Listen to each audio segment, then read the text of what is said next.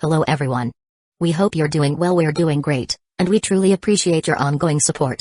We'd like to briefly address some comments regarding our audiobook series. Rest assured, progress is ongoing. That said, your feedback is vital. If there's a novel you particularly enjoy and want to hear more of, please let us know in the comments. Each chapter requires a financial investment, so we can only continue series that receive strong audience interest. Although we retain core names and plot lines, we make significant editorial changes to enhance clarity, pacing, and immersion. These are not simple recitations. We work hard to deliver a polished, thoughtful listening experience. Without sufficient feedback or engagement, we may need to discontinue a series. So if you're enjoying something, don't stay silent. Your input truly matters. Note, our default audio speed is 3x. If that's too fast, let us know. We're happy to adjust it. Interested in early access to unreleased audiobooks? Visit our Patreon. You'll get to experience new content before it reaches YouTube. Just to clarify, I'm a fan like you. I've purchased these novels and adapted them with care, while respecting all rights and guidelines. For updates, follow us on Facebook and Twitter, X. YouTube update: recently, YouTube flagged some of our content for including mature themes, realistic violence, and darker story elements. As a result, we've decided to stop uploading anything that violates YouTube's guidelines. If you'd like access to the full, uncut versions including the more intense or mature content, you can find them on our Patreon page, where we upload everything first.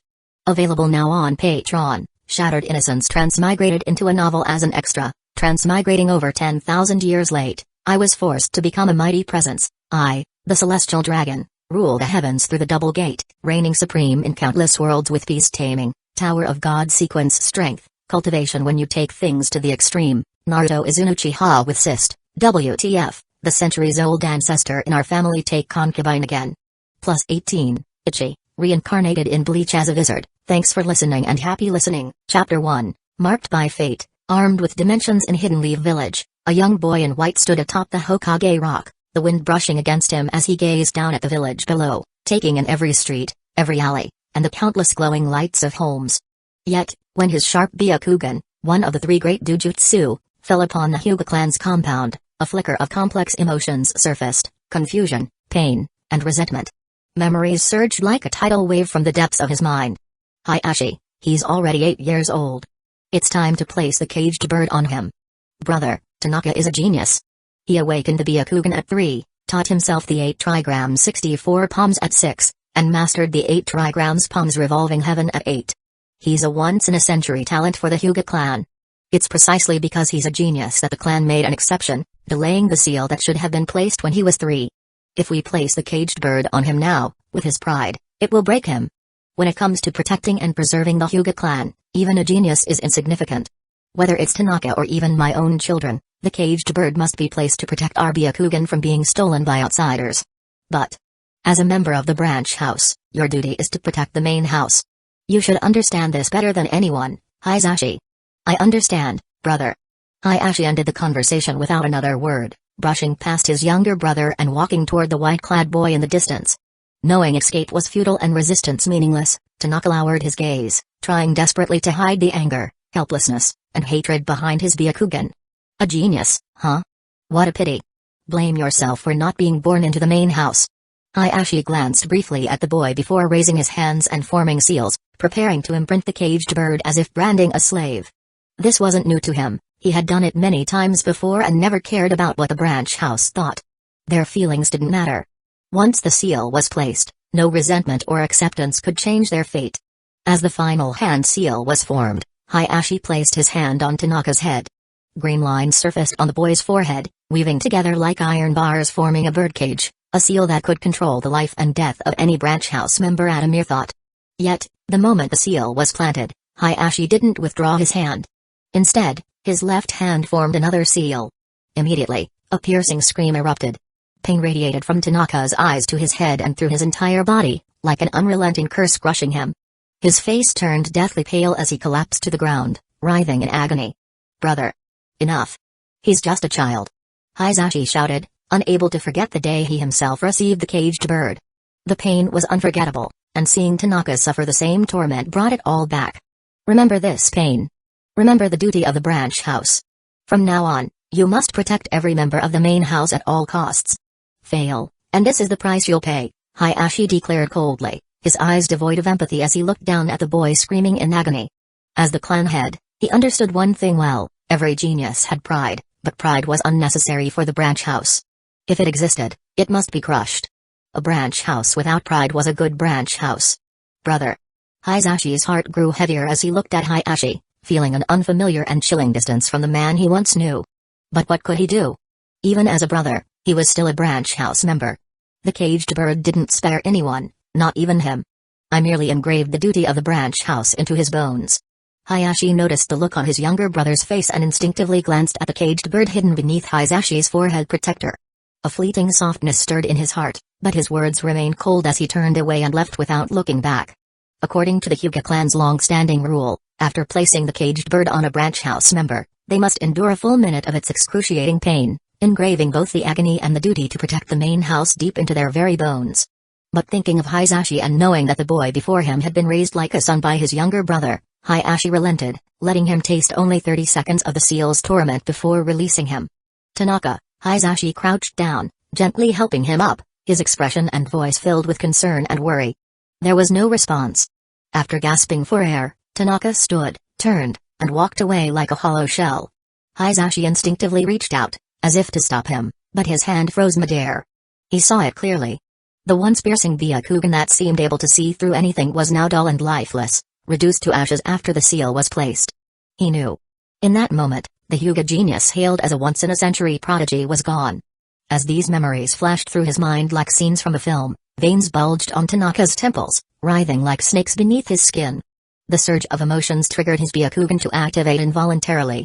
The caged bird seal. The main house. Hayashi, you hypocrite. His gaze locked onto the Hyūga compound from afar, no longer filled with the helpless despair he felt when the seal was first placed, but now brimming with cold and murderous intent.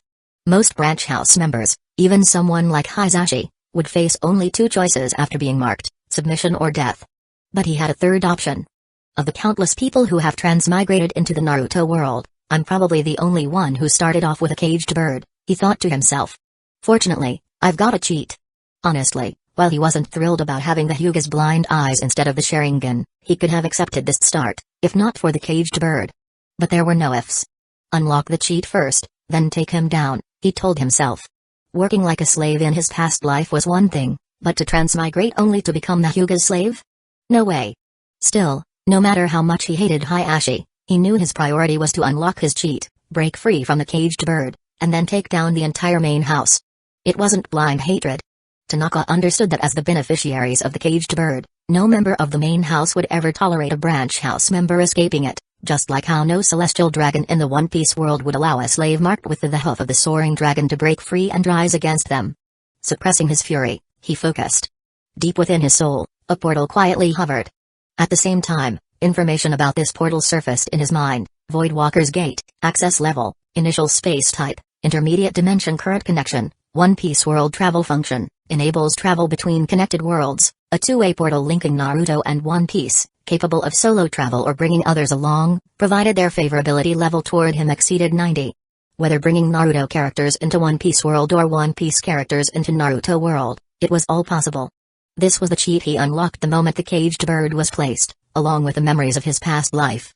It was also the very reason he didn't succumb to despair after being marked and why he vowed to one day bring down the entire Hyūga main house. Chapter 2, The Opportunity. The caged bird was the cursed seal used by the Hyūga main house to control the branch house's life and death. Once implanted, it stayed for life. Even the main house could not remove it.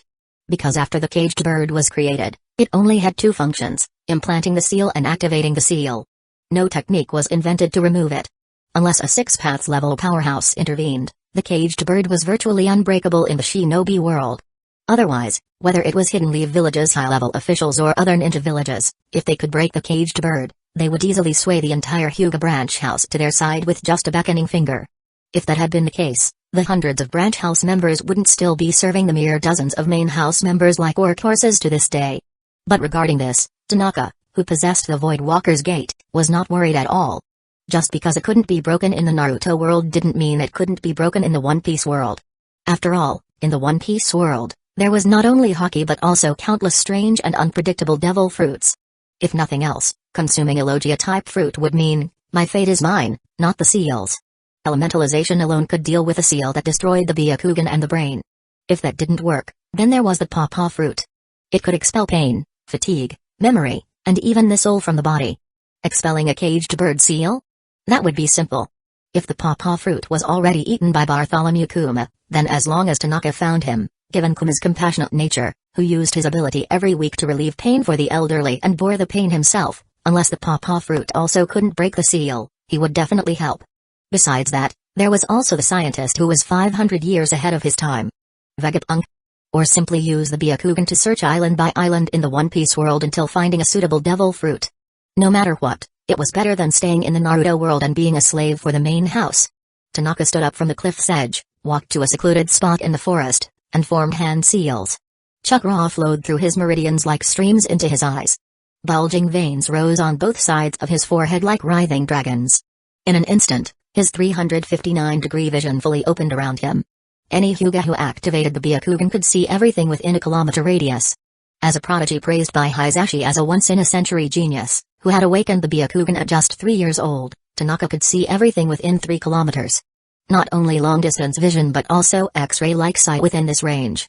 Although it's not the Sharingan or Rinnegan, the Byakugan isn't bad either. After solving the caged bird, I'll find a way to pursue the Tensei again. One step at a time until I reach the level of the 6 paths. Confirming that no one was around, he no longer hesitated. With a single thought, he envisioned the Voidwalker's gate deep within his soul. The next moment, he vanished silently from the forest.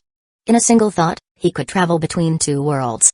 This was Tanaka's greatest reliance as an 8-year-old daring to venture alone into the One Piece world. As long as he wasn't instantly killed upon arrival, he could return to the Naruto world in an instant with just a thought. Faster than the flying thunder god jutsu. On an unknown island, a figure in white appeared out of thin air as if teleporting. It was Tanaka, who had just traveled from the Naruto world. As his vision cleared, he assumed the gentle fist stance, hands positioned front and back, with his 359-degree vision scanning the surroundings, ready to return to the Naruto world at any moment. No one? His eyes swept across the scene, snowflakes dancing in the sky, towering trees wrapped in white snow.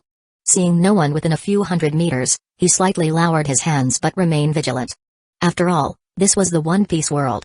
When it came to top-tier power, before Madara emerged with his Susanoo in the 4th Great Ninja War, the admirals and emperors of the One Piece world far surpassed the 5 Kage of the Naruto world. Even the so-called strongest Hokage, Hiruzen, would have been forced to kneel before any admiral in the Summit War of Maniford. Of course, the chakra system from the Naruto world wasn't without its advantages either. As long as it wasn't facing top-tier powerhouses like the emperors, admirals, warlords, or top commanders, a combination of ninjutsu, taijutsu, and ganjutsu, along with the ninjas' inherent deceptive battle tactics, could absolutely pull off a first encounter kill against pirates or marines far stronger than themselves. Especially devil fruit users who feared the sea. The most urgent task is to determine my location and the timeline I've arrived in. Having survived the initial risk of getting instantly killed, Tanaka maximized his Byakugan's perception, expanding his vision from a few hundred meters to a much broader range. Beyond the snow and forest, he spotted 2 figures, one tall, one short, walking through the snow. Focusing his Byakugan, though the world appeared in black and white, Tanaka immediately recognized the 2 figures about 2 kilometers away in the snowstorm. The tall one was Don Quixote Rosinante. The short one was Trafalgar Law. Wait. If it's those 2, then I am likely in Minion Island in the North Blue. The location of the battle for the Apop fruit. Recognizing the 2 and seeing Rosinante carrying Law on his back, Tanaka's mind raced, and an idea sprang up. A devil fruit worth more than even the 4 emperors. If it's really that fruit, I might not even need to find Kuma to solve the caged bird problem. He narrowed his eyes slightly. What was the Apop fruit? A single Apop fruit was essentially a warp fruit plus com fruit plus rumble fruit plus float fruit plus chop fruit plus barrier fruit plus heal fruit plus sickle fruit, and even more than that. A devil fruit priced at 5 billion Baileys was definitely undervalued, not overvalued. It can even separate the soul from the body and perform soul transfers. There's no reason it couldn't handle the caged bird. Thinking of this, his breathing quickened. Even if the Apop fruit couldn't remove the caged bird, the abilities Law demonstrated with it alone gave Tanaka every reason to pursue it. With his decision made, he immediately locked onto the figures of Law and Rosinante, then sprinted after them. He hadn't forgotten. On this Minion Island, besides the 2 he saw through his Byakugan, there were 3 other forces at play. The group led by Diaz Barrels, who currently possessed the Apop fruit and intended to sell it. the Marine High Command, who wanted to buy the Apop fruit, and the Don Quixote pirates, acting as intermediaries while also coveting the fruit for themselves. The Apop fruit. It will be mine. With that thought, Tanaka quickly channeled chakra into his feet. Although his body was only 8 years old, not yet fully grown, and incomparable to monsters like Kaido or Big Mom, as a member of the Hyūga clan, he had undergone branch house training from a young age. Sparring daily with Hisashi ensured his physical prowess was far from weak. Most importantly, his chakra reserves were notably higher than an average Chunin's. Whoosh! Enhanced by chakra, his speed surged like an arrow leaving the bowstring, yet he remained silent and ghost-like, blending seamlessly into the snowy landscape. As for the icy terrain and freezing cold? Until his chakra was depleted, such mere frost and chill were nothing to him. Chapter 3. The 5 billion Bailey hunt. The biting cold wind howled as snowflakes fluttered down, blanketing the town at the island's center in a layer of silver. At the highest point of the town stood a brightly lit building, heavily guarded by numerous pirates patrolling the area with rifles in hand despite the harsh wind and snow. Inside, pirates gathered around dining tables in small groups. Some devoured large chunks of meat, while others gulped down liquor. Yet, no matter what they were doing, every pair of eyes remained firmly fixed on one man. Despite being a pirate, he wore a marine's coat. This man was none other than Barrels, a former marine officer turned pirate. Click. Faced with the intense gazes from all directions, he grinned, then leisurely opened the wooden box he had been holding close to his chest. A red, heart-shaped fruit was revealed to everyone present. The moment the fruit came into view, the eyes of all the pirates turned feverish with greed. How much do you think this fruit could sell for? Sitting comfortably in a large mahogany chair, Barrels scanned the room with a playful expression, but before any of the pirates could answer, he chuckled and said, "I've heard it's worth 5 billion. As soon as these words left his mouth, the pirates' gazes toward the devil fruit burned even hotter, like flames set ablaze. Rip. A burly pirate, as strong as a bear, worried that his own greed might drive him to snatch the fruit, quickly bit into a large chunk of beef leg, chewing furiously as he muttered through a full mouth, "That's ridiculous. The government must have lost its mind."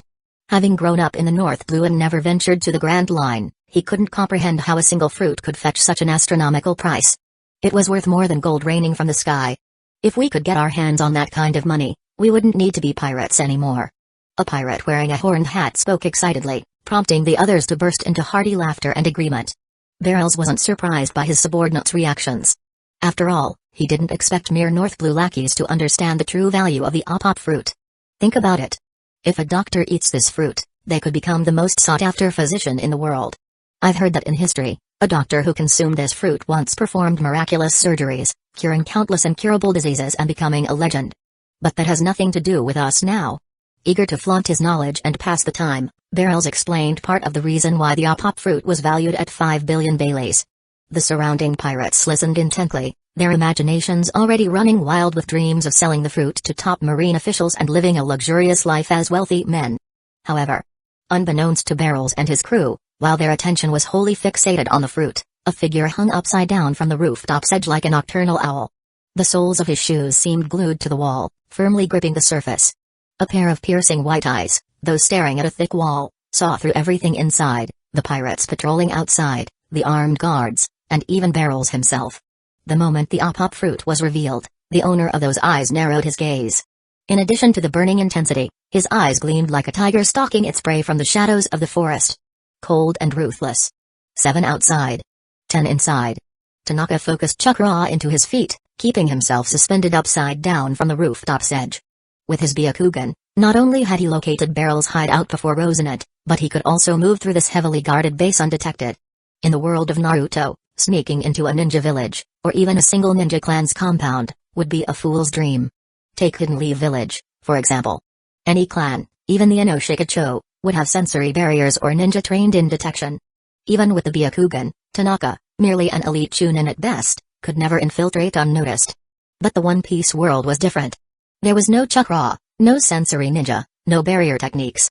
Moreover, Barrels and his pirates were nothing like the Hidden Leaf Village ninjas, who had been trained from childhood in assassination, infiltration, and espionage techniques. No haki. Through the Byakugan's vision, he confirmed that none of the pirates possessed haki. At least he didn't see some kind of energy surrounding them. He felt at ease. No wonder Rosinante, a weakling with no combat abilities, no haki, and only the power of the Kom fruit, could still infiltrate and escape from this base after assassinating its occupants. Even though Tanaka had assessed the pirate's strength, he wasn't reckless enough to make a direct move. The deception tactics ingrained in him from childhood training within the Hyūga branch house were etched into his very bones. His past life memories further solidified his instinct for achieving flawless victories without taking damage. After all, even the so-called god of shinobi was still just a fragile ninja. Of course, Tanaka's margin for error was nowhere near as high as the admirals or emperors of this world. A single bullet, a single cannonball, either could take his life in an instant. While using his Byakugan to assess the number, strength, and distribution of Beryl's forces, his mind instantly formulated at least 5 different battle strategies. After a brief moment of contemplation, he made his decision. Reaching into the 2 pouches strapped to his legs, he pulled out 6 shuriken, holding them between his fingers. He locked onto the 7 pirates stationed outside the building without even needing to turn around, predicting each of their possible reactions in advance. Then, whoosh! With a flick of both hands, 7 shuriken shot out like arrows released from a bowstring, weaving effortlessly through the wind and snow. The blizzard did nothing to obstruct his vision. And the howling wind did nothing to affect his accuracy. In fact, the wind and snow became his ally, masking the flying shuriken and muffling the sound of them slicing through the air. Thunk! One pirate, gripping a rifle and stationed outside the building, didn't even have time to react before a shuriken, curving along an impossible trajectory through the snow, embedded itself in his throat. His eyes widened in shock, body tensed, and hands clenched tightly around his rifle. NM. His lips quivered, attempting to call out, but before any sound could escape, his grip loosened, and the rifle dropped into the snow with a soft thud. At that moment, the pirate's pained and furious cry finally broke out, but the next second, his agonized, pale face was overtaken by bewilderment and fear. Because he realized that every one of his comrades nearby had suffered the same fate. Some had shuriken lodged in their throats. Others had been struck through the heart. Some had their temples pierced. Each pirate hit by a shuriken instinctively tried to call for help. But without exception, they all bled from their wounds, dropped their weapons, and fell to their knees in the snow. Yes, in the world of One Piece, people were known for their absurdly high endurance and vitality. Even in the North Blue, a seasoned pirate or a marine commander would have a physique comparable to that of a trained ninja.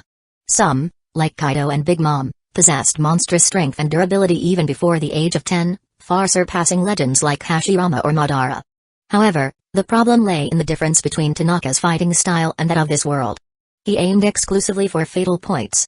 Either vital pressure points or the throat. With the Byakugan's precision, every shuriken he threw was a guaranteed hit. Moreover, whoosh! 2 kunai, each wrapped with explosive tags, flew toward 2 separate pirates. Thud!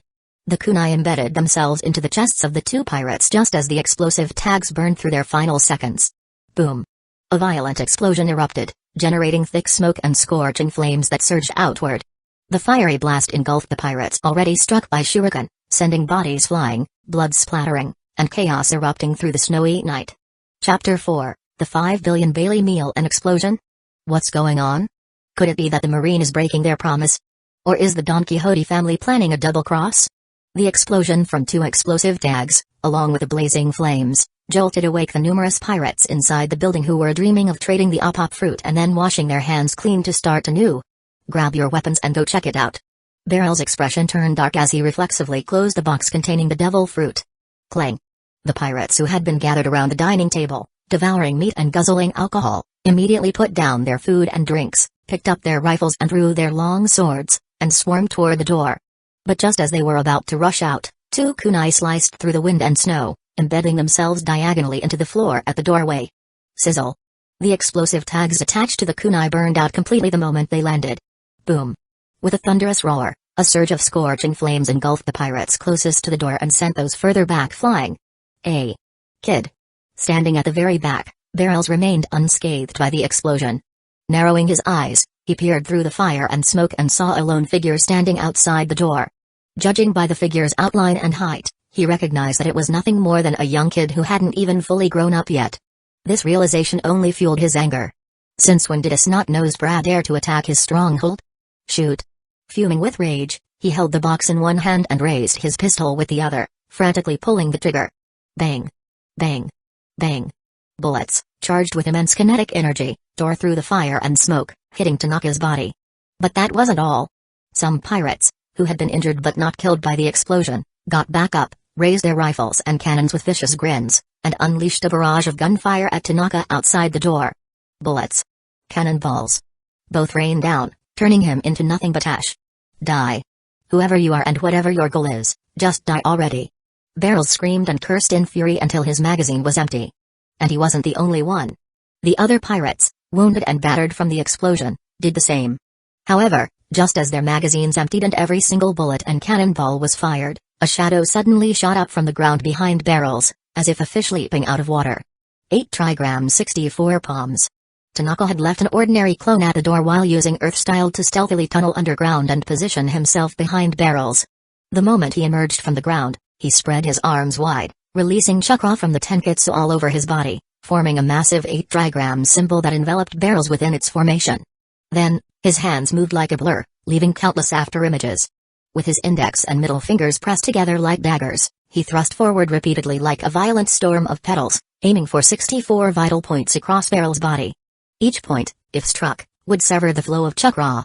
Though Barrels was not from the world of Naruto and had no chakra, the 8 trigram 64 palms wasn't solely for severing chakra flow. Each of the 64 points targeted were critical human body pressure points.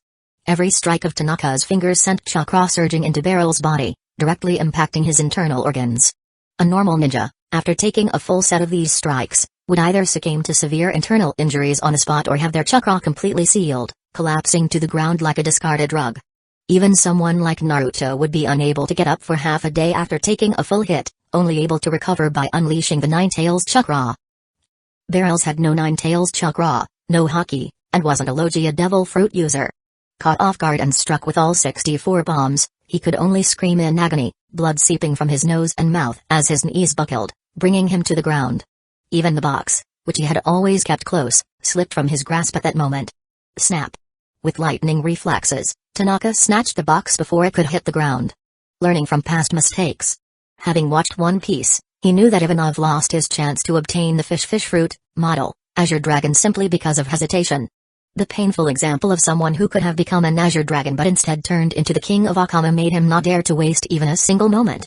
He feared ending up like other villains who, on the brink of success, just had to show off, only to trigger a complete reversal of fate. Moreover, the caged bird on his forehead left him with no desire for unnecessary chatter. Rip, he quickly opened the box, grabbed the pop fruit, and without hesitation, took a bite. The crushed fruit, with its indescribably awful taste, spread through his mouth. The taste was horrible. But compared to being a slave for the main house because of the caged bird, this was nothing. Suppressing his nausea, he forced himself to swallow the disgusting fruit down. While it was true that one only needed a single bite of a devil fruit to gain its powers, he still shoved the remaining pieces into his mouth after the first bite, just to be safe. Fucker. Damn it. That was worth a lot of Baileys. Og. He just ate 5 billion Baileys in one bite. Hearing Barrels scream, the pirates who had been glaring at the doorway like blades immediately turned their heads, just in time to witness Tanaka swallowing the devil fruit in one bite. This scene shattered their world, their eyes bulging like those of an enraged bull, veins popping with fury and madness. The taste is awful. Having finished the pop fruit, Tanaka finally relaxed slightly. Facing the murderous glares from the pirates surrounding him, he remained calm and let out a faint chuckle. This single remark pushed the already enraged pirates over the edge, stripping them of all reason. Kill him. I'll grind your bones to dust. 5 billion Baileys, gone. All the remaining pirates, eyes bloodshot like rabid beasts, no longer cared whether their guns had bullets or not, they just charged at him in a frenzy. 8 trigrams palms revolving heaven. Seeing this, Tanaka calmly began to spin his body. Chakra surged through his tenketsu like flowing water, forming a rapidly spinning azure chakra sphere that shredded the wooden floor beneath him and sent Barrels, who was still kneeling and coughing blood from the earlier 64 bombs, flying away. Whoosh. Whoosh. Whoosh. Of course, it wasn't just Barrels. Every pirate who charged at Tanaka with weapons in hand was also swept away by the chakra sphere, flung into the air. The revolving heaven, although known as an absolute defense, was by no means lacking in offensive power. Having endured a full set of 64 palms and then another blow from the revolving heaven, Barrels was barely clinging to life, unconscious, now just a pirate-shaped rug on the floor. The other pirates were left writhing in pain on the ground, some plastered against the walls like paintings, while others were embedded deep within the walls themselves. This single move also snapped the remaining pirates, who had lost their minds over the 5 billion Baileys loss but hadn't fainted, out of their frenzy and madness. Though still furious beyond measure, the pain from their injuries, the overwhelming difference in strength, and the fact that their weapons had been blown away by the revolving heaven left them momentarily too afraid to approach. All they could do was surround Tanaka and hurl insults at him from a distance. Chapter 5, The Doctor Will See You Now. Don't get too cocky, kid. This devil fruit is specifically wanted by the world government. Now that you've eaten it, you've made an enemy of them. Apart from the Marine, the Don Quixote pirates are also surrounding this island. Do you understand? You can't escape. Now that you've eaten the fruit, there's only one path left for you, death. 5 remaining pirates struggled to get up from the ground. Each of them had a fierce look on their face, but none dared to step forward. Instead, they kept spouting threats from a distance. Some tried to use the Marine to intimidate Tanaka, while others brought up the Don Quixote pirates. Looking at these outwardly fierce but inwardly cowardly pirates, Tanaka simply smiled. He neither rushed to attack nor turned to leave. Instead, he formed a hand seal. A puff of white smoke rose beside him, and an identical clone appeared. It wasn't a shadow clone, but one created by the clone jutsu. 2 of them. Damn it. What the hell is going on? He was already tough enough as one, and now there's another? How are we supposed to fight him? As pirates, they had no way of distinguishing between a simple clone jutsu and the more advanced shadow clone jutsu. All they knew was that a single Tanaka had already slaughtered most of them, and now there were 2. This only deepened their fear, making them even more hesitant to attack. Seeing this, Tanaka casually walked over to the mahogany chair where barrels had been sitting moments ago and sat down as if he owned the place. This action alone made the surrounding pirates instinctively take a step back. Oh, right. Sitting in the chair, he looked completely at ease, but his Byakugan remained active, covering an area of several hundred meters. Nothing escaped his sight, whether in the sky, on the ground, or even underground. During the previous fight, he had nearly exhausted all his ninja tools. Shuriken, explosive tags, almost all used up. His chakra wasn't entirely drained, but at most, he could still perform one more 64 palms or revolving heaven. But for now, the threat had been neutralized. The remaining pirates were too intimidated to act, so he saw no need to attack just yet. Because in just a few moments, in addition to the abilities of his Byakugan, Gentle Fist, and acupuncture point strikes, he would gain a brand new power. The Apop Fruit. Compared to the world government, the Marine, and the Don Quixote pirates, there's something I'd like to ask you all. I'm waiting for the power of the Apop Fruit to awaken. What exactly are you waiting for? Less than 2 minutes after eating the fruit, he could already feel changes within his body. He couldn't help but smile. Damn it. No wonder this brat hasn't attacked yet. He's scheming. Hearing Tanaka's words, the pirates, who had been too afraid to make a move, suddenly had a realization. Their expressions changed drastically, but one of them mustered up the courage to speak. Guys, don't panic. He is just bluffing. Think about it, he just ate the devil fruit. Even if his ability is strong, how skilled could he possibly be at using it? His words steadied the nerves of the other pirates. Even if they were just nobodies from the North Blue, their captain had once been a Marine officer. Even if he was just a branch officer, his knowledge was far greater than that of an ordinary pirate. At the very least, they weren't completely ignorant about devil fruits. They knew that someone who had just consumed one wouldn't be able to wield its full power immediately. In fact, with some devil fruits, especially those that required creative thinking, the user might not even know how to activate their abilities. And they weren't wrong. When Luffy first ate the human fruit, model, Nika, all he could do was stretch like rubber. He couldn't even control his limbs properly. Room. But at that moment, Tanaka's smile deepened. He softly uttered the word while raising his right hand. Whoosh! A gust of wind erupted from his palm, spreading outward in a swirling vortex. At the center of the vortex, a semi-transparent, spherical space expanded in all directions, enveloping the remaining pirates. Of course, this semi-transparent effect only existed in his vision. To anyone other than the Apop Fruit user, this special space, known as the operating room, was completely invisible. Even the Byakugan, one of the 3 great Dujutsu, couldn't perceive room. Because of this, the pirates had no idea that they had already stepped into the unique domain of the Apop Fruit, like patients lying helplessly on an operating table. He really doesn't know how to use his devil fruit ability. Seeing Tanaka raise his hand and whisper something without any visible effect on the surroundings, the pirates felt a surge of excitement. They quickly reached for the firearms scattered on the ground, the weapons left behind by their comrades who had been killed by explosive tags earlier. Under the Byakugan's piercing gaze, every movement of the pirates was slowed down in Tanaka's perception. He did not try to stop them, nor did he step back.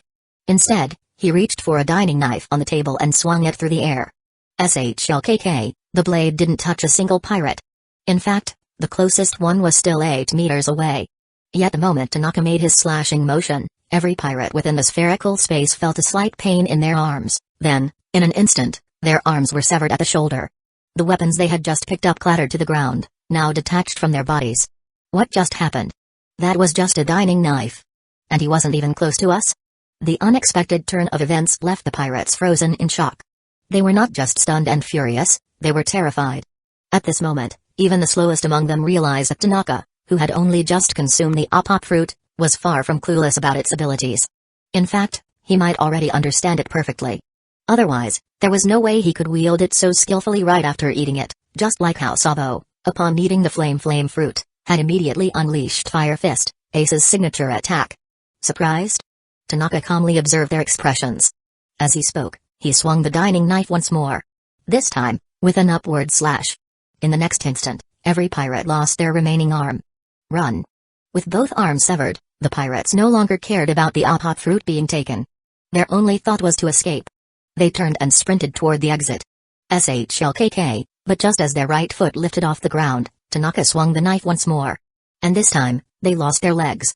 Had this been a normal situation, losing both arms and legs would have meant immediate death due to blood loss or shock. Yet, despite their severed limbs, the pirates felt only a slight pain. There was no bleeding, no signs of physical weakness. Aside from the fact that they were now crawling on the ground, they remained very much alive. Seems like within 10 meters, I can cut freely. Even without using the slicing ability, simply maintaining room feels like running. It constantly drains stamina, just like keeping the Byakugan active. If I'd use the slicing ability, the energy drain increases.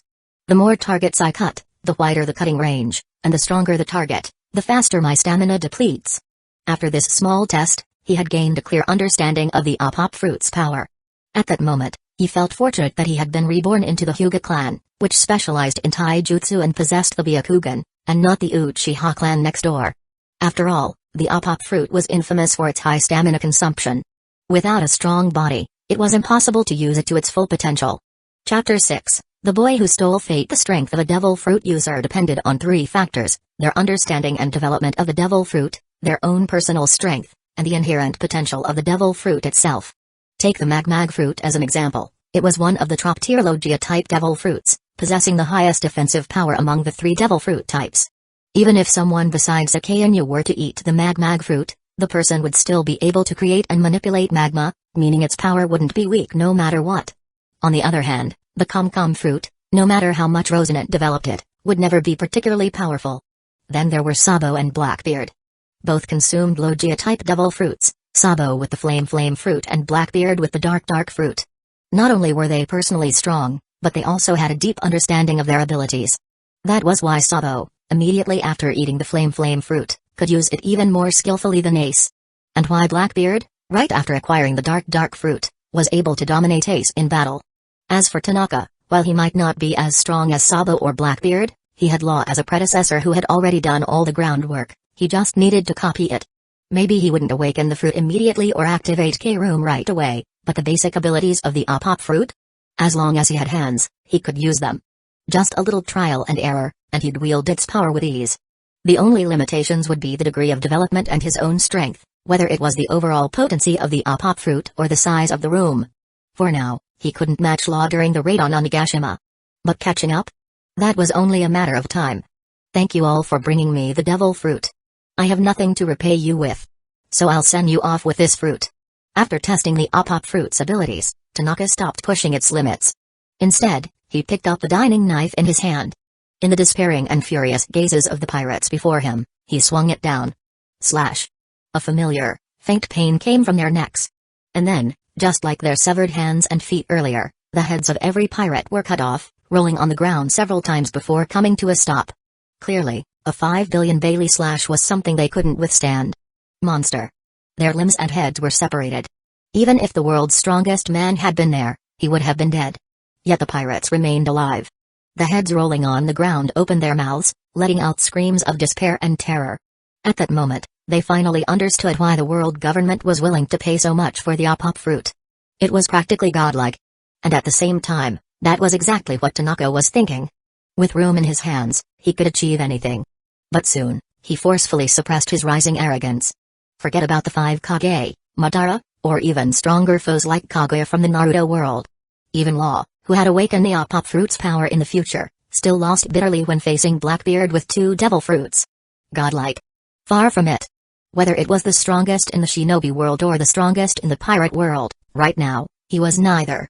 However, while he set aside his arrogance, his confidence remained unshaken. With the Voidwalker's Gate, the Apop fruit, the Byakugan, Chakra, Haki, and all the techniques of ninjutsu, taijutsu, and ganjutsu, by combining the resources and power systems of both the Naruto and One Piece worlds, whether it was becoming the strongest in both worlds or achieving absolute invincibility, he firmly believed that, given enough time, he would stand at the very pinnacle of both worlds. Inside an unremarkable house, Rosinante, draped in his feathered coat, crouched down carefully and placed the unconscious Law onto an old bed. The boy had long since fainted due to the worsening symptoms of amber lead syndrome. Law. Just hold on a little longer, we're here. I'm going to bring back the Apop fruit right away. Believe me, as soon as you open your eyes, you'll see it. He looked at Law, who, despite being unconscious, still had snot running from his nose. A trace of pain flickered in his eyes. Seeing Law's breathing grow weaker and his face even paler, he didn't dare waste any more time. He wrapped the boy tightly in his own sweater, ensuring he was well covered. Only then did he activate the power of the Com fruit, silently opening the door and dashing toward the highest building in the town. That place was where Barrels and his crew were holed up. However, by the time Rosinante used his devil fruit powers to mask his presence and moved like a ghost through the snow, reaching the pirate stronghold at the mountain's peak, he froze on the spot. What greeted him was not a heavily guarded hideout full of pirates, but corpses. Blood stained the pale snow, and the entire area was covered in craters, as if it had been bombarded by artillery. What happened? Did Doflamingo lose patience? Did he come to steal the fruit himself? At the sight of such devastation, Rosinante's first thought was of his inherently evil older brother. The mere idea of Doflamingo's presence sent him into a panic. Without hesitation, he activated the Com fruit again, ensuring no sound escaped, and rushed into the shattered remains of the hideout. But the moment he stepped inside, the sight he expected was nowhere to be found. It's not Doflamingo. For a brief moment, he felt relief. Then, as he surveyed the surroundings, his heart turned ice cold. Scattered all around were pirates, dismembered. Normally, if someone's head and limbs were severed, even the so-called strongest creature of land, sea, and air would be dead beyond saving. Yet these pirates, even with their heads detached, they were still alive. To most, this scene might have been incomprehensible. But Rosinante, once a celestial dragon, the adopted son of Fleet Admiral Sengoku, and a high-ranking officer of the Don Quixote pirates, understood immediately, even with just a fleeting glance. It's over. The Apop fruit was taken. A wave of dizziness hit him. His vision darkened, his mind went blank, and he felt as if the world was spinning. He nearly collapsed right then and there. He had failed. He had promised Law that he would bring back the Apop fruit, and now, he couldn't. Despair engulfed him. Just as he stood on the verge of breaking down, a voice reached his ears from not far away. I bet you're thinking, the Apop fruit was stolen. Am I right? Though phrased as a question, the voice carried no hint of doubt, only certainty. You ate the devil fruit? Rosinante followed the voice and saw a black-haired boy, his face still youthful, no older than Law. The boy sat leisurely in a mahogany chair, a knife in one hand and an apple in the other, casually peeling the fruit. The fury that had been boiling inside Rosinante, the rage at losing the Apop fruit, had been about to explode. But upon seeing how young this boy was, possibly even younger than Law, half of that anger dissipated. What remained was not rage, but helplessness and regret. Not hatred toward the boy in front of him, but hatred toward himself. For being too slow. If he had just been a little faster, the Apop fruit wouldn't have been taken. Chapter 7, Two Faces of Tanaka. Yes. While peeling the fruit, Tanaka responded to Rosinante's inquiry. So, you dealt with them too? Rosinante scanned the surroundings, his heart tightening. From the battlefield's traces and the bodies of some pirates, he could tell that not all of them were killed using the powers of the Apop fruit. In other words, before even eating the devil fruit, the boy had already slaughtered Barrel's pirate crew. A boy who might not even be 10 years old had wiped out an entire pirate gang. A complete monster.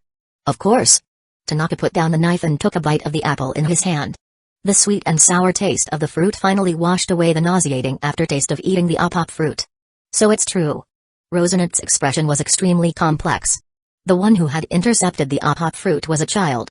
He truly couldn't bring himself to strike him down. Even if he wanted to, it would be useless.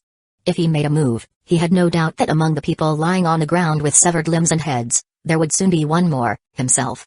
Even in the best-case scenario where he won, it wouldn't matter. The apop fruit had already been consumed. Even if he managed to defeat the boy, it would be meaningless. Realizing this, his expression darkened. Like a walking corpse, he turned around and left. The apop fruit had been taken. For Law, this meant the countdown to his death had begun. Right and wrong no longer mattered. Rather than fighting here and getting himself cut into pieces, it was better to turn back and spend whatever little time Law had left with him. Aren't you trying to save someone with the apop fruit? What's this? You're just going to leave? Tanaka watched Rosinant's dejected, weary figure, feeling a slight stir in his heart. Law wasn't the only one who needed the apop fruit to change his fate. He himself, marked by the caged bird, was just another version of Law. At least Law had Rosinant willing to risk everything to steal the fruit for him. But he could only rely on himself. What else can I do if I don't leave? Rosinant didn't stop walking, nor did he look back. Going back empty-handed, is that really okay? The boy down the mountain. He is waiting for you. Tanaka's words made Rosinant's face change drastically. How do you know that? Who exactly are you? A shiver ran down Rosinant's spine as he suddenly turned around, staring intently at Tanaka. When his eyes met his pale, featureless ones, a chill spread through him like never before. It felt as if he had been stripped bare, his very thoughts laid out for the other to see. Of course I know. After all, I've been watching you. From the moment you placed that boy on the bed, all the way until you arrived here. Tanaka's words made Rosinant's pupils shrink, his heart pounding violently. Impossible. Rosinant found it hard to believe as he desperately tried to guess Tanaka's true identity. More importantly, you should be focusing on Law's condition right now. His amber lead syndrome has already worsened. Aside from the pawpaw fruit, only the apop fruit can save him. Tanaka shook his head. I know that. But the problem is, the apop fruit has already. Rosinant trailed off. Because the devil fruit had already been eaten, by Tanaka. Yes, I ate the apop fruit. But your goal wasn't to have him eat it, was it? You just wanted to cure his amber lead syndrome. Isn't that right? Tanaka looked straight into Rosinant's eyes. That's right. Hearing this, Rosinant felt something click in his mind, as if he had grasped a crucial thought, but he couldn't quite process it immediately. I ate the apop fruit, but that doesn't necessarily conflict with curing his amber lead syndrome, does it? What do you think? Tanaka smiled faintly. Rosinant was shaken to his core. That was right. The apop fruit had been taken, but that didn't mean curing the amber lead syndrome was impossible. Having the fruit would have been ideal, but not having it wasn't the end of the world. As long as I can cure Law's amber lead syndrome. Before Rosinant could even plead, Tanaka spoke first. You're willing to save him? Rosinant's weary and grief-stricken face instantly lit up with overwhelming joy. To an outsider, it might have seemed like he was the one suffering from amber lead syndrome, not Law. Why wouldn't I? Tanaka responded with a question instead of an answer. If he had no intention of helping, he would have left the moment he consumed the apop fruit. The reason he stayed and watched with his Byakugan as Rosinant sprinted up the mountain was because he had already decided to treat Law. Firstly, because he had suffered before, he was marked as a slave to the main house. Seeing someone else afflicted by amber lead syndrome, another victim of fate, sparked a sense of empathy in him. Secondly, despite Law's future reputation as a rebellious, cunning, and cold individual, he had helped countless people in need. He had saved many with the power of the apop fruit. If it had been someone like Usta's kid instead, Tanaka would have simply walked away. Thirdly, it was an opportunity, a test run before attempting to remove his caged bird seal. He could start with amber lead syndrome. I entrust everything to you. As long as you're willing to save Law, no matter what you ask of me, I will do it. Realizing what was happening, Rosinant immediately dropped to his knees before Tanaka. After eating the apop fruit and annihilating Barrel's pirate crew, the boy didn't leave. Instead, he sat there calmly peeling an apple, as if waiting for him to arrive. The boy also knew everything, about him, about Law. It was clear that he had been expecting this moment, intending to help treat Law's disease. No matter who the boy was or what his motives were, none of that mattered to Rosinant anymore. As long as he could save Law, nothing else was important. I don't need you to do anything for me. At least, not for treating Law. After finishing his apple, Tanaka stood up and walked toward the door. Rosinant quickly followed, stepping ahead to lead the way. You have grenades, don't you? As the two stepped out of the building, Tanaka suddenly paused. I do. Rosinant didn't even question how Tanaka knew he carried grenades. Without hesitation, he pulled out 3 from his pocket and handed them over. Clink. Tanaka caught the grenades, pulled the pins without hesitation, and casually tossed them behind him into the building. He didn't even turn back. Boom. Moments later, a series of thunderous explosions erupted from the building, shattering windows in all directions. At the same time, the 3 grenades ignited into massive fireballs, engulfing the bodies of the fallen pirates. Such efficiency. Such ruthlessness. Is this really something a child is capable of? Rosinante turned his head to look at Tanaka. Against the blazing fire, Tanaka's cold and eerie demeanor was striking. Just a moment ago, he had been casually talking about saving Law. Now, with the same nonchalance, he had just wiped out an entire pirate crew. The contrast was so big that, for a brief moment, Rosinante had the illusion that the one who had just sworn to save Law and the one who had just turned his back on the explosion were 2 completely different people. Chapter 8, Kindred Spirits Bound by Different Curses. What? Tanaka faced forward, not turning to look at Rosinante. However, with the Byakugan's 359-degree perspective, he could clearly see Rosinante's gaze and expression directed at him. Nothing. You seem different. Rosinante shook his head. Is that so? Seeing that Tanaka had no intention of continuing the conversation, Rosinante also remained silent. His thoughts had already drifted to Law ahead of his body. From Beryl's stronghold to the small hut where Law was staying, the straight-line distance was less than 3 kilometers. With their speed, it took less than 10 minutes to reach the house. Afraid of waking the sleeping Law, Rosinante activated the power of the Kum fruit before pushing the door open, ensuring that all sounds were blocked. However, just as his hand touched the door, the tightly shut entrance was opened from the inside. And then, a pale-faced Law, with a runny nose and heavy breathing, appeared before them. Corazon. You're back. Seeing Rosinante in front of him, Law paid no attention to the issue of the opop fruit. His focus was entirely on the man before him, the only one who truly cared about him. Seeing him return safely, a relieved expression crossed his face before he began coughing. Law, sorry for making you worry. Look, I brought something back for you. Rosinante's face was filled with pain as he quickly stepped aside. Who was he? Law glanced over and saw Tanaka, someone around his own age. His eyes revealed coldness, wariness, and doubt. I may not have brought back the opop fruit for you, but I did bring back its user. Rosinante's words were shocking. Is that so? Upon hearing that he had missed out on the opop fruit, Law didn't feel disappointed, only grateful. Grateful for everything Rosinante had done for him. Yes. Don't be fooled by his age. He may look like he's around your age, but he's incredibly strong. That pirate crew?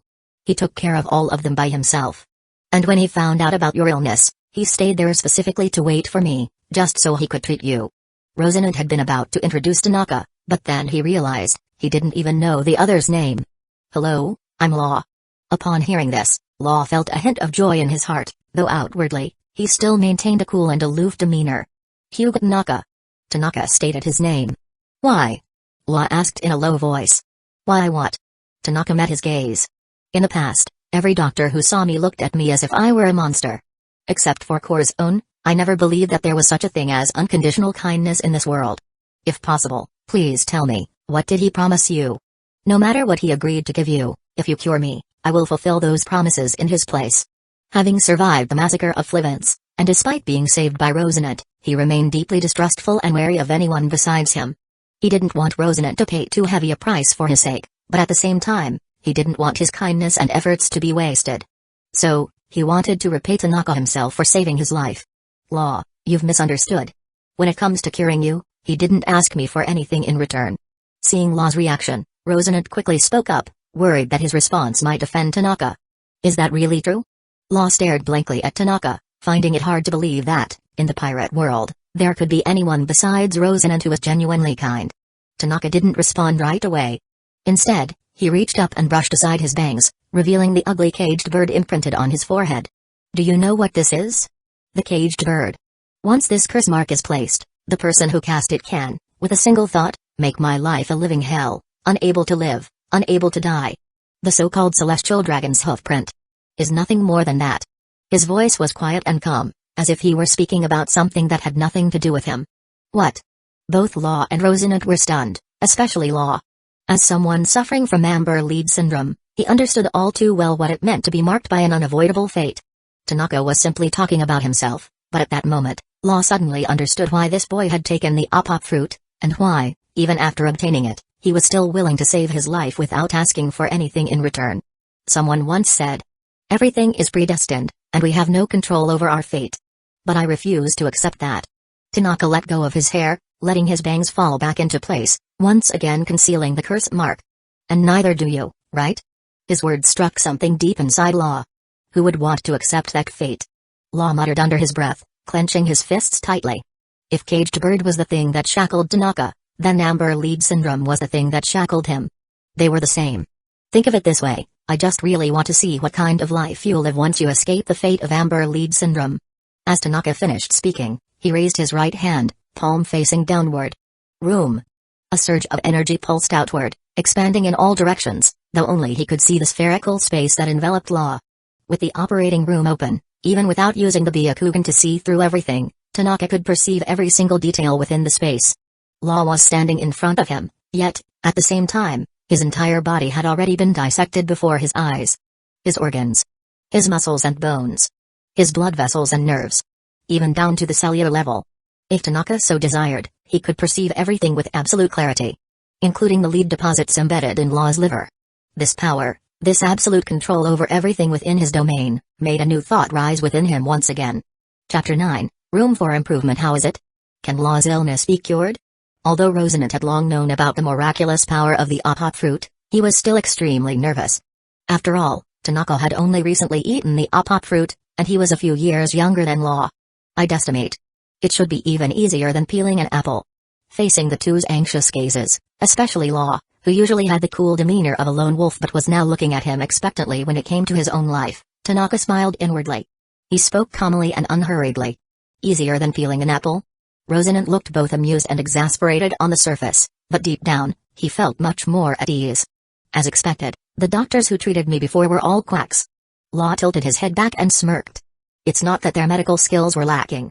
The truth is, I don't actually know how to treat people. I can't even cure a common cold.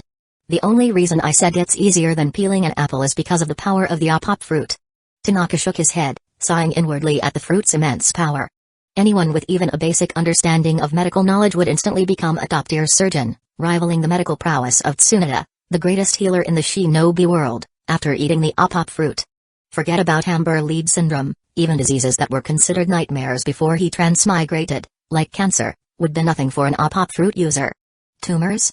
Easily removed without harm. Cancer cells? Cleanly excised with no damage. Post-surgical recovery? Surgery risks? Side effects? None. Since this was his first time performing surgery on someone, he decided to be extra cautious and activated his Byakugan. Dual-layered vision. The apop fruit allowed him to perceive everything inside a space. The Byakugan granted him direct sight into Law's internal organs. Simply put, if he studied a few medical books, he wouldn't even need to learn medical ninjutsu. Just by possessing the Byakugan and the apop fruit, he could cure 99% of all diseases in both the Naruto and One Piece worlds. His eyes. Rosinant, standing nearby, noticed the change in Tanaka's pupils, deep in thought. As for Law, he stood stiffly. He looked indifferent on the surface, but inside, he was panicking. After all, this was someone younger than him, who didn't even know medicine, performing surgery on him. How could he not be nervous? Room. Tanaka pulled a kunai from his ninja pouch and made a light cut in the air. Law felt a slight pain in his abdomen. When he looked down, he saw that a small incision had been made, exposing his liver. Strangely, despite the large wound, not a single drop of blood was spilling out. So this is the power of the apop fruit? Coming from a medical family, Law felt his entire worldview shatter. No wonder Tanaka dared to boast, though he couldn't cure a cold, he could definitely cure his disease. This is the source of your Amber Lead Syndrome. Tanaka pointed at Law's exposed liver, then lightly sliced it with the kunai. The lead deposits attached to Law's liver were neatly excised without harming the organ itself. It was as if the lead had grown wings and flown away on its own. Hiss, Law inhaled sharply. He felt a mild pain in his liver, but before he could process it, he realized that his abdomen had already healed completely, good as new. Not a single scar remained. It was as if he had never been cut open in the first place. All done. I've removed all the lead from your liver. Tanaka paused. Right now, Law was still inside the room. In this space, even if his organs were cut apart, he would only feel mild pain.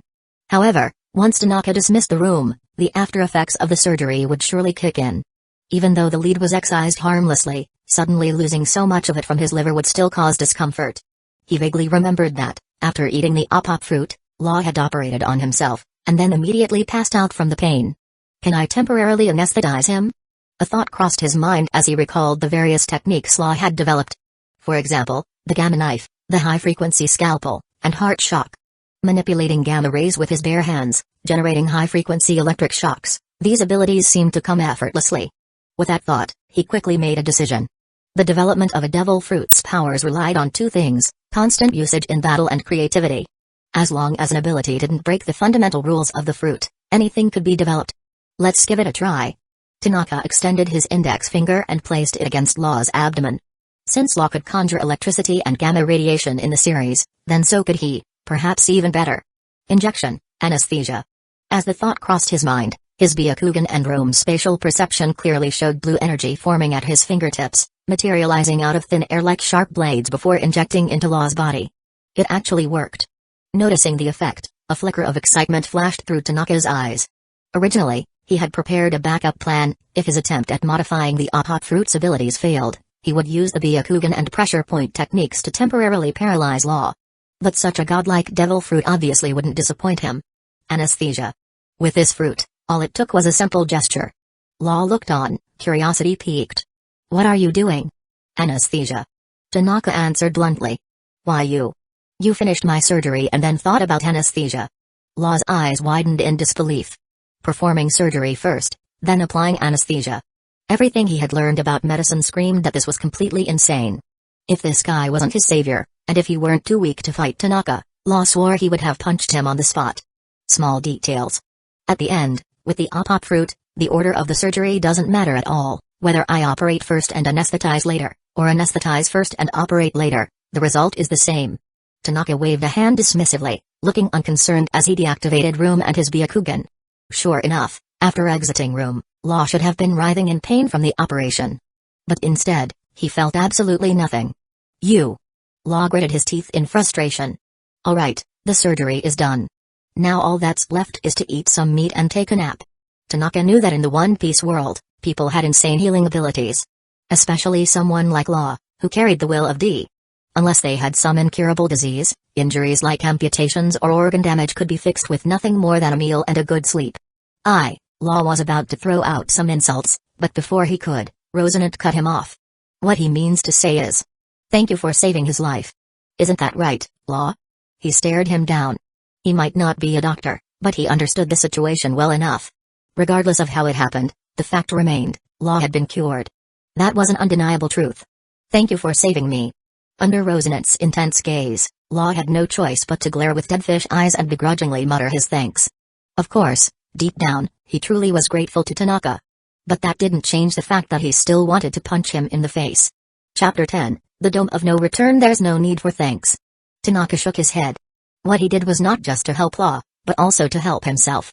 With the experience of performing surgery to treat Amber Lead Syndrome, he now had more confidence in removing the caged bird.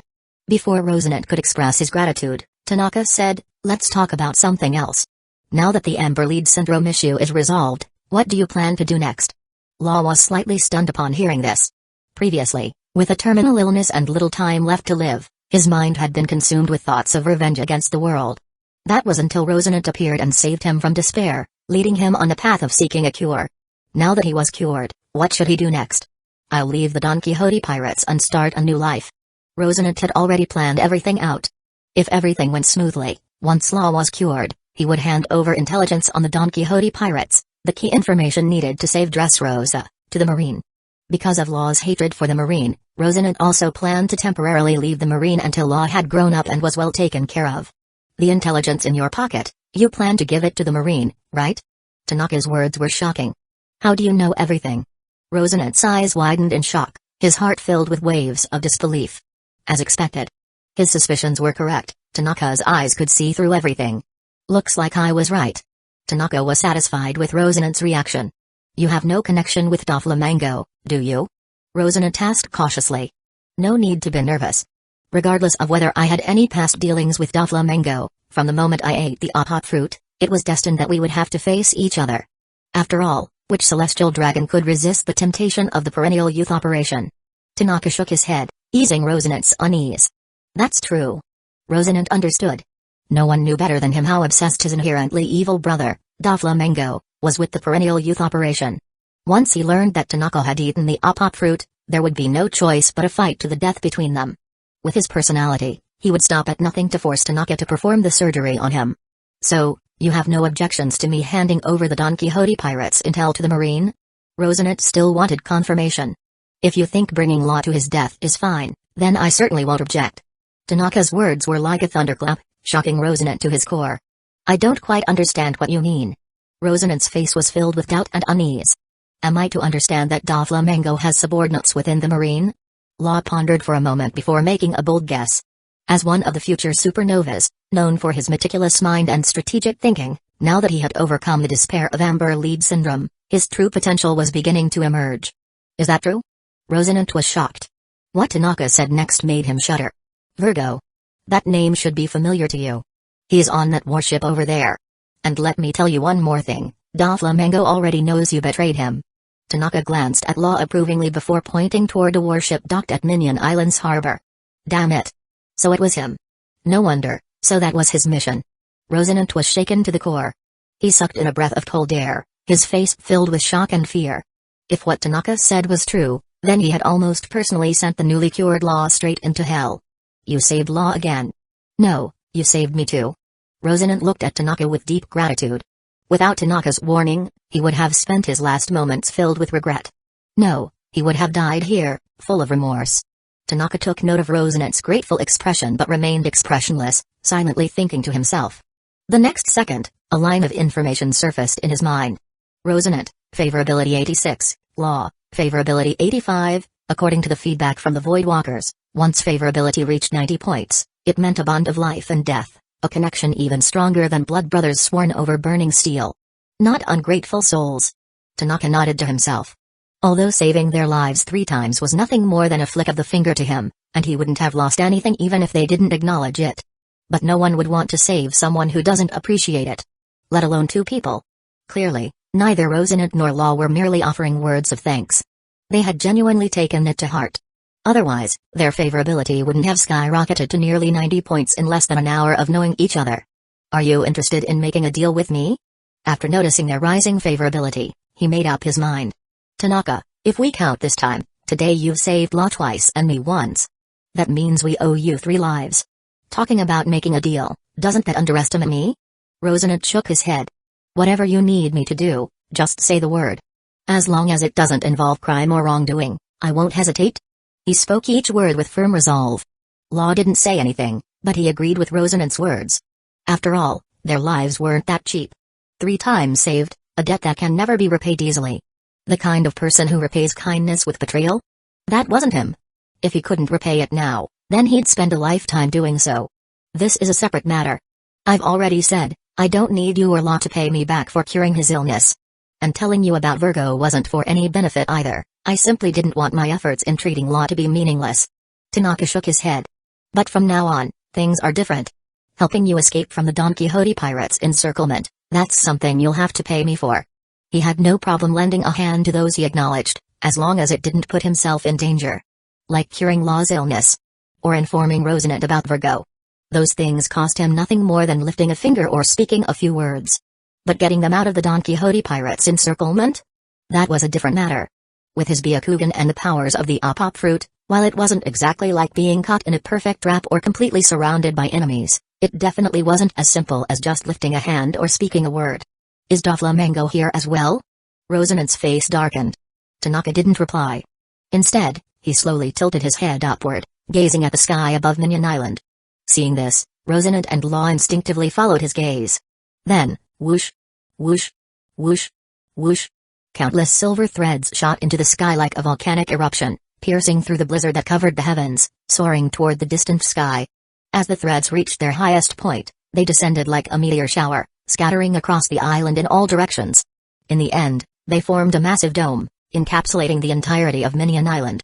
From a distance, it looked like an enormous birdcage, trapping everything within its confines. This sudden cage was a clear, undeniable message to everyone on Minion Island. The heavenly Yaksha had arrived. Chapter 11, A Debt of Lives, A Price of Hockey. What is this? Law's eyes widened as he stared intently at the massive birdcage engulfing the island. The birdcage. It's Doflamingo's technique to destroy everything. The sight sent shivers down Rosinante's spine. As the brother of Doflamingo, he immediately understood the moment the birdcage appeared. This island was about to experience a massacre. No one would survive, except for the members of the Don Quixote pirates. It seems he has realized that the Apop fruit was stolen. Tanaka stared straight at the birdcage covering Minion Island, his Byakugan showing a trace of darkness. He hated the birdcage, it reminded him of the caged bird on his forehead. But despite its sudden appearance, he felt no concern. Not to mention that with the ability to wield the Walker's Gate, he could return to the Naruto world at any time. Even after consuming the Apop fruit, he could treat the birdcage as if it didn't exist. Whether he could cut through the birdcage or not was another matter, but moving freely within it was absolutely not a problem. Tanaka, what do you want me to do? Rosinante had no desire to confront Doflamingo at this moment. Even though he wasn't the one who had stolen the Apop fruit, Tanaka was. His betrayal of Doflamingo had already been exposed. If he encountered his brother now, death was inevitable. I want the training methods for hockey. Of course, but only after I get you out of the birdcage. Tanaka got straight to the point. After curing Law, he hadn't immediately opened the Walker's Gate to return to the shinobi world. The reason was simple, he wanted to obtain the training methods for hockey through Rosinante. After all, while Rosinante himself couldn't use hockey, he was a marine and the adopted son of Fleet Admiral Sengoku. By repeatedly extending his help and rescuing them from the birdcage, he could ensure that Rosinante wouldn't refuse his request. Hockey. Rosinante gave Tanaka a deep look. He hadn't expected someone so young, and from the North Blue no less, to even know about hockey. After all, the concept of hockey was rarely mentioned outside of the Grand Line, and even then, mostly in the latter half, the New World. I don't know what hockey is, but if I make it out alive, I'll search every sea and every island to find it for you. Before Rosinante could respond, Law spoke up. His voice was quiet but filled with firm conviction. Just as Tanaka had expected. After being saved 3 times, this seemingly cold and ruthless, rebellious lone wolf would never forget such kindness. Though he hadn't said it outright, in Law's heart, Tanaka, whom he had only met once, had already become the second most important person to him, right after Rosinante. I already said it. As long as you give the order, I will never refuse. Even if it's the training methods for hockey. Rosinante nodded, agreeing to the request. Of course, he wouldn't let Law risk his life by traveling to the New World to find hockey training methods. Rather than letting him take such a dangerous journey, it would be much easier to ask Sengoku. After all, it was just a phone call away. But Tanaka, do you have the confidence to defeat Doflamingo? Rosinante's face was filled with concern. No one understood his brother's power better than he did. Even Vice Admiral Tsuru, the great advisor, had failed to capture Doflamingo countless times. Why would I fight him? Tanaka looked puzzled. The birdcage is Doflamingo's ultimate technique. Whether attacking from the outside or trying to destroy it from within, nothing works. But the only way to make it disappear is to defeat Doflamingo. Rosinante explained. In his understanding, the only way to break the cage was to defeat Doflamingo. That's not necessarily true. Tanaka smiled, then raised his hand to form a seal. He had decided to give Rosinante a lesson. Puff. Puff. Puff. 3 clouds of white smoke erupted beside Tanaka. As the smoke dispersed, 3 identical figures appeared in succession. These 3. Why do they look exactly like you? Law's eyes widened as he stared at the 3 figures emerging from the mist, his eyeballs nearly popping out of their sockets. The 3 newcomers were identical to Tanaka in every way, appearance, physique, height, even their aura. It was like looking into a mirror. But what happened next shocked Law even more. Tanaka glanced at his shadow clones. Puff. Puff. 2 of the clones immediately understood his intent, formed hand seals, and with a puff of white smoke, transformed into Law and Rosinante. Is this also the power of the Apop fruit? Rosinante's mouth hung open in astonishment as he stared at the 3 clones before him.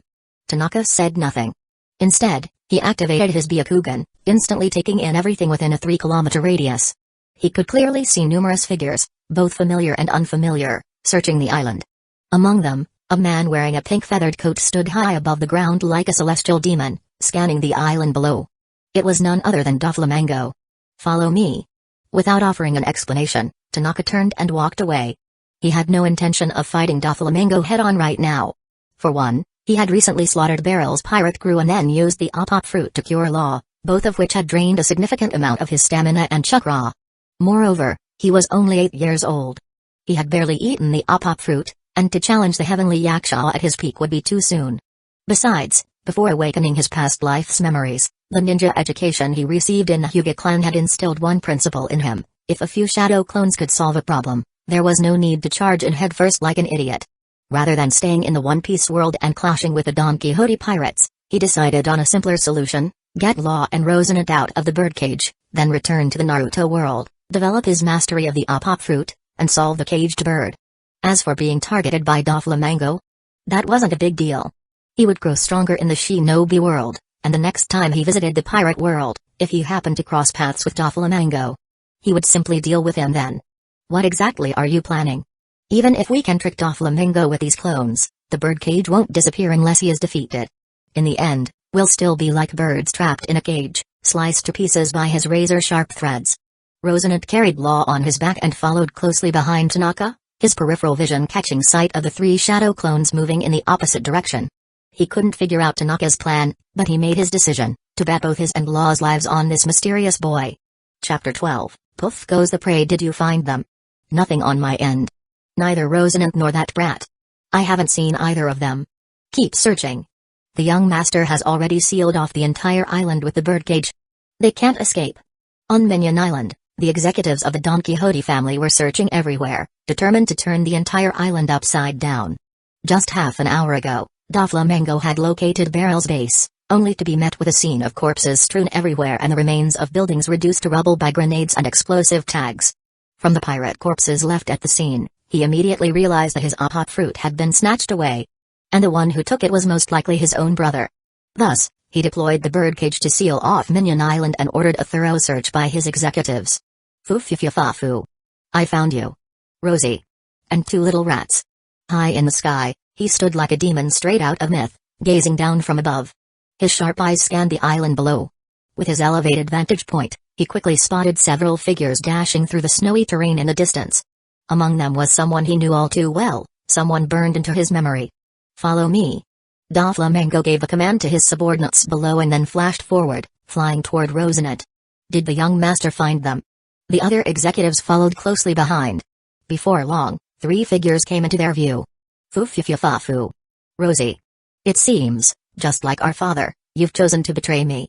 Doflamingo swiftly caught up with Rosinante, looking down at his younger brother from above. Although he had long suspected his brother's betrayal, the moment his suspicions became reality, a surge of indescribable rage welled up within him. He couldn't understand it. He couldn't comprehend it. They were family, bound by blood. So why would his own brother choose to betray him? Rosinante turned his head slightly, glancing up at Doflamingo. He said nothing. Instead, he held Law tightly in his arms and continued following Tanaka without hesitation. You think you can escape from me? Doflamingo watched with a smile, but his expression grew colder. He didn't rush to attack. Instead, he walked through the air at a leisurely pace, trailing after his brother like a predator slowly cornering its prey. As expected, after running several kilometers, Rosinante was ultimately forced to stop. Not because of the birdcage, but because, traitor. Standing in their way was Virgo, clad in his marine uniform, his entire body hardened with armament hockey. The cat-and-mouse game ends here, Rosie. Doflamingo descended gracefully from the sky, landing in front of Rosinante. Behind him stood several executives, with Diamante leading the group. Aren't you going to say anything to me? Foo. Seeing Rosinante frozen in place, silent, Doflamingo grinned wickedly. It's the cat that should be done playing. Tanaka turned around. Did I give you permission to speak? Interrupting someone else's conversation comes at a price, kid. Doflamingo flicked his finger. Bang. A sharp thread shot out like a bullet, slicing through the air and piercing Tanaka's body. However, there was no scream. No blood. Only, poof. Tanaka's body vanished into a puff of white smoke, dispersing with the wind and snow. The sight of it wiped the confident smirk right off Doflamingo's face, leaving him momentarily stunned. What? Virgo, equally shocked, froze in place. This is as far as we play today. Law peeked out from behind Rosinante's back. Bang. Without a word, Doflamingo fired another string bullet, piercing Law's shoulder. He wasn't sure which of the three had eaten the Apop fruit, so he chose not to aim directly at the head. However, the moment the boy was hit, just like Tanaka earlier, his body transformed into a cloud of white mist. You're not Rosie. Doflamingo's gaze sharpened like a blade as he locked onto Rosinante. If he weren't worried that another attack would result in more mist, he would have already made his move. Did I ever say I was Rosinante? Rosinante chuckled lightly. Foo. Interesting. I never expected such an amusing little bird to sneak into my cage. Doflamingo stared deeply at the man before him. Speak, who exactly are you? His voice was cold and deliberate. Bang. Rosinant no longer concealed himself. Dispelling the clone technique, he reverted to his original form, Tanaka. Of course, it was merely a shadow clone. Nice to meet you. My name is Tanaka. Hyūga Tanaka. Faced with Doflamingo and his subordinates' murderous glares, the shadow clone remained calm and composed. You can't escape. Virgo declared coldly. As one of the 4 elite officers of the Don Quixote family, he had even more faith in the birdcage than Doflamingo himself. Don't spout such arrogant words so easily, it only makes you look weak. Tanaka chuckled before turning to Doflamingo. Alright, this is as far as I'll play with you today. We'll have plenty of chances to meet again in the future. Until next time, goodbye. As soon as Tanaka finished speaking, his body transformed into a cloud of white mist, vanishing into thin air before Doflamingo's eyes. Silence. Aside from the howling wind and falling snow, no other sound could be heard. Every single member of the Don Quixote family wore dark, grim expressions. They had gone through so much effort, mobilizing their entire crew, only to be toyed with by a child. It was even more humiliating than being chased across the North Blue by Tsuru. Since the establishment of the Don Quixote pirates, they had never suffered such disgrace. You have no future left. Doflamingo shot into the sky. He refused to believe that this brat could escape his birdcage. Doffy. If Rosinant really is with the Marines, then the most likely escape route is that way. Tsuru's warship is docked at the port over there. Despite his seething rage, Virgo remained calm and analyzed the situation rationally. Whoosh. The moment Doflamingo heard this, his body surged with an overwhelming conqueror's haki, making him look like a vengeful demon from the underworld. He tore through the air, flying toward the direction Virgo had indicated. The other executives immediately followed. So what if Tsuru was there? Even a vice admiral like her couldn't break the birdcage. Likewise, neither Tanaka nor his companions could escape. In the end, Tsuru would stand outside the birdcage, watching helplessly as the Don Quixote family slaughtered Tanaka, Rosinant, and Lorite before her eyes. Chapter 13, One cannot dominate with devil fruit alone. As Virgo had analyzed, Tanaka created 3 shadow clones. Then, using the transformation jutsu, he transformed 2 of them into Rosinant and Law before dashing toward the direction where Tsuru was located. At this moment, Tanaka had already reached the edge of the birdcage. Tanaka, what should we do? Even if we manage to contact Vice Admiral Tsuru, she probably won't be able to break the cage. Rosinant stood near the birdcage, able to vaguely make out the silhouette of Tsuru's warship. However, the birdcage's barrier prevented him from moving forward.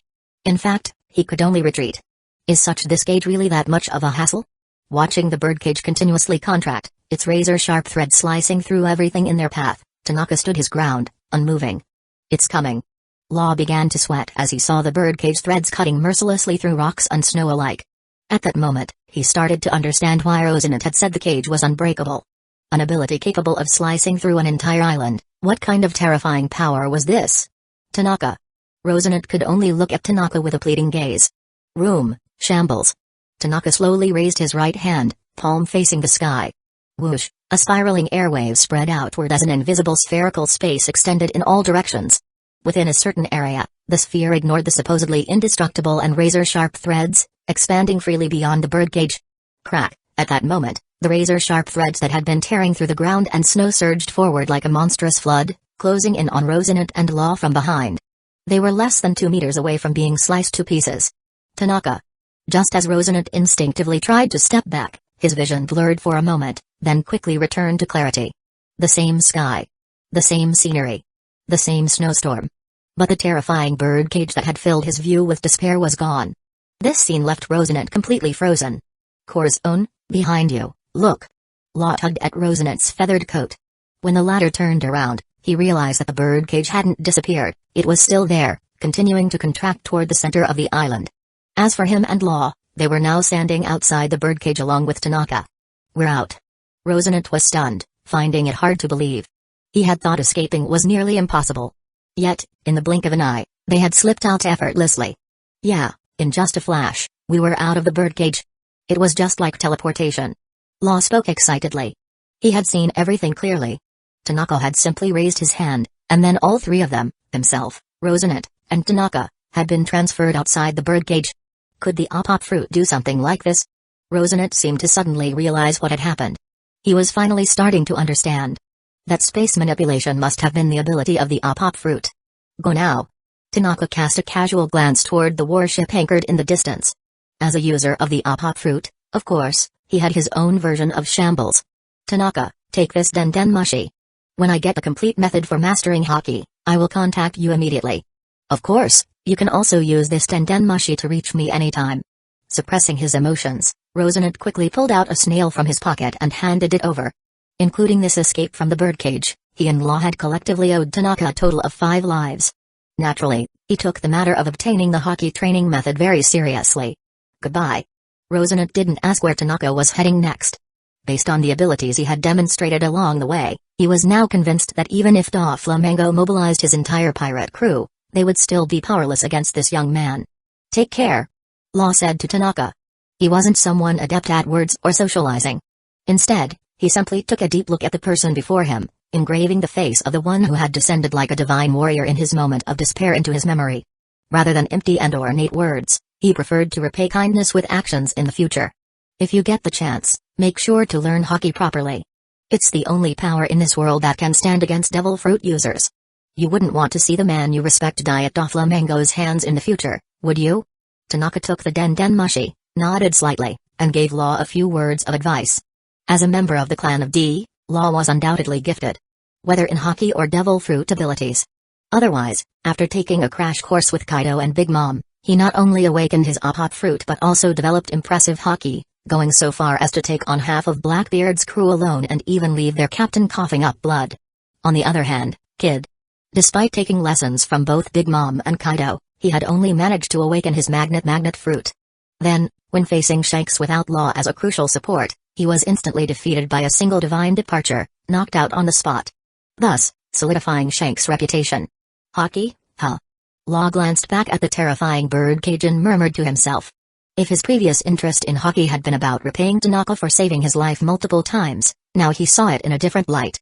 Just as Tanaka had sighed, he never wanted to stand powerless one day, watching as Rosinante was killed by Doflamingo right before his eyes.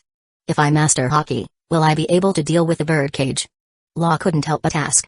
One cannot dominate the world with devil fruit powers alone. Only Haki can reign supreme over everything. This statement may be somewhat simplistic, but it speaks to the sheer power of Haki. Tanaka met Law's gaze and spoke each word with conviction. I'll remember that. Law's eyes burned with fire, and even his breathing grew heavier. It was clear, with just a few words, Tanaka had engraved the desire for Haki deep into Law's very soul. Unlike in the original timeline, where he had eaten the Apop fruit, at this moment, his heart was entirely consumed by the idea of mastering Haki. Phew. Watching as Rosinante and Law walked away, turning back multiple times until they finally disappeared from sight, Tanaka let out a slow breath. Then, his pale white eyes gleamed with an eerie chill. Main house. I'm coming for you. Chapter 14, Footprints Beyond the Birdcage. Doflamingo, like an eagle soaring high above the heavens, perched on the edge of the cage. He scanned his surroundings. The vast expanse of white snow held nothing but footprints, no other signs of life. Neither Tanaka nor Rosinante were anywhere to be found. As for Law, he simply ignored him. Gone? Wait. Why do these footprints look exactly the same? Doflamingo's gaze swept across the snowy ground beyond the birdcage, noticing a peculiar pattern in the footprints. He compared the tracks outside the birdcage with those inside. One large, one small. One deep, one shallow. Clearly, they belong to 2 different people. The larger and deeper one must belong to Rosinante. And the other. That brat. He deduced that his brother had been carrying Law, making his footprints larger and deeper, while the smaller ones belonged to Tanaka. That wasn't the issue. What truly darkened his expression was the fact that these footprints appeared outside the birdcage. Could they have already escaped? Descending from the sky, Doflamingo landed on the snowy ground. His sharp eyes examined the shrinking gaps between the silk threads of the birdcage, so small that even a child couldn't possibly squeeze through. He refused to believe that anyone could escape from his birdcage. Yet, the footprints outside mocked him like a slap in the face, forcing him to accept reality. Doffy. Have you found them? At that moment, Virgo finally arrived. Although the traces of Tanaka and the others were nowhere to be seen, he remained composed. Clearly, he didn't believe that anyone could escape the birdcage. In his mind, Tanaka and the others could only scurry around like rats within the cage, hiding and dodging, until the cage fully contracted, leaving them with nowhere to run, nowhere to hide, ultimately slicing them into pieces. They escaped. Doflamingo's voice was chilling, colder than the icy winds of Minion Island. Impossible. The birdcage is intact. There's no way they could have escaped. Diamante and the other officers who arrived later were equally incredulous. Doflamingo said nothing. He simply dispelled the birdcage and took to the skies, flying toward a warship docked at the coast ahead. Truth or illusion, that warship would give him the answer. But just as he neared within 100 meters of the vessel, a sudden, sharp force erupted from its deck, transforming into a crescent-shaped flying slash, slicing through the air straight toward him. Clang! In an instant, he raised his hand, releasing 5 silk threads to shield himself. Though they appeared fragile, capable of snapping with a mere pull, these threads exhibited a strength surpassing steel. They stopped the flying slash midair, preventing it from advancing even an inch further. What's the rush? Are you planning to come with me to impel down? On the deck of the warship, a tall figure in a coat stood, sword in hand, blocking Doflamingo's advance, exuding an imposing presence. Vice Admiral Tsuru. Fu. Why so serious? I was merely worried about my brother's safety and wanted to check on how well your marine has been taking care of him. Doflamingo remained in place, but behind his sunglasses, his eyes gleamed with coldness. His gaze pierced straight past Tsuru, locking onto the 2 figures standing behind her. Rosinante and Law. He's fine now, and he'll be even better in the future. Just like Dressrosa. Tsuru's expression remained unreadable as she stared at Doflamingo.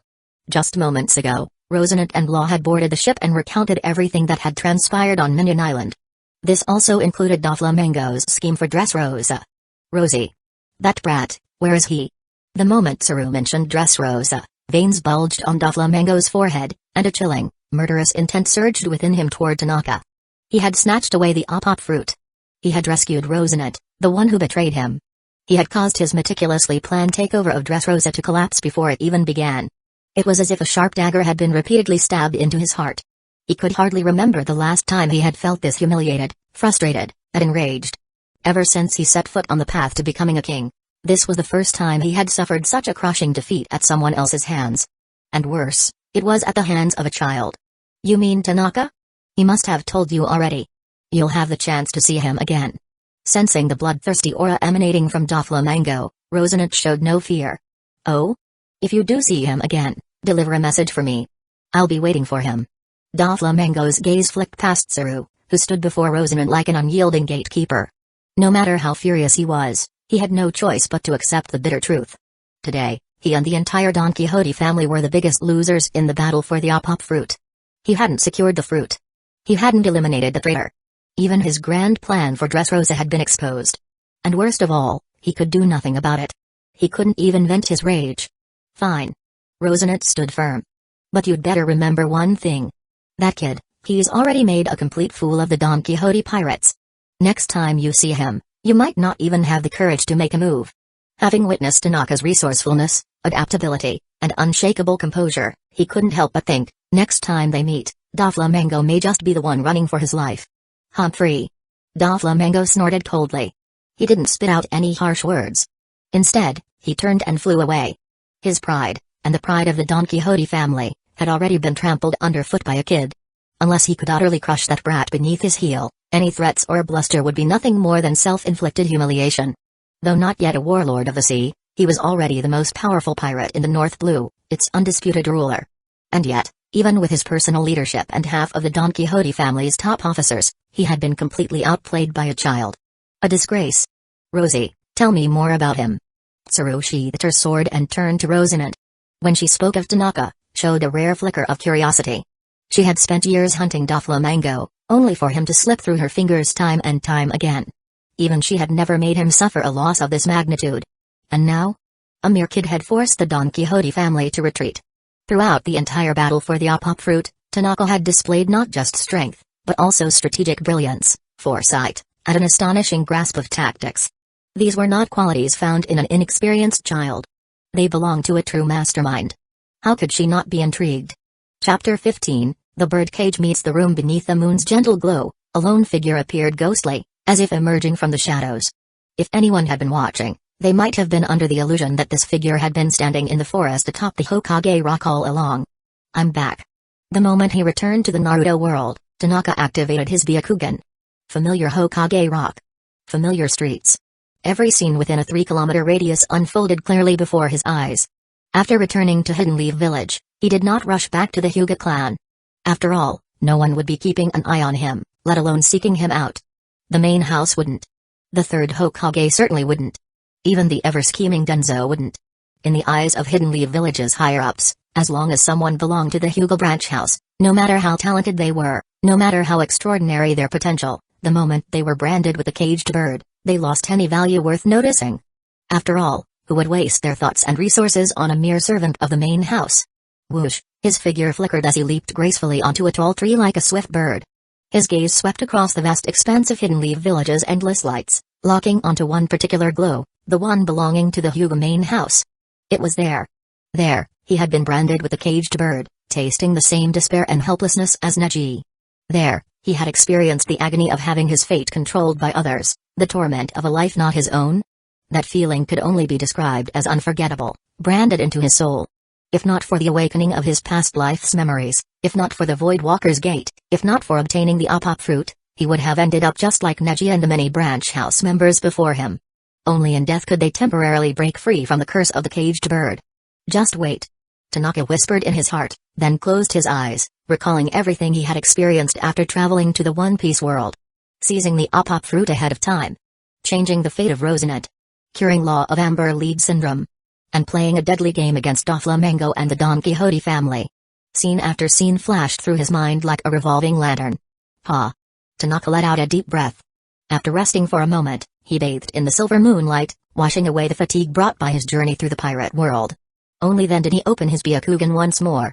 There, he had broken open Doflamingo's despair-inducing birdcage for Law and Rosinante. Now, it was time to shatter the caged bird that bound him. Room. With a flick of his fingers, an invisible space, like a surgical operating room, spread out, encompassing his entire being. With his chakra replenished, he activated his Byakugan again.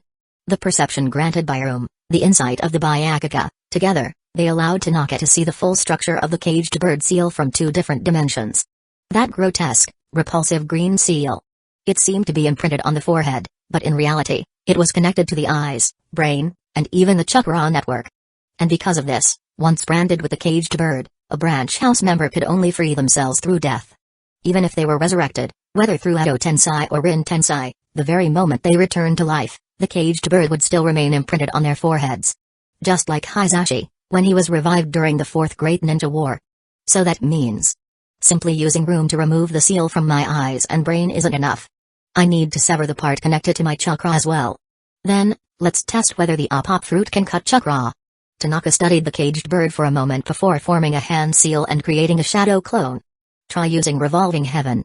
Without hesitation, the shadow clone followed the command, spinning in place as chakra erupted from its tenketsu, forming a brilliant blue sphere around it. Upon seeing this, Tanaka casually pulled out a kunai and swung it gently. Clang. The rapidly spinning, ground-tearing, all-defending chakra sphere, along with a shadow clone inside, was sliced cleanly in half. However, because of room's influence, the severed shadow clone did not disappear. Even the chakra sphere continued to rotate slowly within the spatial field of the Apop fruit. As expected, if I can cut through Haki, which counters devil fruit abilities, then chakra is no exception. A flash of excitement flickered in his eyes. With this, he didn't need to seek out Kuma anymore. With his Apop fruit, the caged bird that Hisashi had carved into his forehead that very morning, he could completely sever it by nightfall. That works too. Tanaka murmured to himself. This hideous caged bird, he couldn't tolerate it for even a single day. Likewise, the corrupt, suffocating main house, he wouldn't endure it for another day either. But to be cautious, let's practice on my shadow clone first. He turned his gaze toward the severed shadow clone. He raised his left hand, fingers curling into a fist. In the next second, the clone, previously split in half, was seamlessly reassembled. Room not only ignored hardness, material, and distance when cutting through objects but also allowed for instant manipulation, swapping, and reattachment of matter at will. For example, reattaching a foot to the shoulder, or a hand to the knee, without causing any discomfort whatsoever. There was no post-operative rejection. No biological incompatibility. No concern for anatomical structures. Even attaching an animal's limb to a human, or swapping two people's bodies, would feel as if they had been born that way. After successfully reattaching the shadow clone, Tanaka deactivated Room. Despite having been sliced, along with the Revolving Heaven, the reassembled clone remained intact, even outside Room's influence. It did not disperse into white mist. Next step, removing the caged bird from my shadow clone. He looked at his clone, reopened Room, and enveloped it in his surgical domain. Both his Byakugan and Room's perception ability allowed him to see it clearly. His clone's eyes, brain, and chakra system were all imprinted with that vile green seal. This was the caged bird, a mark that had driven countless branch house members to despair. Absolute oppression. Once imprinted, both the original body and its clones were bound by its power. "Alright, let's do this," the shadow clone spoke calmly, sitting cross-legged. "As your clone, I am created from your chakra.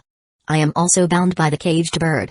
And since clones disperse after taking a certain amount of damage, if you can cut off and separate the seal, and I remain intact without disappearing, then the procedure to remove the seal is already halfway successful.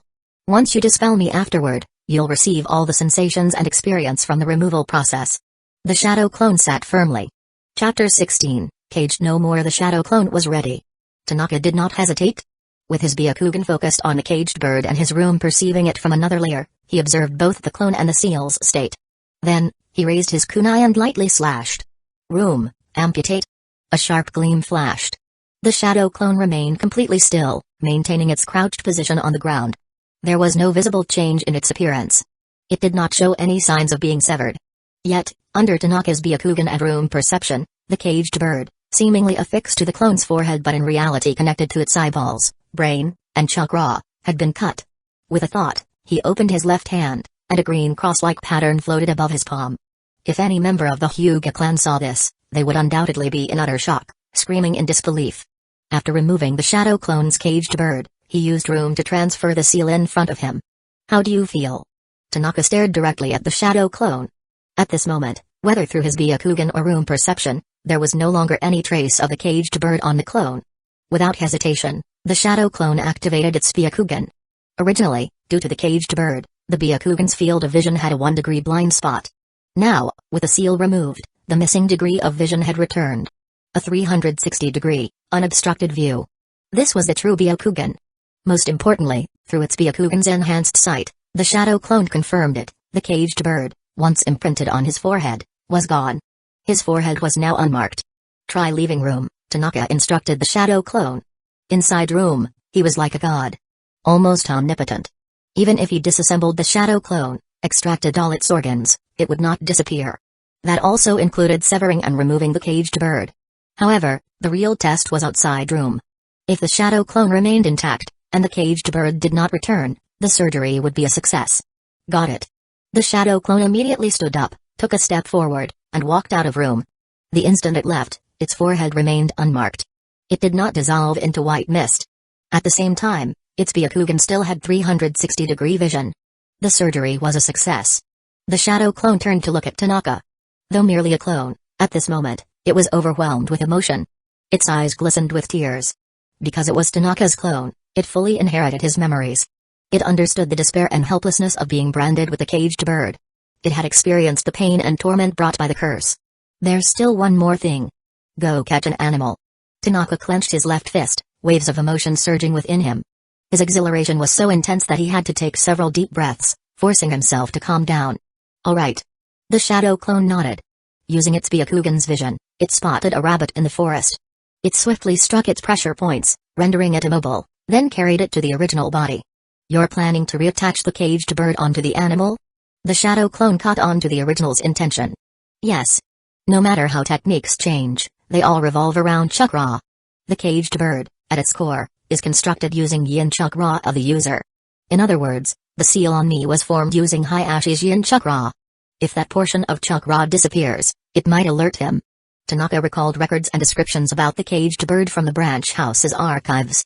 Once branded, no matter how far away one was, even to the ends of the earth, the user could kill the marked branch member with a mere thought through the caged bird. In other words, if the seal suddenly vanished, Hayashi would likely notice. Even if it was just a portion of the seal removed from a shadow clone. As long as the caged bird doesn't disappear, it doesn't matter whether it's on me or someone else, it won't alert him. The shadow clone pondered briefly, agreeing with the original's analysis. Then, it casually tossed the immobilized rabbit into room. With a thought, the caged bird floating above Tanaka's palm vanished. At the same moment, a cross-shaped mark appeared on the rabbit's forehead. It was the same caged bird that had originally belonged to the shadow clone. Upon seeing this, the shadow clone immediately stepped forward into room, picked up the rabbit, and carried it beyond room's boundary. The instant they stepped out, the rabbit, still immobilized due to the pressure point strike, remained motionless. However, under Tanaka's Byakugan, its body condition and vital signs were completely normal. Except for one thing. Its brain and eyeballs were now connected to the caged bird.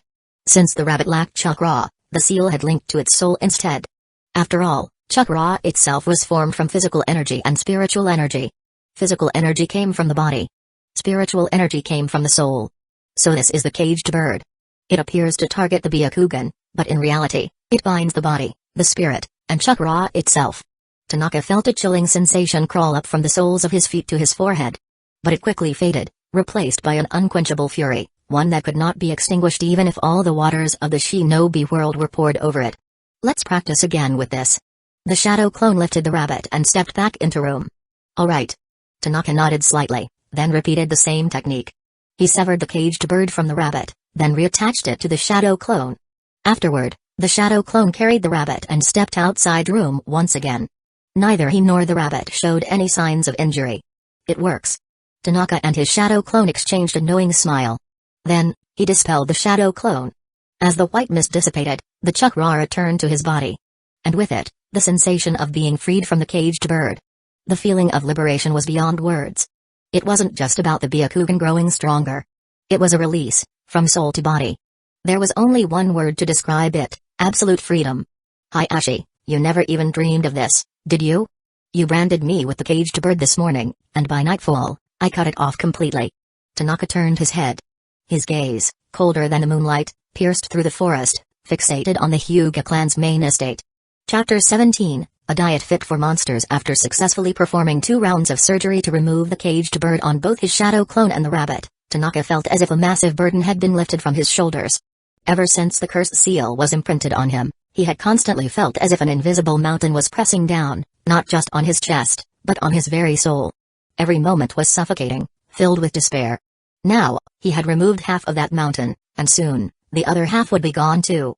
With that thought, he deactivated his Byakugan and leaned against a tree. His Byakugan had been active all this time. He had repeatedly used the abilities of the Apop fruit.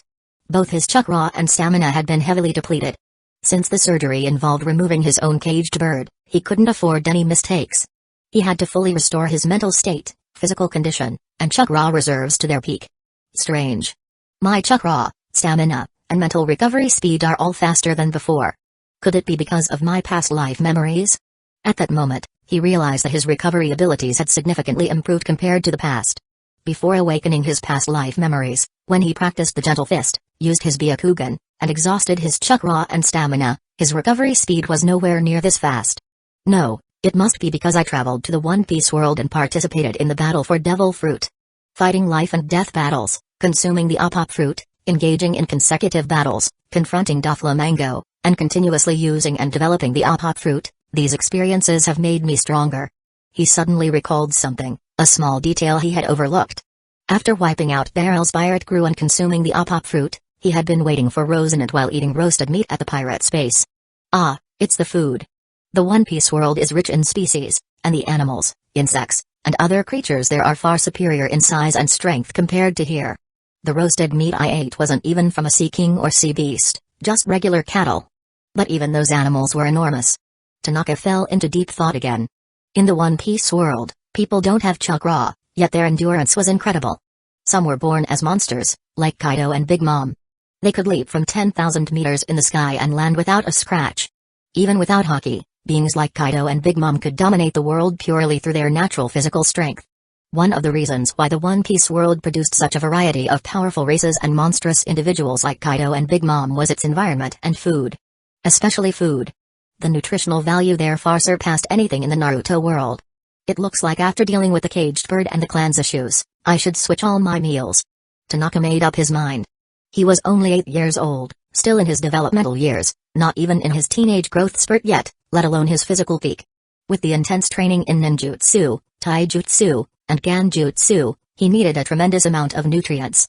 If he combined Naruto-style taijutsu training with One Piece-style physical conditioning and supplemented it with the high-nutrition meat from the One Piece world, even if he couldn't match monsters like Kaido and Big Mom, he would still far surpass ordinary ninjas.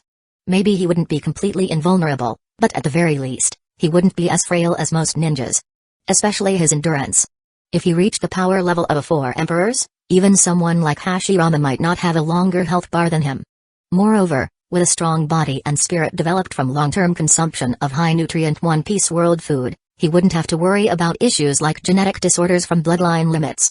After all, many bloodline diseases occurred because the body wasn't strong enough to support the power of the bloodline limit. If his body was strong enough and properly nourished, the risk of bloodline-related illnesses would likely be significantly reduced. Then there was the issue of ninjas having a short prime. Take Hyūga, for example. By the time he was in his 50s or 60s, he had already declined to an extreme degree. Meanwhile, Kaido, at 59 years old, was carrying Onigashima on his back in Wano, fighting non-stop in multiple one-on-one and group battles. If only he had a habit of finishing off his enemies properly, he would have dominated the battlefield. Even Whitebeard, at 72 years old, was suffering from severe illnesses and had been stabbed by his own son, yet he still fought Akainu, challenged Blackbeard, and held his ground throughout the Summit War of Maniford. In the end, strength isn't just about techniques or abilities, it's about the body's foundation, and that starts with what you eat. After resting on the tree for half an hour and fully recovering his chakra, stamina, and mental energy, Tanaka flickered away and moved deeper into the forest. Once he was far enough from Hidden Leaf Village's streets, he activated his Byakugan, scanning a 3-kilometer radius. After confirming that no ninjas were nearby and that he wasn't being watched, he formed a hand seal and created another shadow clone. There's something I want to verify. That is, can a shadow clone use room? Tanaka looked at his shadow clone with great interest. This was something he had been wondering about ever since consuming the Opop fruit. Shadow clone jutsu, from a bug perspective, was arguably the second most broken jutsu in the shinobi world, only surpassed by Edo Tensei. Because shadow clones didn't just replicate the user's ninjutsu, ganjutsu, and taijutsu, they could even use forbidden techniques, secret arts, and bloodline limits. For example, Madara's wood clones could activate Susanoo. And Six Paths Naruto's shadow clones could enter Six Paths Sage mode. So, as his own shadow clone, could it also use the Opop fruit's power? I wouldn't have even thought about this if you hadn't mentioned it. The shadow clone was momentarily stunned before its eyes lit up with excitement. Let's test it. Tanaka gestured for the shadow clone to proceed. Room. The shadow clone nodded, raising its right hand with excitement. Whoosh. With a surge of energy, a spherical space expanded outward from the shadow clone, but it quickly stopped growing. This is the correct way to use shadow clones. To Opop fruit users. Obirama, you were truly a genius. Although others couldn't see the room, as an Opop fruit user, Tanaka could clearly see the space his shadow clone had created. Around 7.5 meters in diameter. It must be due to chakra distribution. Since half of my chakra was allocated to the shadow clone, its room is only half as large as mine. As room expands, the shadow clone's chakra is steadily decreasing. This means that since half of the chakra forming the shadow clone comes from my physical energy, using the fruit's abilities directly consumes chakra. Tanaka measured the shadow clone's room. It was indeed half the size of his own. Meanwhile, the shadow clone's chakra was depleting at a steady rate. After thinking for a moment, he understood. The size and strength of the shadow clone's room depended entirely on how chakra was distributed at the time of creation. Realizing this, Tanaka suddenly felt envious of Madara's limbo clones. After all, limbo clones didn't consume the original body's chakra, and each one possessed at least half of the original's power, while also being able to use all of its abilities. And Madara could create 4 of them. Chapter 18. When patience is not a virtue, it's okay. You have to eat your meal one bite at a time. When I fully develop the Opop fruit, it won't just increase in power, the range of room will also expand. As long as its coverage reaches a diameter of 1,000 meters, or even 10,000 meters, even if the room of a shadow clone is only 1/10 the size of the original, that would still be more than enough. Tanaka thought about post-time skip law, when he unleashed room at full power. One slash not only cut through Virgo but also sliced an entire research facility in the forbidden zone of Punk Hazard. The sheer range was utterly terrifying. And that was before he had even awakened the Opop fruit. When I first ate the Opop fruit, room's range was only 10 meters. After repeated battles and extensive use of the fruit's abilities, its range has now increased to 15 meters. And it's only been a few hours. In the future, it will keep expanding. The more Tanaka thought about it, the more excited he became, filled with hopeful anticipation for what lay ahead. But the most urgent task right now is to remove the caged bird and then take care of the main house. After a brief moment of envisioning the future, he exhaled slowly, setting aside his distractions. Just as he had thought earlier, you have to eat your meal one bite at a time. The 2 most immediate tasks were removing the caged bird and then, utterly crushing the entire main house. He would never forget, Not for a single second, the despair of being branded with the caged bird by Hyūga, nor the agony of suffering under its effects. Since even you can use the op fruit, that makes things much easier. When I perform the removal of the caged bird, if anything unexpected happens, you'll be there to back me up, Tanaka instructed his shadow clone. Although he had already performed the procedure on both his clone and the rabbit, operating on himself was an entirely different matter. Not only was the psychological pressure immense, but in the event of any unforeseen complications, he needed someone to provide backup. The best candidate was none other than his shadow clone. After all, he couldn't trust anyone else, but he could absolutely trust himself. No problem. The shadow clone calculated its chakra consumption. It possessed half of the original's chakra. If it avoided combat, it could last for more than half a day. If it activated the Byakugan, the chakra drain would limit it to 10 minutes. On top of that, using the op fruit would allow it to last another 3 to 5 minutes. But that was fine. The shadow clone wasn't using the fruit's powers for battle, only to provide support for the original. Besides, when Tanaka had performed the removal of the caged bird earlier, the entire procedure had taken less than 3 minutes. In other words, there was more than enough time to complete the operation. Let's do it. After making all necessary preparations to ensure everything was foolproof, Tanaka sat cross-legged on the ground, activating both the Byakugan and room. With 2 different perspectives, he observed the caged bird on his own body. Taking a few deep breaths, he focused his gaze and swung his kunai forward.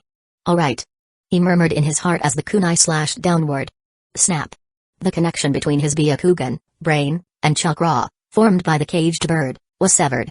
He only felt a brief, mild pain in his eyes and brain, but then, an overwhelming sense of relief washed over him, as if a massive weight had been lifted. Not only had the missing part of his vision been restored, returning to a complete 360-degree view, but he could also perceive an immediate enhancement in the power of his Byakugan. This did not surprise him. The caged bird did more than just restrict his field of vision, it also sealed away a portion of the Byakugan's power. This was precisely why, under equal conditions, the branch house could never match the main house. Take, for instance, the twin brothers Hyūga and Hyūga. Without the caged bird, setting aside the main house's exclusive secret techniques, the two of them would have been evenly matched. In fact, with his extensive battlefield experience, Hyūga might have even been the stronger of the two. But with the caged bird in place, along with the difference in eye power and the main house's secret techniques, he stood almost no chance of defeating Hyūga. The surgery was a success. The shadow clone, who had been standing by on high alert, stared intently at Tanaka's forehead. Through the Byakugan's vision, the caged bird on the original's forehead had completely vanished. Not only that, but the seal's connection between his eyes, brain, and chakra had also disappeared. As if the seal had sprouted wings and flown away on its own. Phew! Tanaka let out a long breath, as if expelling all the pain and resentment he had endured since the caged bird had been branded onto him. He placed his hand on the rabbit that the shadow clone had brought along and transferred the removed caged bird onto its body. After finishing this, he activated room to block any sound. Then, unable to suppress his excitement any longer, he tilted his head back and let out a long howl, thunderous and rolling, yet contained entirely within room's boundaries, ensuring that no sound escaped. Only after a long while did he finally stop, his expression gradually shifting from exhilaration back to calmness. "What's your next move?" the shadow clone asked. "Now that you've removed the caged bird, the moment you return to the Hyūga clan, any clan member, whether from the branch house or the main house, who activates the Byakugan will immediately see that you're no longer bound by the seal. And you know how the main house operates. The moment they find out someone has broken free from the caged bird, simply killing you would already be considered merciful." The shadow clone spoke only after confirming that Tanaka had calmed down. Having inherited the original's memories, it was well aware of the main house's cruelty, corruption, arrogance, and stubbornness. The caged bird had been in use for centuries, reinforcing their rule over the branch house. How could any member of the main house tolerate the idea of a branch house member breaking free? It was no different from how the celestial dragons could never accept the possibility of former slaves rising up to overthrow them and taking their place as the new ruling class. "It's fine, because before the main house even gets the chance to find out, I will have already sent them all to meet the Sage of Six Paths." A gentleman took revenge even after 10 years. But that was far too late. A petty man took revenge within days. Still too late. When there was a grudge, it had to be settled immediately. This morning, Hyūga branded him with a caged bird. Tonight, Tanaka would wipe out the entire main house. This won't be easy. The main house may not be as battle-hardened as the branch house, but their numbers and strength are still considerable. There are 35 of them. Among those 35, Quite a few possess Jonin level strength. True, since they rarely go on missions, their combat experience is lacking compared to battle season Jonin, but they are still Jonin. And while the Opop fruit's surprise attacks make them easy prey, how many can you take down alone? The Opop fruit is incredibly taxing on stamina, and you've only just eaten it. You're also only 8 years old. Most importantly, now that you've removed the caged bird, if any Hyūga clan member with an active Byakugan spots you, especially someone from the main house, you'll be exposed immediately. The shadow clone frowned. Having inherited the original's memories, it completely understood Tanaka's feelings. In fact, even as a clone, it too was thinking of the fastest way to exterminate the entire main house. But no matter how much they wanted immediate revenge, wiping out the entire main house in a single night was simply beyond the original's current abilities. Chapter 19, Room for Revenge. Before Madara unleashed his Susanoo and Hashirama summoned his true several thousand hands, the shinobi world had revolved around intelligence warfare. It could be said that battles between ninjas were battles of information. The Byakugan and Gentle Fist determined that their main combat style was inevitably close quarters combat. However, this type of combat became a major disadvantage when faced with the Opop fruit. As long as one was within the room's range, even an elite Jonin from the main house could be taken down with just a single slash. But there was one key difference between the world of Naruto and the world of One Piece: ninjas had no sense of honor. If they could gang up on someone, they would never fight one-on-one. If they could launch a sneak attack, they would never engage in a fair fight. If they could use poison, they wouldn't bother with assassination. The main house wasn't large, but it still consisted of 35 members. Even if the enemy stood still and let someone with the Opop fruit cut them down one by one, it would still take dozens of uses of the fruit's ability. The stamina required for that, completely unsustainable. Not to mention, the Hyūga ninjas weren't idiots. Even if they lacked battle experience, once they witnessed the Opop fruit's power, they would adapt, gather intelligence, and prepare countermeasures. If even a single main house ninja survived, one command was all it would take. Under the curse seal, all branch house members would swarm in. Tanaka was well aware of this. Both his strengths and his weaknesses. Maybe you should go to the One Piece world for a few years first and build up your strength. With your current stamina, you can't afford to waste the devil fruit's abilities. The shadow clone, though filled with frustration and resentment, still suggested that the main body take a more cautious approach and lay low in the One Piece world for a while. If stamina is lacking, then strategy will make up for it. I can't wipe out the entire Hyūga clan right now, but if it's just the main house, that's a different story. Tanaka understood that the shadow clone's suggestion was the safest approach, but his own plan was just as foolproof. Oh? What's the plan? Seeing that the main body wasn't acting recklessly out of hatred, the shadow clone became interested. Although it had proposed for the main body to go train in the One Piece world, if there was a way to get revenge immediately, it wouldn't hesitate to draw its blade. For now, I can't appear in front of the Hyūga clan. So, you'll have to go in my place. Bring Hisashi-sensei here. Tanaka glanced at the caged bird on the shadow clone's forehead. This clone had been created before he removed his own caged bird, so the mark was still present on the clone. That's easy. Leave it to me. The shadow clone didn't ask any further questions and turned to leave. Leaning against a tree, Tanaka narrowed his eyes, seemingly formulating a plan in his mind. Meanwhile, with no need to conserve energy, the shadow clone moved at full speed. Before long, the Hyūga clan's compound appeared within its sight. I'm back. Tanaka, are you feeling better? Hisashi-sama has been very worried about you. The guards at the gate, along with the hidden sentries, immediately noticed the shadow clone's arrival. However, both the visible and hidden guards were all branch house members. They all knew that he had been branded with a caged bird by Hisashi that morning. They understood the despair that came with receiving the seal. Seeing him return late, they assumed he had just gone to clear his mind in the nearby forest. I'm feeling much better. Thank you all for your concern. I'll go speak with Hisashi-sensei so he doesn't worry. The shadow clone forced a smile and casually greeted each branch house member. Go ahead. Seeing no issue, they immediately let him pass.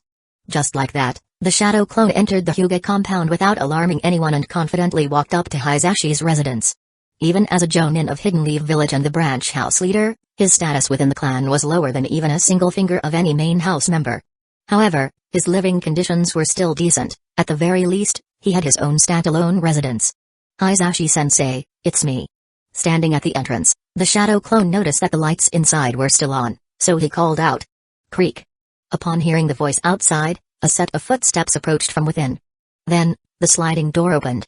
Immediately, Hisashi appeared before him. It's good that you're back. Come inside first. He looked at his disciple, And when his gaze swept over the caged bird beneath his bangs, a sharp pain struck his heart. Without hesitation, he pulled the shadow clone into his room with concern. Tanaka, I know this must be very difficult for you right now, but this is the fate of the branch house. If you had been born into the main house, you would surely have surpassed even our ancestors. Hisashi sighed deeply as he spoke. Even without being born into the main house, I can still surpass our ancestors. Hearing this, the shadow clone dropped his pretense of sadness. His eyes sharpened with determination. Good, that's the spirit. As expected of my disciple. Hisashi saw this and simply assumed that Tanaka had came to terms with reality and had not been completely broken by the branding of the caged bird. Hisashi-sensei, I'll be honest with you. I'm not the real body. As soon as the shadow clone said this, Hisashi's expression changed slightly. He immediately activated his Byakugan and noticed that the chakra within the person before him was only half of what he remembered from Tanaka. What's going on? Though surprised, he did not suspect his disciple of harboring ill intentions toward him. He was merely confused about the purpose of this late-night visit. Please forgive my real body for his rudeness. For certain reasons, he cannot return to the clan for now. So, I was sent here as his shadow clone to meet you. The shadow clone's face showed a hint of apology. Before awakening his past life memories, Hisashi had raised the real body since childhood, playing the dual role of both father and mentor. Because of this, Tanaka had a deep respect for the man standing before him. It's all right. If anything, all of this is my fault. I couldn't even protect my own disciple. Hisashi shook his head. In his mind, Tanaka's reluctance to return to the clan was simply because he had been branded with a caged bird. Back then, he had felt the same way, except he had stayed away even longer than Tanaka. It took him 3 full days to accept his fate and return. This was a normal reaction for any branch house member who had just received the caged bird. It has nothing to do with you. The shadow clone shook his head, then got straight to the point. Hisashi-sensei, enough with the small talk. My real body sent me here to deliver a message. He locked eyes with Hisashi. Go ahead. Hisashi was intrigued. You don't want to see Neji branded with a caged bird either, do you? The shadow clone spoke slowly and clearly. As one of Hidden Leaf Village's oldest clans, the Hyūga family, whether main house or branch house, did not allow parents to name their own children. The names were predetermined by the main house. It didn't matter whether the child was a boy or a girl. In other words, the name Neji had been decided long before the child was even born. Unless Hisashi never married or had children, the moment he had a son, that child was destined to have that name. Neji. Just as expected, the moment Hisashi heard that name, his expression changed instantly. Chapter 20, The Caged Bird sings no more. 2 agile figures blended into the darkness, silently slipping out of the Hyūga clan compound, darting toward the Hokage rock. They were none other than Tanaka's shadow clone and Hisashi. Both possessed the Byakugan, and since they weren't infiltrating another ninja clan or the Hokage's office, they easily avoided the patrolling shinobi and the watchful eyes of the Anbu in the shadows. Without alarming anyone, they swiftly made their way to the forest behind the Hokage rock. Hisashi-sensei, if you trust me, please deactivate your Byakugan from here onward. The shadow clone paused, turning to look at Hisashi. Alright. Hisashi took a deep look at his student's shadow clone. Without any hesitation, he chose to deactivate his Byakugan. Please follow me. Seeing this, the shadow clone took the lead. Hisashi remained silent, following closely behind. As the night scenery blurred past on both sides, the two moved in tandem, soon reaching the depths of the forest. Suddenly, the shadow clone came to a halt. Hisashi stopped as well, his gaze shifting past the shadow clone to fix upon a figure leaning against a tree ahead. Bathed in the moonlight, the figure seemed to be listening to the chorus of insects and frogs in the quiet night. We're here. From here on, my role as a shadow clone ends. Having brought Hisashi to his original self, the shadow clone chose to disperse. Poof.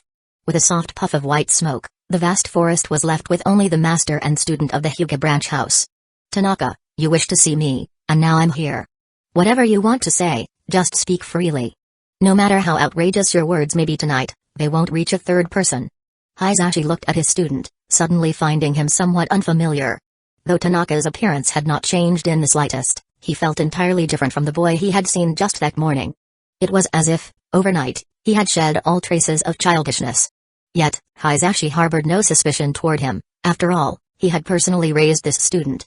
For him, who had only recently married and with no biological offsprings yet, Tanaka was like a son to him. Hearing this, Tanaka did not immediately speak.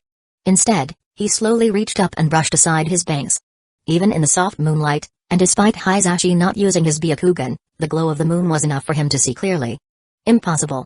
His eyes widened in shock, fixated on Tanaka's forehead.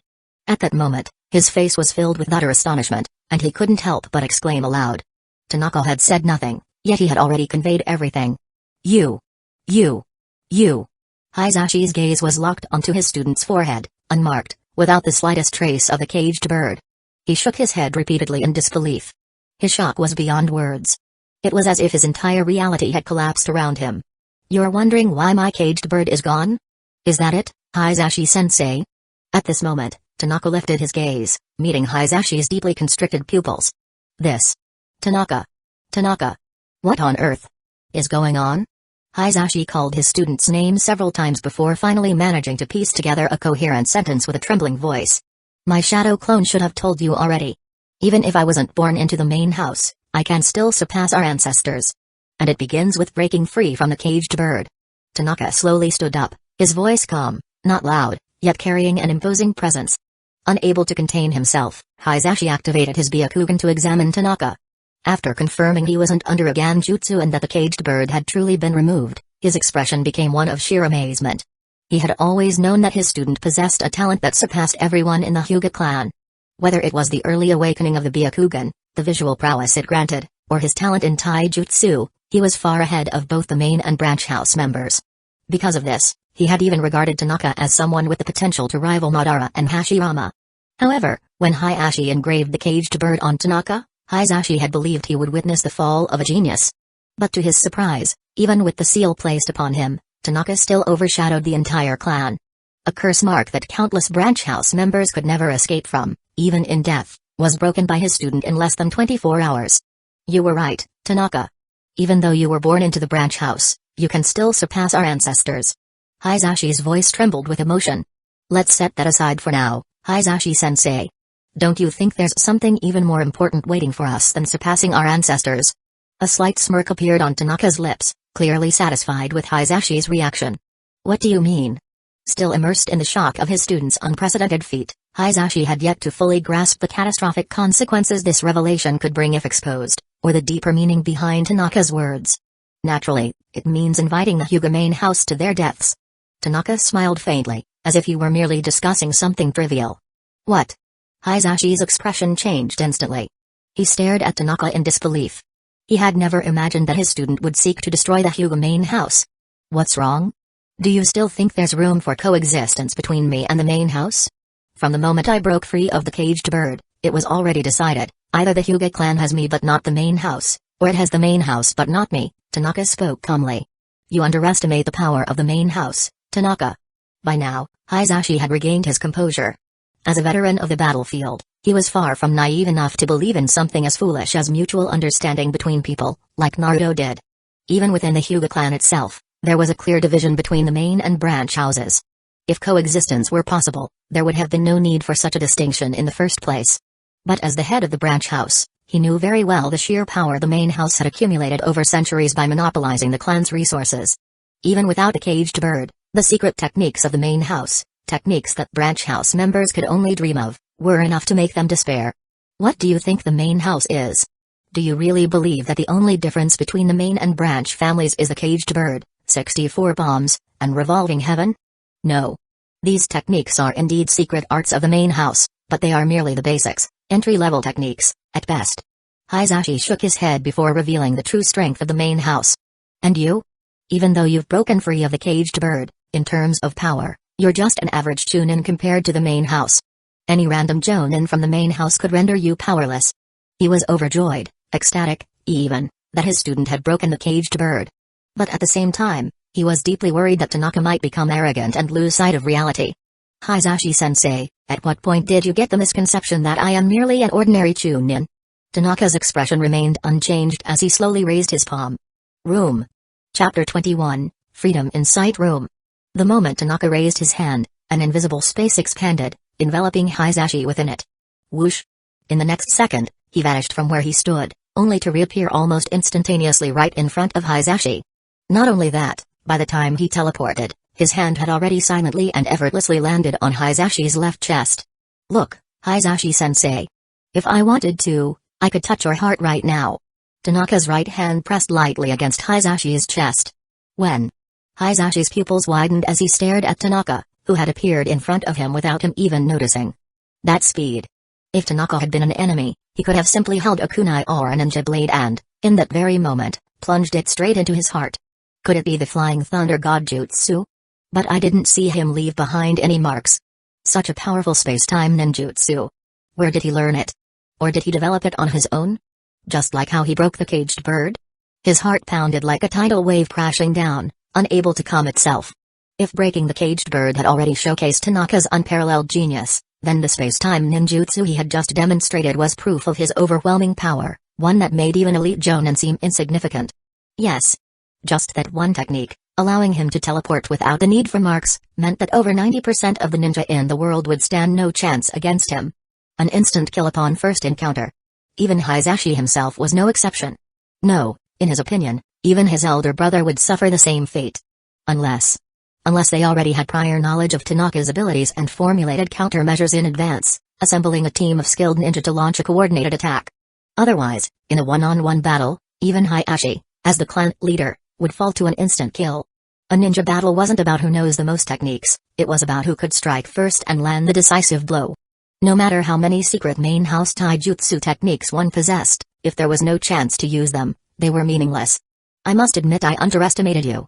But with your current chakra reserves, how many times can you even use that space-time ninjutsu? Once the main house has witnessed it, they will develop countermeasures. If all the main house members attack at once, you won't be able to kill them all before your chakra runs out. And don't forget, Hisashi can command the entire branch house with the caged bird alone. When that happens, what will you do? Hisashi acknowledged that Tanaka had already surpassed him as a teacher, but he still didn't believe Tanaka could defeat the main house.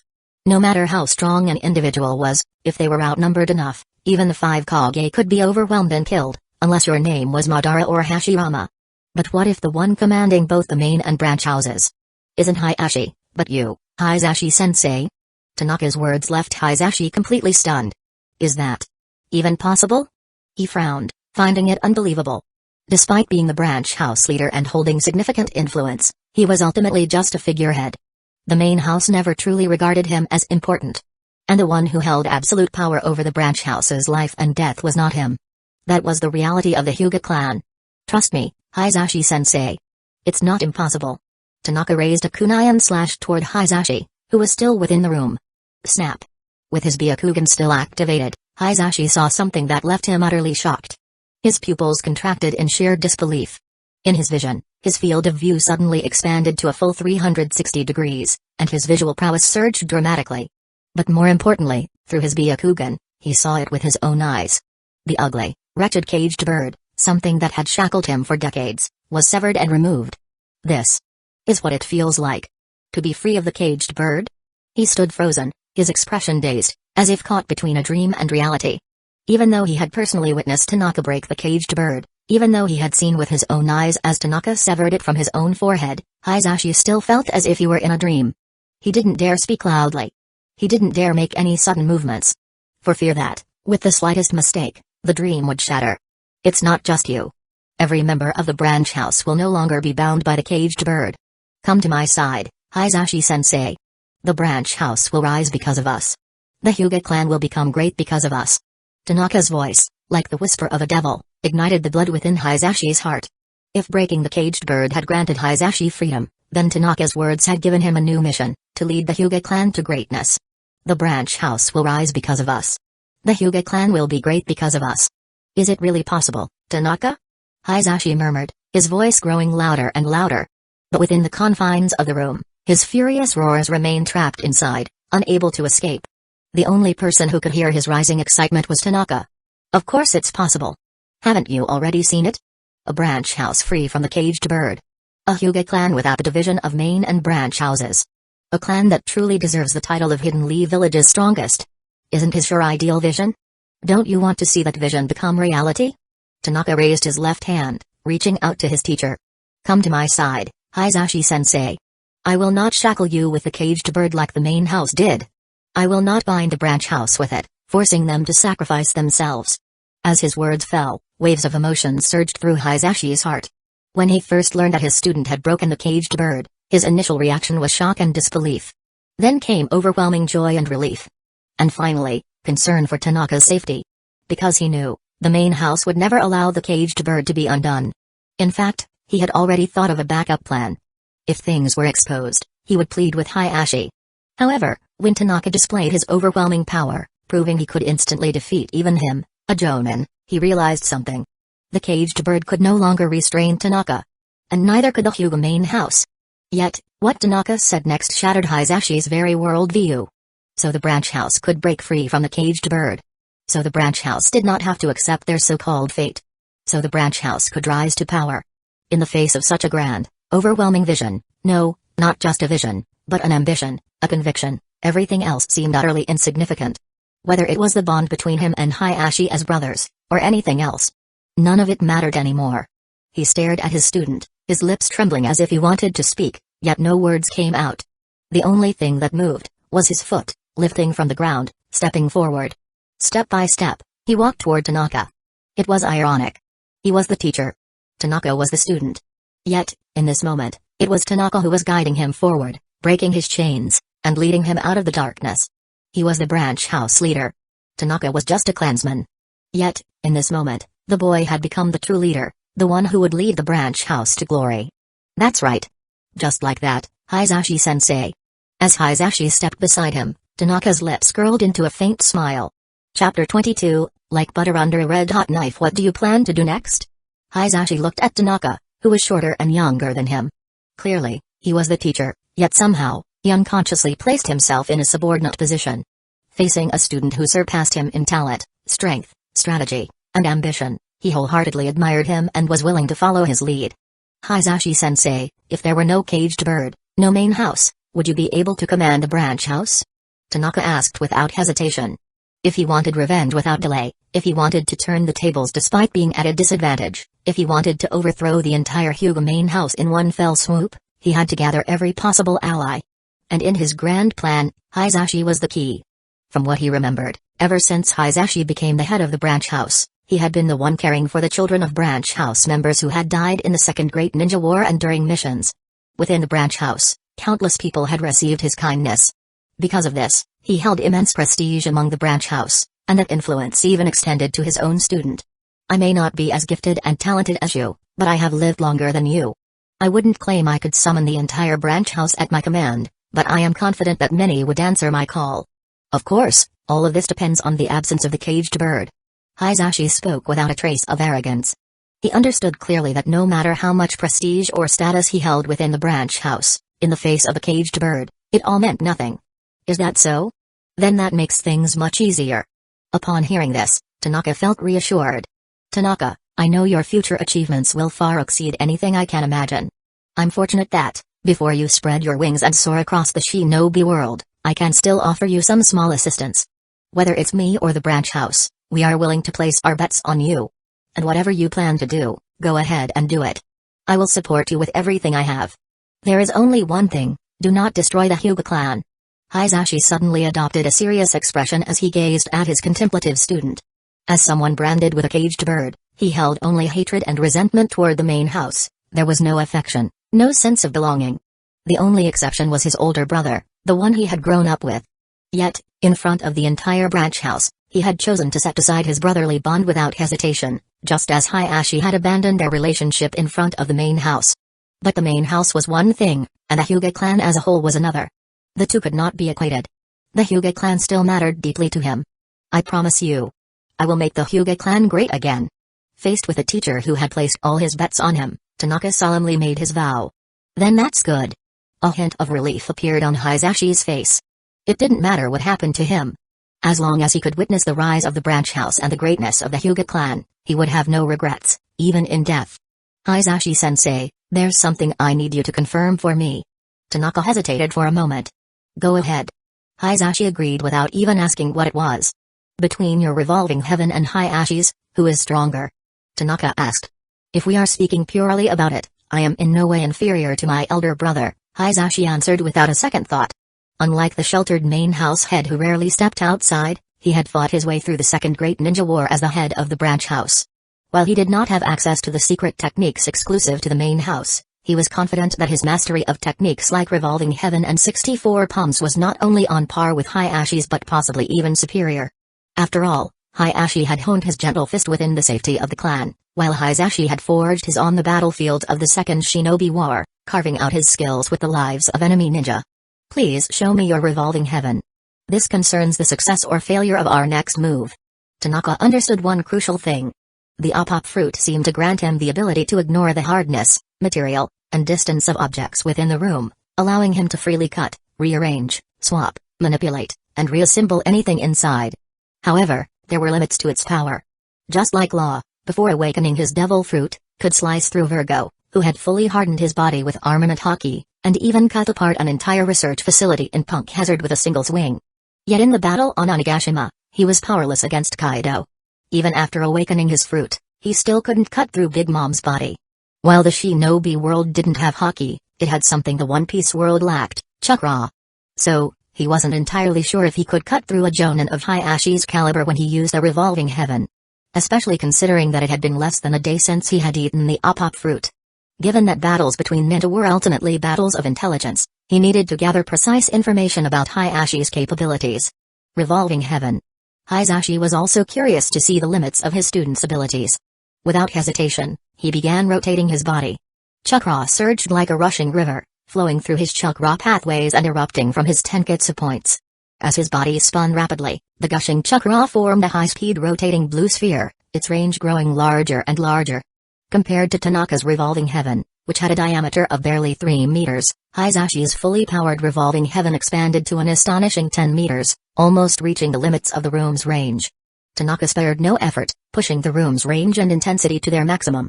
His stamina drained like a flood, but in exchange, the room's diameter surged from its usual 15 meters to an impressive 25 meters. Once the room reached its critical threshold, he gripped a kunai in his hand and faced Hayashi, who was enveloped in the swirling chakra sphere. With a downward swing, the kunai slashed through the air. Of course, he had only targeted Revolving Heaven itself, without touching Hayashi in the slightest. After all, within the room's field, even if he sliced Hayashi into 8 pieces, his teacher would feel only mild pain, and as long as the severed body parts were reattached afterward, there would be no injuries, he wouldn't die. But he had no intention of cutting his teacher into pieces. Crack. The moment the kunai's motion halted, Tanaka saw it clearly. The 10-meter-wide chakra sphere, like a slab of butter, had been sliced straight through by a red-hot knife. One clean cut. Hayashi, who had been spinning rapidly, froze mid-movement, his body and footsteps halting at the same time. What just happened? His kunai never even touched my Revolving Heaven, yet it was severed in midair, completely bisected. And I wasn't harmed at all. What kind of unbelievable swordsmanship is this? Even the White Fang. I doubt his blade could achieve such a feat. Hayashi stared at Tanaka in a daze. He had always known his student was powerful, but he had never expected that, in addition to his time-space jutsu that had just effortlessly defeated him, Tanaka also possessed such astonishing swordsmanship. Moreover, he had a gut feeling, Tanaka had held back. Otherwise, it wouldn't have been just Revolving Heaven that got cut, it would have been him as well. Chapter 23, The Cage Breaker Comes Knocking. The Revolving Heaven couldn't stop me. At least. The Revolving Heaven used by Hyūga clan members without Kage-level strength can't withstand the cutting power of the Apop fruit. Tanaka's breathing was noticeably heavier than before, and a hint of joy flickered in his eyes. With a single slash, he had cut through the 10-meter-wide Revolving Heaven. In fact, if he wanted to, he could have sliced through Hayashi as well. However, while this attack was undeniably powerful, it also consumed a lot of stamina. If he kept using this level of attack continuously, he probably wouldn't be able to activate his room again for a short while. But even so, he couldn't hide the joy in his heart. Because that one slash had already proven, if he wished, even a Jonin could be killed in an instant. It's done, Hayashi-sensei. Tanaka retracted his room. He had cut through the Revolving Heaven as easily as slicing through paper. Bound by the caged bird, the Hyūga clan had not produced another Kage-level powerhouse since the very first clan leader at the founding of Hidden Leaf Village. In other words, among the entire Hyūga clan, there was no one who could rival him. No one could stop him from doing whatever he wanted. Hayashi looked at the black-haired boy in front of him, at a complete loss for words to describe his emotions. At just 8 years old, he had already reached a level where no one below Kage class could stand against him. In fact, he even believed that if the third Hokage faced Tanaka without prior knowledge of his abilities, he might suffer a major loss. The power of the Apop fruit was simply too broken. Especially in the Naruto world, not only did it adapt perfectly, but it also created a complete power disparity against anyone below Kage level. Let's go, Hizashi-sensei. It's time to begin the main house crush plan. After steadying his breathing, Tanaka turned and walked toward the village. The main house crush plan. Hizashi's heart trembled at these words, but his body responded instinctively. Without a moment's hesitation, he stepped forward and followed closely behind Tanaka. In the past, the main house had used the Hyūga name to determine the life and death of the branch house at will. Now, the branch house could naturally use the Hyūga name to send the entire main house to their deaths, including his own brother. Inside the grand courtyard of the main house head, Hiashi sat kneeling on a cushion, occasionally glancing in the direction of another residence outside the courtyard. That was where his younger brother, Hizashi, lived. Still thinking about Hizashi? At that moment, the sliding door opened, and a woman of similar age to Hiashi stood at the entrance, looking at him with concern. No one knew a husband better than his wife. As his wife, she immediately saw through his thoughts. When the elders branded Hizashi with a caged bird back then, he stayed outside for 3 whole days. Hiashi glanced at his wife, not bothering to hide his thoughts from her. He personally raised Tanaka, both as a disciple and as a son. He had to watch as you branded Tanaka with the caged bird. That must have been extremely painful for him. Although she was born into the main house, she had witnessed many branch house members receiving the caged bird over the years. Saying there is no greater sorrow than a dead heart would not be an exaggeration. Sigh. Hiashi shook his head and sighed deeply. As the head of the main house, he had felt no guilt, no hesitation, and no pity when he personally branded Tanaka with the caged bird. He simply didn't want this matter to stir up unpleasant memories from Hizashi's childhood, affecting their brotherly relationship. So, if given the chance to do it again, he would still brand Tanaka without hesitation. Not just Tanaka, even if the one being branded with the caged bird today were his own younger brother, he would still do it.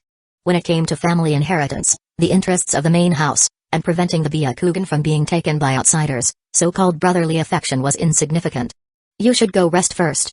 I want to sit here a little longer, Hiashi said to his wife. Don't stay up too late, she nodded. Before leaving, she made sure to close the sliding door behind her. Hizashi, as the head of the branch house, you should be able to understand me. Not just your disciple, even if it were my own descendants, I would show no mercy. Hiashi kept repeating these words to himself. Only by doing so could he convince himself that he had the right to exercise absolute control over the branch house with a clear conscience. But was that really the case? According to the Hyūga clan's rules, branch house members were supposed to be branded with a caged bird at the age of 3.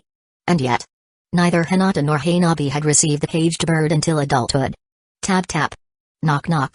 After sitting in the room for another half an hour, just as Hiashi was about to stand up from his cushion, footsteps suddenly sounded from outside, followed by a knock on the door. Hiashi-sama, Hizashi says he has something important to discuss with you. He and Tanaka are waiting outside. Wearing a maid's uniform, Natsu knocked on the door and slid it open. She first bowed to Hiashi inside the room before stating her purpose. Bring them in.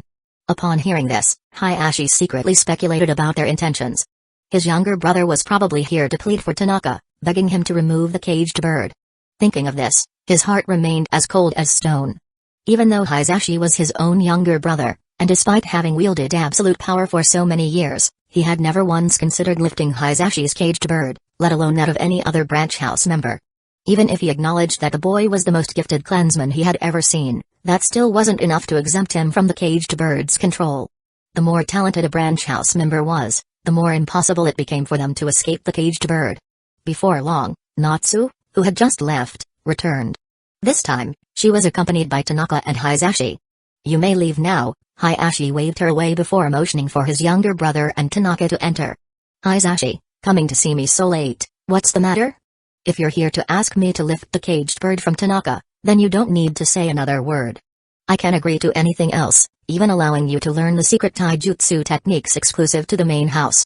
But when it comes to the caged bird, there is no room for discussion. As soon as Tanaka and Hizashi sat down, Hiashi spoke directly, not giving Hizashi a chance to speak first. Then, he turned to look at Tanaka. The main house bears the responsibility of protecting and advancing the Hyūga clan, while the branch house is tasked with protecting the main house. The two must work together, only in this way can the Hyūga clan remain strong for generations. But I do recognize your exceptional talent. And as the clan leader, I cannot show favoritism, but I can make an exception and allow you to train in the main house's secret taijutsu techniques.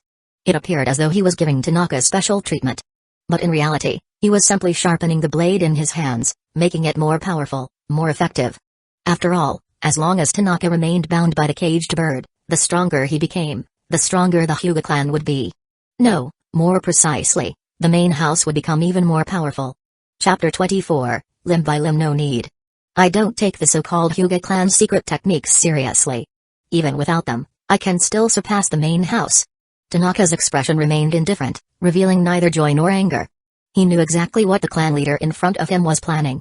But to him, the so-called secret taijutsu of the main house was of little consequence. Even if he truly desired it, he wouldn't need Hayashi to give it to him, he would take it himself. What did you just say? Hayashi's brows furrowed slightly, his gaze turning colder, as if his authority had been challenged. In his eyes, he had already shown unprecedented generosity toward Tanaka. Logically, the latter should have been deeply grateful. If not for Hayashi being present, he would have already activated the caged bird to punish Tanaka for his audacity, his arrogance, his lack of respect for the hierarchy, and his defiance of the main house. Let's discuss the secret taijutsu training another time.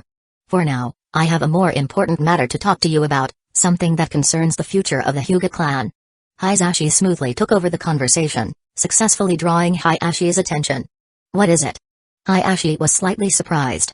Ever since Hayashi was branded with a caged bird, this was the first time he had seen him act with such seriousness. Clan leader Hayashi. Hearing this unfamiliar form of address coming from Hayashi felt a dark cloud settle over his heart. And sure enough, what followed made him freeze in shock. I ask that you step down as the leader of the Hyūga clan. Hayashi locked eyes with Hayashi, speaking each word with deliberate clarity. You. Do you even realize what you're saying? Hayashi's face darkened. He wanted to lash out, but considering that he had just placed the caged bird on Tanaka today, it was understandable for emotions to run high. Suppressing his anger, he commanded, "Leave. For the sake of you being my brother, I'll pretend I didn't hear what you just said. But you'd better remember, this is the only time. Even if you are my brother, you must understand respect and know your place." He stopped himself from forming the hand seals to activate the caged bird and instead ordered Hayashi to withdraw. "So, you've chosen to refuse? Very well." Hayashi glanced at Hayashi, having observed his every movement. "Since you refuse to step down with dignity, we'll have to help you do so." The moment these words fell, even someone as composed as Hayashi could not hold back a cold, furious laugh. Am I to take this as a threat? A branch house member showing disrespect to the head of the main house. Do you know the consequences? Hayashi remained kneeling on the tatami mat, showing no intention of rising despite Hayashi's direct challenge. Instead, he slowly raised his right hand, extending his index and middle fingers skyward, pressing them together. Just as he was about to activate the seal, his wrist suddenly felt lighter. Then, his right hand was severed at the base. Whoosh! Before he could react, his severed hand vanished before his eyes. Are you looking for this? Tanaka sat casually on the tatami mat, gripping a severed hand in his right hand. Before stepping into this room, he had already activated room. Before even facing Hayashi directly, he had already placed him within his domain. In other words, even before their eyes met, from the moment he stood outside the door, he could have instantly eliminated the so-called Hyūga clan leader. What? Hayashi's pupils contracted, his heart filled with shock. But he had no time to dwell on what had just happened, there was no time even to retreat. Immediately, he used his remaining left hand to form a seal, attempting to activate the caged bird. Crack. The moment his index and middle fingers pressed together, the sharp sound of something tearing through flesh rang out. Then, under his disbelieving gaze, his last remaining hand was severed, just like the right one. Whoosh! Tanaka released the kunai in his hand, then slowly curled the fingers of his left hand inward. The moment he clenched his fist, Hayashi's severed left hand, which had been suspended in midair, fell perfectly into his palm. Give up. You will never defeat Tanaka.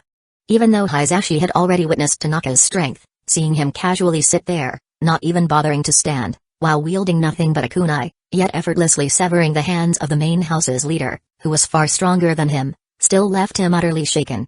Hayashi. Have you lost your mind? How dare you go this far? Hayashi was consumed with rage, yet his body instinctively reacted to his predicament. He planted his feet firmly on the ground and leaped like a wild animal, attempting to rush toward the door. At the same time, he roared, hoping his voice would draw the attention of others in the Hyūga household. Even though his hands were gone and he could no longer form seals to activate the caged bird, the other main house members could. As long as he escaped, As long as word of this reached the rest of the clan, any main house member who arrived would be able to take control of the situation. So, you really don't understand your own situation, huh? Tanaka remained seated, making no effort to pursue him. Instead, he picked up the kunai once more and flicked his wrist. Slash. Hayashi had barely lifted off the ground when he felt a sharp, almost painless sensation at the base of his thighs. A moment later, his body suddenly felt much lighter. Looking down, his pupils shrank in horror. His legs had been severed, just like his hands. The next second, with his limbs gone, he crashed helplessly onto the tatami floor, landing in a pathetic heap at Tanaka's feet. Impossible. How could you possess such power? His face was filled with shock and disbelief as he stared up at Tanaka, eyes wide with terror. Was this the power of the Byakugan? Or Gentle Fist? No. It was neither. Then what was it? At that moment, fear gripped him, an incomprehensible, gut-wrenching terror. It had only been half a day. And yet, the dynamic between himself, the revered Hyūga clan leader, and Tanaka, a mere branch house member, had completely reversed. Drop your delusions. Haven't you noticed yet?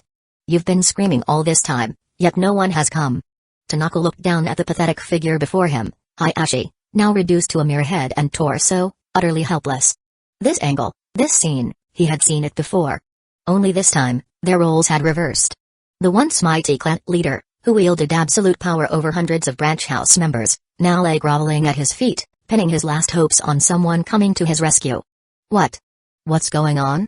Hayashi finally realized something. The commotion in the room had been deafening. Even if his personal attendant, Natsu, hadn't noticed. But his wife certainly should have. And yet, he had been mutilated, his hands and feet severed, reduced to nothing more than a cripple, and still, no one had come. Even so, he refused to admit defeat. Chapter 25, Blood is thinner than freedom, so what? Even if you do end up killing me, you won't escape death either. The moment you step out of this door, all that awaits you is a dead end.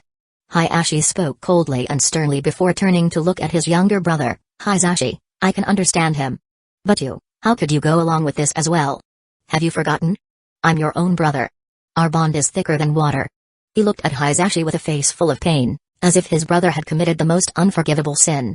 When the main house branded me with a caged bird, why didn't you stand up and say I was your brother? When you branded Tanaka with a caged bird, why didn't you stand up and say I was your brother? And now, kneeling before us, you suddenly want to tell me that blood is thicker than water? Hisashi's eyes burned with fury as he roared out, venting years of suppressed resentment. Everything I did was for the clan. You have to understand me, Hisashi. Even as the head of the main house, I must abide by the clan's rules. Faced with his younger brother's thunderous rage, Hayashi's gaze flickered slightly. Then, shifting his tone, he tried to play on emotions. Of course, I understand you. I've always treated you as my older brother. So now, please try to understand me. After saying that, Hisashi ignored Hayashi and turned toward Tanaka. I'm ready. Do what you must, I will cooperate with you fully. Hisashi knew that after stepping into this room, Tanaka had not acted immediately. Instead, he had endured until now, out of respect for him as his teacher. A disciple who viewed him as family, he naturally had to treat Tanaka as his closest confidant. For this reason, he absolutely would not allow himself to become a burden to Tanaka. What are you trying to do? If you stop now, everything can still be undone. I can pretend none of this ever happened, don't make an irreversible mistake. Hearing this, Hayashi grew increasingly uneasy. Although he didn't know what they were planning, an ominous voice in his mind warned him that whatever was about to happen could very well overturn the entire main house. Even if he refused to believe that Tanaka and Hisashi had the ability to do so. Hisashi's expression remained unchanged as he stared at Hayashi with his Byakugan, firm and ice cold. You won't succeed. Even if you kill me, you'll still be caged birds. In this life, no, forever and ever, you will remain in the cage. Seeing this, Hayashi felt a chill in his heart. But even as he roared defiantly, his hysterical shouts abruptly stopped. Because Tanaka, sitting in front of him, had reached up and brushed aside the bangs covering his forehead. No. Impossible. Hayashi's eyes went blank, his expression dazed. His reaction was even greater than when he was betrayed by his brother Hisashi, or when he was mutilated by Tanaka. There was only one reason. The caged bird, the main house's tool of control and suppression over the branch house, had just disappeared from Tanaka's forehead. Impossible. Absolutely impossible. This morning, I personally branded you with the caged bird. Hayashi lifted his head off the floor, his face filled with horror. His shrill screams betrayed his deep fear. Yes. Even when Tanaka severed his limbs, he had still managed to maintain his composure as the head of the main house. But now, he had completely lost control. All because the caged bird had been broken. As the head of the main house, no one understood better than him. The caged bird didn't just restrict the branch house's Byakugan and their lives, it also suppressed a century's worth of accumulated resentment from the branch house since the seal's inception. Once the caged bird was gone, what awaited the main house was a violent reckoning. At the mere thought of this consequence, he felt his entire being turn cold, as if his soul were plunging into an icy abyss. And what truly drove him to despair was the sight of Hisashi crouching down, lowering his head right in front of him. Then, just like Tanaka, he reached up and brushed aside his bangs. "Hisashi, you!" Hisashi stared at his younger brother's forehead, spotless, without a trace of the cursed seal. His first reaction was not joy at seeing his brother free from the caged bird. No. His eyes, besides reflecting pure terror, now burned with an overwhelming, murderous intent. So it really is like this. Just as Tanaka said. My own brother, upon seeing me freed from the caged bird, doesn't feel happiness, his first thought is to kill me. Hisashi took in every detail of Hayashi's expression, his shifting gaze, his emotions laid bare. Because the Byakugan had insight surpassing even the Sharingan, he could see everything with absolute clarity. From the moment Hisashi saw him freed from the caged bird, every single frame of his expression, from shock to sheer killing intent, was burned into Hisashi's mind. His heart turned completely cold. He felt utterly disheartened. Because on the way back to the clan, he had pleaded with Tanaka to spare Hayashi's life. And yet, Hisashi wanted to kill him. And no, that's not it, Hisashi. You got it wrong. Seeing Hisashi's cold expression, Hisashi panicked, his eyes flickering uneasily. He knew that the fate of his entire family now rested on Tanaka's whims. From the moment he witnessed these two breaking free from the caged bird, he had already foreseen the downfall of the main house. After all, if Tanaka could break the seal on himself, if he could free Hisashi, then he could do the same for the rest of the branch house. And when that happened, the main house would have to face the fury of 100 years of oppression. As the head of the main house, he would be the first to be struck down. Rip. Tanaka reached out, grabbed Hisashi by the hair, and lifted his upper body, now reduced to just a head and torso, suspending him in midair. What are you trying to do? Hisashi struggled, twisting his body desperately. But the only response was, click. The sliding door of the room was suddenly pulled open. Standing at the doorway was a branch house girl dressed in a maid's outfit, Natsu. The sudden development stunned Hisashi for a moment. Then his face lit up with joy. However, he failed to notice that Tanaka's expression remained completely unchanged. There was no panic, no fear of being exposed. As if everything was still firmly within his control. Just as Hisashi was about to cry out for help, Natsu spoke first, her words instantly silencing the head of the main house. Tanaka-sama, apologies for keeping you waiting. I have brought you what you requested. She stepped into the room, carrying a small dog. Then, like a servant greeting her master, she knelt down in deep reverence before Tanaka. You've worked hard, Natsu. And remember this, from now on, you never need to perform this branch house bow again. Tanaka shook his head. He had no qualms about accepting bows from those outside the Hyūga clan. But among his own kin, this rigid, hierarchical display of submission was unnecessary.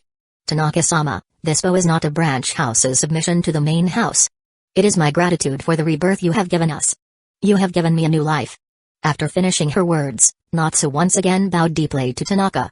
When she lifted her head again, Hisashi, who had been lying on the tatami like the small dog beside her, finally noticed. She had removed the forehead protector she once wore. And more importantly, the caged bird, which should have been permanently engraved on her forehead, the seal that would only disappear in death, was completely gone. Chapter 26, The Personality Transplant. Hisashi watched as Natsu ignored him, and instead knelt in deep reverence before Tanaka. His mind went blank for a moment, and his heart sank into the depths of despair.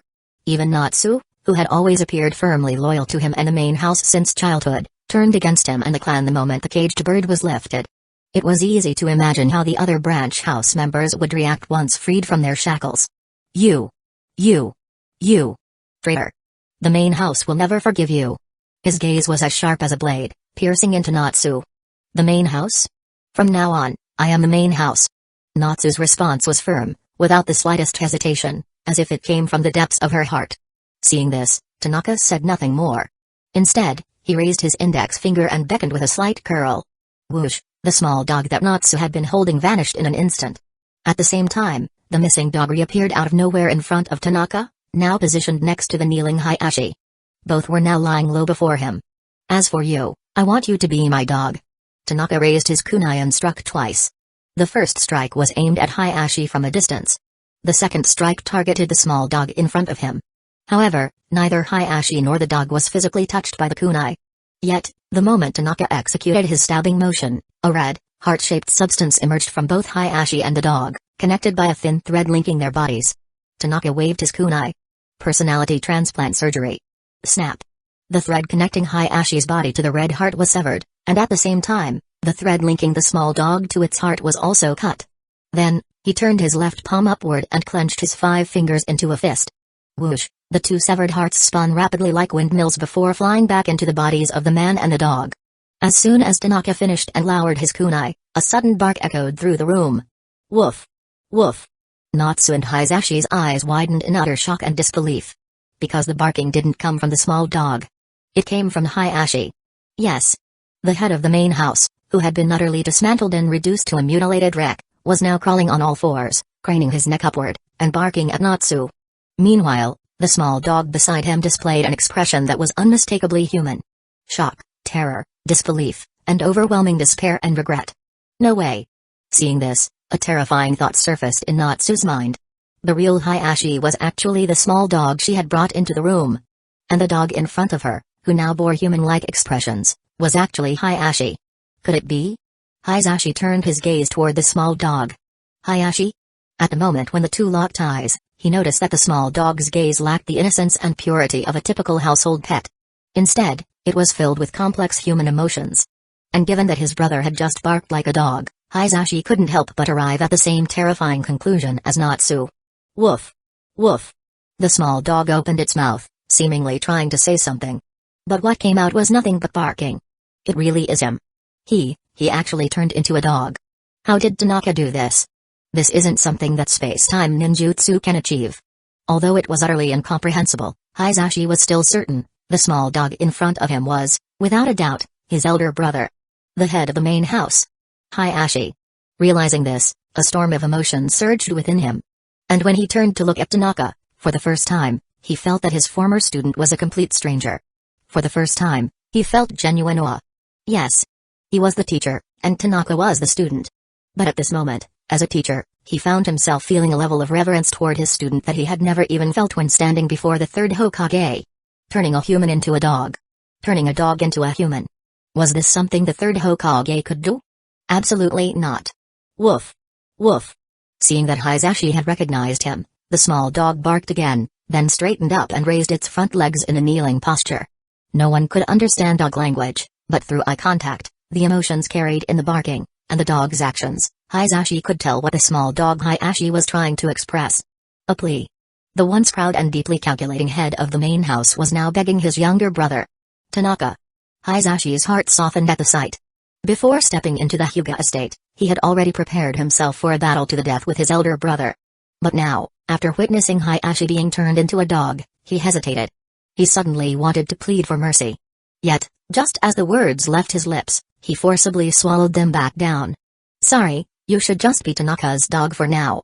Let him vent his anger first. Hayashi believed he understood his student to some extent. He couldn't say for certain whether Tanaka would kill Hayashi.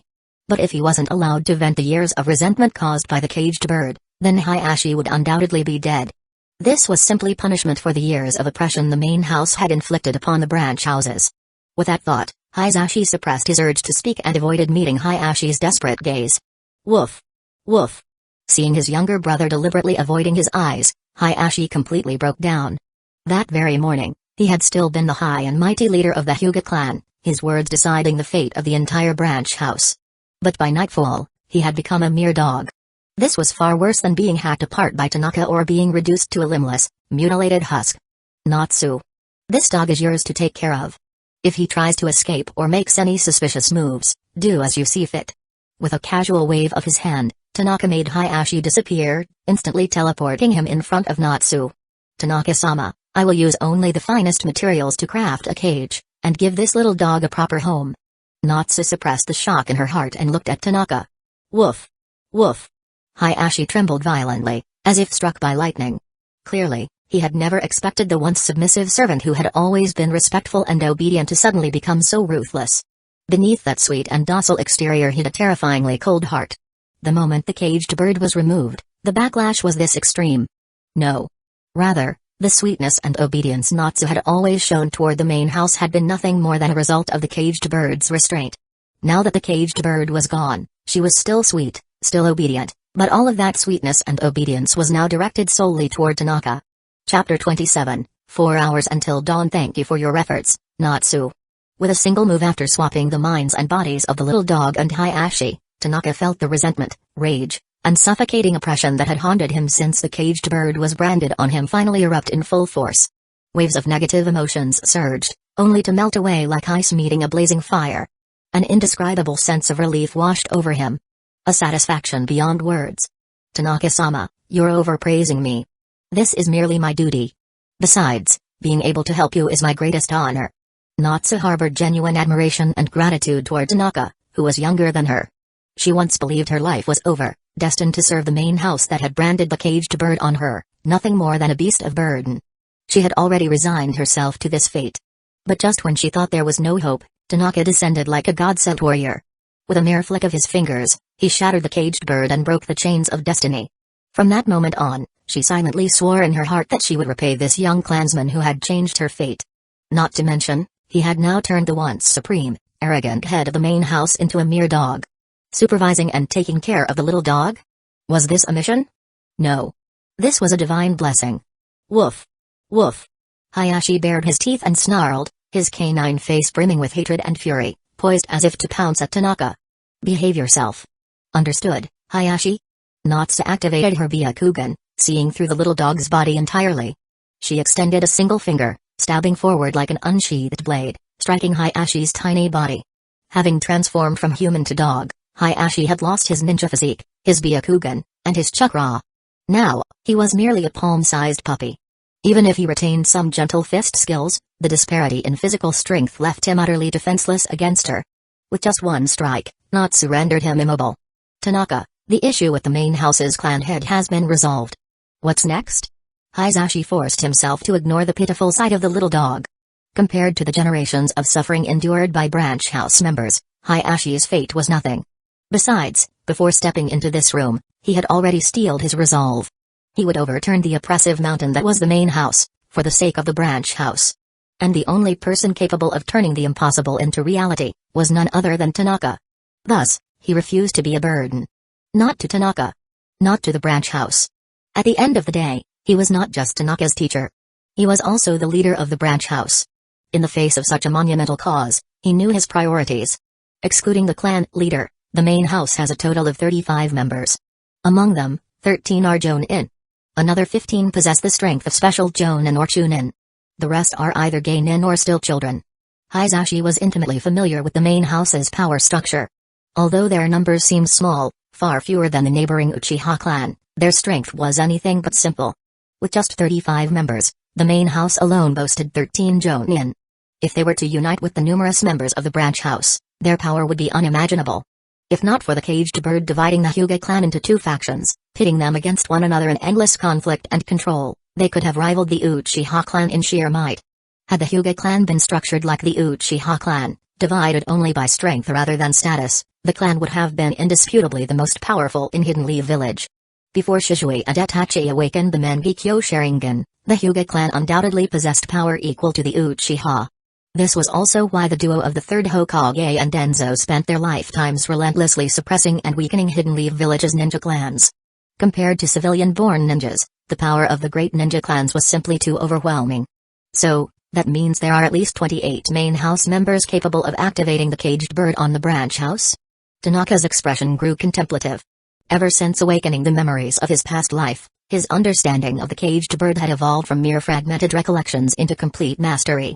The true terror of the caged bird, the reason why it drove the branch house into utter despair and forced them into submission for life, was that as long as even a single main house member retained control over the technique, they could dominate the entire branch house. For instance, while it was Hayashi, who had originally branded the seal onto him, any other main house member who knew the technique could still, with a single thought, seal his Byakugan or destroy his nervous system. In other words, any main house member who mastered the caged bird could, at any moment, exterminate all branch house members who bore the seal. For the branch house, This was nothing short of suffocating, an absolute nightmare. That's right. Hisashi's expression turned grave. Currently, among the entire branch house, the only ones free from the caged bird's control were newborns under the age of 3, and 3 individuals, himself, Tanaka, and Natsu. To him, there were only 2 paths to liberate the branch house, before the main house realized what was happening: eliminate every single member who controlled the caged bird, or remove the caged bird from all branch house members. However, no matter which path they chose, execution would not be easy. Given an ninja's natural vigilance, even if the main house had grown complacent from their long-standing dominance, never imagining that a branch house member could break the caged bird, there was always the risk of information leaking over time. And that risk was substantial. If word spread to the Anbu, Root, or other ninjas, the situation would become even more unpredictable. Tanaka-sama, there's something I must report to you. Hayashi has a habit: every morning, he gathers the main house elders for a meeting. At that moment, Natsu suddenly spoke. Lying on the tatami, paralyzed like a dead dog, Hayashi's dim eyes suddenly flickered with a glimmer of hope. So what if he had been defeated? As soon as dawn arrived, everything that had happened in this room would be exposed to the entire main house. In fact, he didn't even have to wait until dawn. His wife might grow suspicious if he failed to return soon enough. There are 4 hours until sunrise. Tanaka, should I gather the branch house? Every single one that we can. Before sunrise, we should free as many from the caged bird as possible. Hisashi gazed out at the starry night sky, his face reflecting both urgency and deep contemplation. To him, this was the best course of action. Hayashi had already been turned into a dog. Surely, Tanaka's resentment from being branded with the caged bird had been vented.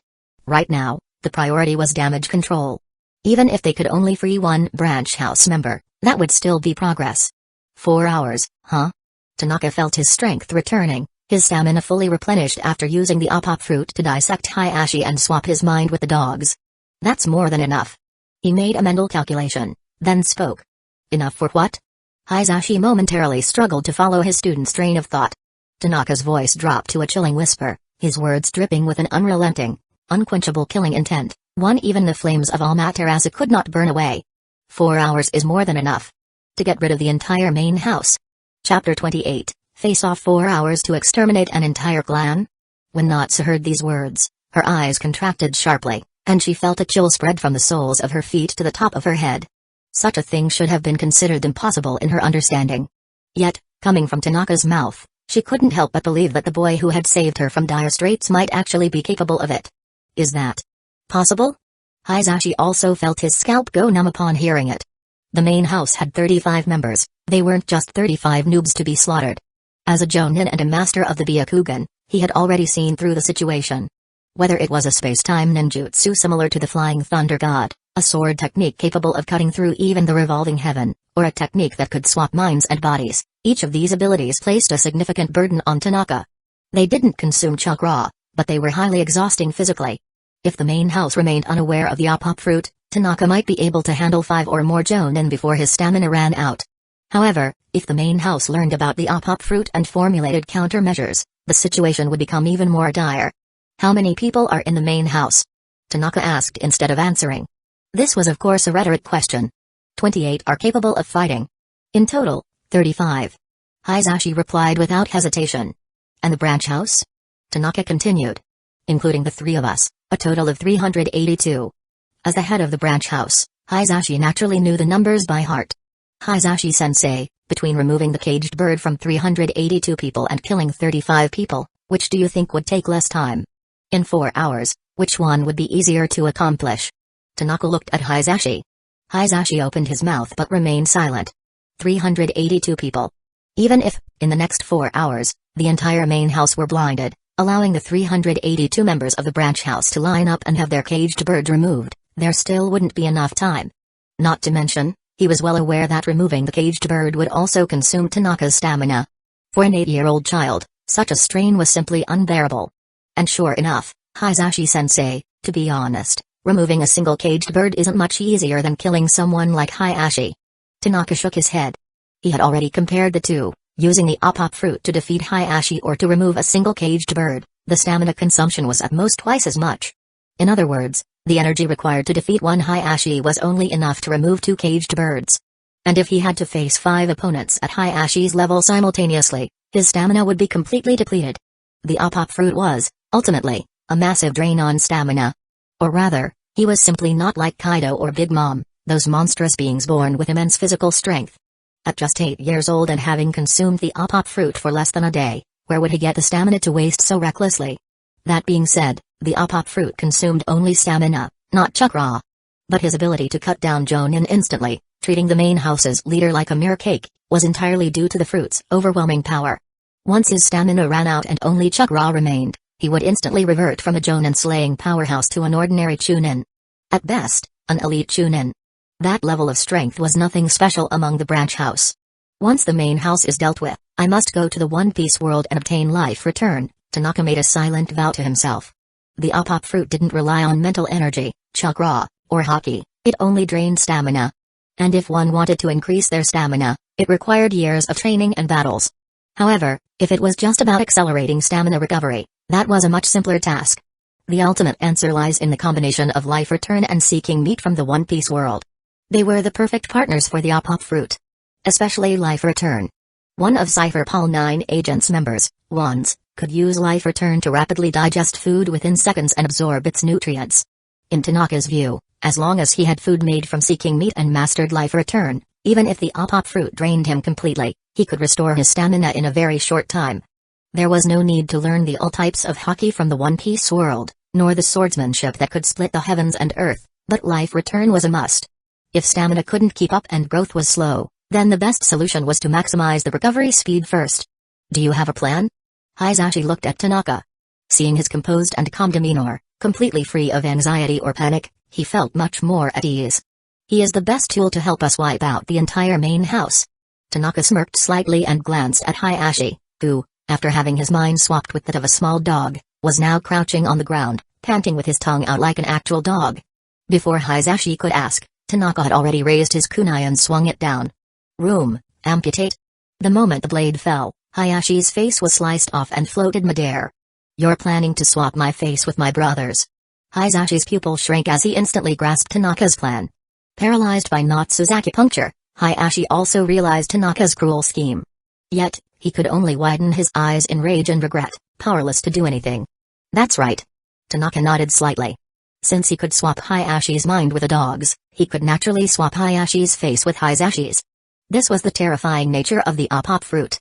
Whether it was swapping minds or transplanting limbs and organs, everything fused seamlessly without any rejection. It was as if it had always been that way. I see now. So this is why, upon returning to the Hyūga clan, his first move was to go after my brother. Not even hatred could cloud his judgment? Hisashi was utterly shocked. At first, he thought Tanaka was simply young and impulsive, unable to endure any grievances, which was why he insisted on attacking the main house tonight, striking down Hayashi first, the very person who had branded him with the caged bird. But now, he finally understood. From the moment Tanaka decided to exterminate the Hyūga main house, he had already formulated a complete strategy.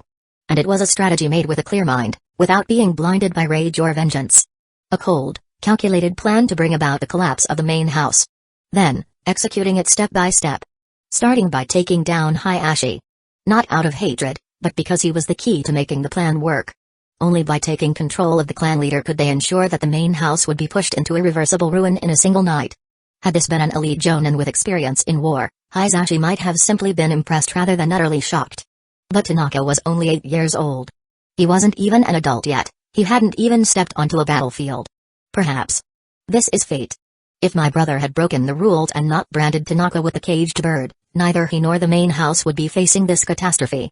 But instead, everything happening today is the main house's own doing. The one who destroyed the main house was not Tanaka, but their own arrogance. These thoughts filled Hisashi's mind. At that moment, his resolve became even firmer. When the heavens bestow an opportunity, failing to seize it invites disaster. He understood this principle well. Since the fate had sent Tanaka to the branch house, he had to grasp this opportunity. Just as his brother Hayashi often said, everything is for the Hyūga clan. Chapter 29, 6 Elders, 1 Doorway Room, Amputate. Seeing that Hisashi had understood his thoughts, Tanaka raised his kunai and slashed through the air. Crack. Just like Hayashi, his entire face was sliced off. The faces of the two brothers, nearly identical in appearance, now floated silently in midair. Tanaka raised his left hand, fingers spread, and twisted his palm in the air. Hayashi's face disappeared from midair and perfectly covered Hisashi's. On the other side, Hyūga's face was now placed over Hyūga's. Not even the Byakugan can detect a single flaw. Natsu, witnessing this scene, instinctively activated her Byakugan, examining Hyūga, who now bore Hyūga's face. Even though she was a servant of the main house and highly familiar with Hyūga, and even with the insight of the Byakugan, she had to carefully study their height and subtle differences in body shape to tell them apart. If someone wasn't deeply familiar with them, only a sensory ninja who knew Hyūga's chakra intimately would have any chance of seeing through the disguise. The main house is doomed. Watching Hyūga complete the face swap, Hyūga widened his eyes, tears streaming uncontrollably. Even without his Byakugan, he could find no flaws in Hyūga, who now wore his face, let alone the members of the main house. Even though Tanaka had yet to begin his slaughter, Hyūga had already seen the inevitable downfall of the main house. Because the Hyūga main house had once established a strict clan rule, during peacetime, using the Byakugan on main house members without permission was strictly forbidden. Furthermore, no one was allowed to use it to spy on the clan leader or elders' residences. No ninja wanted to live under the constant surveillance of another's Byakugan. Even the Hyūga themselves despised it. Especially the main house. Thus, beyond establishing this rule, they had also set up barriers around the residences of the clan leader and elders to block Byakugan vision. With these barriers in place, even using the Byakugan would only reveal the existence of a barrier. It was impossible to see what lay inside. At least, a normal Byakugan could not see through the main house's defenses. Because of this, Hyūga knew very well that before a Hyūga elder slid open the door and stepped into this room, even if they stood right outside and used the Byakugan, they would have no way of seeing what was happening inside. And the moment they stepped in, death awaited them. Natsu, in the name of Hyūga, summon all the elders of the main house. Can you do this? After helping Hyūga swap faces, Tanaka rested briefly before instructing Natsu to summon the clan elders under the pretense of Hyūga's authority. I can. Natsu bowed to Tanaka, then turned and left. For someone who had once served as the clan leader's attendant, this task was as simple as breathing. It would not raise any suspicion among the main house elders. After all, transmitting messages in Hyūga's name was something she had done countless times before. The only difference was that before, she had truly acted under Hyūga's orders. Now, she served Tanaka. Once Natsu left, Hyūga did not remain idle. Instead, he began detailing everything he knew about the 6 elders of the main house to Tanaka. First elder of the main house, Hyūga Mitsuhiko, 58 years old, Jonin. Skilled in wind and fire style techniques, particularly adept at chakra-shape transformation-based gentle fist techniques. Second elder of the main house, Hyūga Wataru, 53 years old, Jonin. Proficient in water and fire style techniques, specializing in mid to long-range gentle fist techniques. Third elder of the main house, Hyūga Reiji, 50 years old, Jonin. Skilled in water, fire, and earth style techniques. Possesses the most powerful Byakugan in the clan, second only to Hyūga. Specializes in close quarters gentle fist combat. Fourth elder of the main house, Hyūga Tetsudo, 48 years old, Jonin. Expert in sealing jutsus and wind style. Especially skilled in acupoint strikes, having developed a technique that combines sealing jutsu with acupoint strikes. Once struck at close range, a target's chakra is completely sealed. Fifth elder of the main house, Hyūga Yuzuru, 45 years old, Jonin. Proficient in water and wind style techniques. A genius of the main house, he once combined the vacuum palm with acupoint strikes to develop a secret taijutsu technique that allows him to strike acupoints from a distance. Sixth elder of the main house, Hyūga Ito, 43 years old, Jonin. Specializes in Ganjutsu and Taijutsu. A master of the revolving heaven, he is considered the main house's strongest defender. As Hyūga meticulously relayed every detail he knew about the 6 elders of the main house to Tanaka, Natsu, under the guise of the clan leader's authority, had already summoned them one by one. This way, please. Hyūga-sama is waiting for you in the study. With a humble and respectful demeanor, she led the elders forward. None of them sensed anything unusual. Instead, their minds were preoccupied with curiosity. What matter was so urgent that Hyūga had summoned them in the middle of the night? After all, in less than 4 hours, all the main house elders were scheduled to gather in the clan's council hall. Whatever this was, it couldn't wait until then. The urgency only made them more intrigued. Despite their curiosity, none of them activated their Byakugan. Even though they had already stepped inside, where the barrier no longer blocked their vision, and activating their Byakugan would allow them to see everything within the residence, they refrained from doing so. After all, this was the clan leader's home. Using the Byakugan to peer inside was a serious taboo. It could easily reveal things they weren't meant to see. If they were caught, especially by Hyūga himself, It would be an unforgivable offense. As high-ranking elders of the main house, they were well aware of the consequences such an act could bring. However, what the 6 elders didn't know was that while they chose not to use their Byakugan, it didn't mean they weren't being watched by someone else's. The moment they passed through the barrier and entered the clan leader's residence, 2 pairs of Byakugan had already locked onto their every move. Following Natsu's lead, the 6 elders walked steadily toward the study. Just as they were less than 10 meters from the sliding door, an invisible space, undetectable even by the Byakugan, silently expanded from within the study, enveloping all 6 elders. At the same time, the elders failed to notice that Natsu, walking ahead of them, had already activated her Byakugan, watching them closely.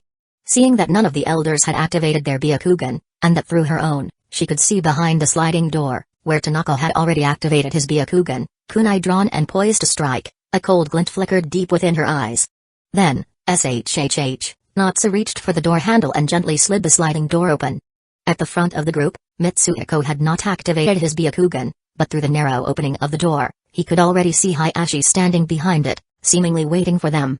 However, he did not see the pile of dismembered body parts strewn across the floor behind Hayashi. Nor did he see the boy standing beside him, kunai in hand, aimed directly at him and the other elders. Hayashi, as the sliding door opened halfway and Mitsuhiko was about to speak, Tanaka's kunai shot forward. Chapter 30, the room where hearts flowed inside the room, separated by a single door. Tanaka wielded a kunai, like a shooting star piercing the sun, thrusting straight toward the Hyūga clan's first elder. Bang! At that moment, Mitsuhiko was just about to greet Hayashi. A sudden, sharp pain struck his heart, as if he had been stabbed. Immediately, a heart, encased in a translucent cube, was forcefully extracted from his back and floated midair. Ah! His eyes widened in shock, his face contorted in pain, astonishment, and confusion. He couldn't understand, why would he be attacked inside the clan leader's chambers?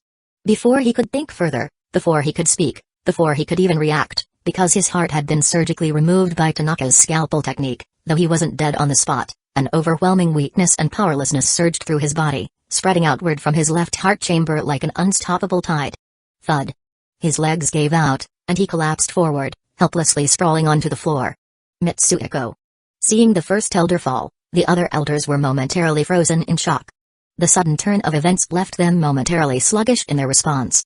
Perhaps, in their younger years, before they became elders of the Hyūga main house, they had all been battle-hardened jonin. But now, age had taken its toll. Having lived in the safety of the Hyūga clan for years, with no need to fight in wars or carry out missions, while their strength might not have deteriorated drastically, their ability to react under crisis had certainly dulled compared to those who constantly walked the edge between life and death. 8 trigrams 64 palms. In that brief moment of hesitation, Hayashi, who had been standing at the door, suddenly sprang into action. In a flash, he lunged forward, already prepared, launching his technique. Bang! Bang!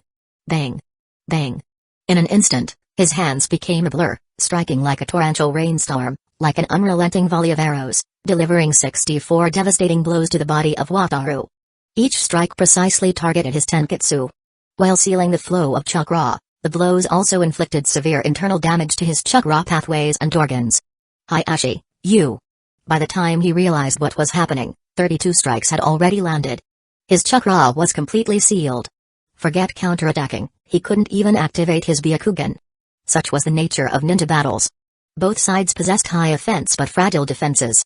Beyond sheer strength and intelligence, victory often depended on who struck first, who managed to learn their technique before the opponent. Wataru hadn't activated his Byakugan. He was utterly unprepared. Awakened abruptly in the dead of night, not exactly groggy, but certainly caught off guard. One side was battle-hardened, executing a premeditated attack. The other was out of practice and completely defenseless. The outcome was inevitable. Within mere moments, Wataru collapsed under the hands of Hayashi. Are you insane? Hayashi. How dare you attack us? We placed you in the clan leader's seat, we can remove you just as easily. Seeing both the first elder and the second elder fall, the remaining 4 elders finally reacted. While enraged, they swiftly stepped back, moving with precise footwork, like swallows skimming across water, as they retreated. They had yet to fully grasp the situation. Regardless of why Hayashi had chosen to rebel, one thing was undeniable, he had attacked them. The immediate priority was to escape, then expose everything about Hayashi. Whoosh! However, just as the 4 elders kept their eyes locked on Hayashi, wary of any further pursuit, suddenly, 4 identical figures materialized behind them, as if they had teleported, blocking their escape. Room, amputate. Tanaka's 4 shadow clones, each wielding a kunai, thrust their blades into the backs of the 3rd, 4th, 5th, and 6th elders of the main house. The spatial swapping ability of the Apop fruit was unbelievably fast. Compared to the speed of light, it could be said to be even more advanced. In the One Piece world, only top-tier hockey users like Doflamingo would have the physical prowess and observation hockey perception to keep up with such speeds. In the Naruto world, anyone below the Kage level, even if they were aware of Tanaka's ability in advance and had made preparations, still might not be able to keep up with it. As for the 4 elders of the main house, though they were taijutsu specialists, they did not possess observation hockey. They had no way to predict his ability beforehand. Furthermore, they were focused on defending against Hayashi in front of them, never expecting that someone could instantly close in from behind. With a well-planned ambush, combined with the sheer speed of room spatial swap, by the time they activated their Byakugan in midair and saw the 4 shadow clones behind them, kunai in hand, thrusting forward, it was already too late. Bang. Bang. Bang. Bang. 4 muffled sounds, like distant thunder, echoed through the room. The 4 elders, still in midair, attempting to retreat, were struck without exception. Each of their hearts was forcefully ejected from their bodies by Tanaka's ability, wielded through the kunai of his shadow clones. Under the 360-degree vision of the Byakugan, they witnessed the entire process with horrifying clarity. From the moment their hearts were extracted, to the instant they flew out into the air, they saw everything. However, seeing did not mean they could change anything. The moment their hearts left their bodies, the 4 elders felt an unprecedented weakness and powerlessness wash over them, just as Mitsuhiko had moments earlier. When their feet touched the ground again, their knees buckled, their bodies collapsing limply onto the floor. They could not move. Even their Byakugan could no longer be activated. At this moment, let alone fighting, even the simple act of breathing required all their effort. Space-time ninjutsu. And a technique that ejects the heart from the body. These are not Hyūga techniques. No, they are not even Hidden Leaf Village techniques. Hayashi, why are you rebelling? Aside from the 2nd elder, who had been personally taken care of by Hayashi and had fainted due to his severe injuries, the other 5 elders, despite having their hearts forcibly removed, remained conscious, though utterly weakened. Thinking back on everything that had just transpired, they were filled with confusion and shock. They could not understand why Hayashi would go to such lengths to orchestrate an attack against them. As the clan leader, he already stood at the pinnacle of power within the clan. Beyond the title of Hokage itself, there was nowhere higher for him to ascend. Even as elders, they had to unite as a collective to balance the authority of the clan leader. Because of this, none of them could comprehend, why would he rebel? At the same time, all of them felt an overwhelming sense of terror and unease. Because, through their Byakugan's vision, they had clearly seen the identity of the person who attacked them. A branch house member. Tanaka. Chapter 31, No Proper Burial for Proper Elites. A branch house boy, not even 10 years old, displayed an unbelievable level of combat power. Relying on his own strength, he single-handedly defeated 5 elite Jonin from the main house. Even Kakashi, hailed as Hidden Leaf Village's #1 genius, was nowhere near his level. If such a genius had emerged in any other ninja clan, they would have celebrated and spared no effort in nurturing him. But not the Hyūga clan. Unless one was born into the main house, a genius from the branch house, no matter how talented, had to be restrained as early as possible to prevent future disorder. Thus, when a mere branch house boy launched an assassination attempt on the main house elders, the elders, severely weakened by their hearts being forcefully removed, were both horrified and filled with unease. Why rebel? The reason is simple, because I am Hayashi. Facing the terrified and bewildered main house elders, the cold expression of Hayashi revealed a trace of excitement and madness. He had waited too long for this moment. In fact, he knew that if not for the sudden rise of Tanaka, he would have never lived to see this day. Whether he died in battle or of old age, this opportunity would have never come. But now, Hayashi and the elders lay prostrate before him. Most importantly, he had finally avenged his childhood pain. It was the 2nd elder, the very one he had just struck with 64 bombs, who had once carved the caged bird onto him. What? You say you're not Hayashi, but Hayashi? Impossible. Our Byakugan sees everything clearly. You are undoubtedly Hayashi. The main house elders, lying on the ground, were filled with shock and disbelief. Hayashi ignored them and instead stepped past their weakened bodies, turning to look at Tanaka. Having witnessed the power of the Apop fruit more than once, he understood that while Tanaka's abilities were incredibly powerful, they also consumed a great deal of stamina. And sure enough, we can't hold on any longer. One of Tanaka's shadow clones spoke before all 4 clones dispersed into white mist. Immediately, A wave of exhaustion crashed over his body and mind. His body swayed slightly, and his face showed undeniable fatigue. Tanaka-sama. Natsu, standing beside him, reacted swiftly, stepping forward to support him. Are you alright? Seeing his disciple utterly drained, Hisashi hurried forward, full of concern. It's nothing, just overexertion. I just need some rest. Tanaka took a few deep breaths and shook his head. This outcome had been expected. After all, his opponents were 5 elite jonin from the main house, all possessing the Byakugan and proficient in numerous secret techniques. He knew that he had to end the battle in a single strike. Otherwise, the situation would spiral out of control, and he would have no choice but to use his Voidwalker's Gate to escape with Hisashi to the One Piece world. Because of this, he had held nothing back. Right from the start, he went all out, activating Amputate to remove the Great Elder's heart. At the same time, he split into 4 shadow clones, using his fruit's power to teleport them behind the other 4 elders and simultaneously activate Amputate again. This meant he had executed 4 spatial swaps and 5 Amputate techniques, each at full power. How could that level of exertion not be exhausting? But the result was nothing short of spectacular.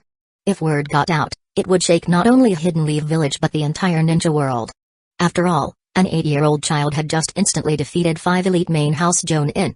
This level of achievement was nearly unheard of, especially before Minato mastered the Flying Thunder God and reached Kage level. That's good to hear. Hearing Tanaka say this, Hisashi finally felt relieved. Natsu, could you bring me something to eat? Preferably something highly nutritious. Tanaka took a deep breath and then spoke to Natsu, who was supporting him. 2 days ago, the main house sent people to the Nara clan to purchase a batch of deer and deer antlers. Would that work for you, Tanaka-sama? As a former servant of the main house head, Natsu might not know everything about the main house's affairs, but when it came to food, she was absolutely well informed. That will do. Hearing this, Tanaka's eyes lit up. The One Piece world had seeking meat, and the Naruto world had its own premium ingredients. For example, Nara clan's deer and Akimaki clan's meat. Among them, the Nara clan's deer were especially famous. Whether it was deer antlers used in medicine or deer meat and deer blood as food, they were all essential for ninjas who constantly fought and suffered injuries. Because of this, the Nara clan's deer were not only in low supply but also incredibly expensive. A ninja from a commoner background, unless they were a genius like Minato or Orochimaru, couldn't afford to eat deer meat daily, let alone have deer antler soup at every meal. Of course, for a noble clan like the Hyūga, this was a trivial matter, but only for the main house. For the branch house, even a genius like Tanaka could only watch unless he paid for it himself. You're really not Hayashi? Lying on the ground, heart removed, Mitsuhiko stared at Hisashi in disbelief. If this person were truly Hayashi, he would never be so close to Tanaka. The only explanation was that the man wearing Hayashi's face was actually Hisashi. Does it even matter to you whether I'm Hisashi or Hayashi? Hisashi walked up to Mitsuhiko and casually picked up the 5 hearts of the main house elders. Hisashi, how dare you commit such a grave sin? The main house will never forgive you. Reiji weakly but furiously rebuked Hisashi. Your disciple won't be spared either. Yuzuru stared at Tanaka with venomous hatred. Interesting. Sitting on the ground, Tanaka took one of the hearts from Hisashi and squeezed it hard. Yuzuru, who had just been glaring at Tanaka with hatred, instantly turned deathly pale, letting out a blood-curdling scream. Smack. Tanaka showed no mercy.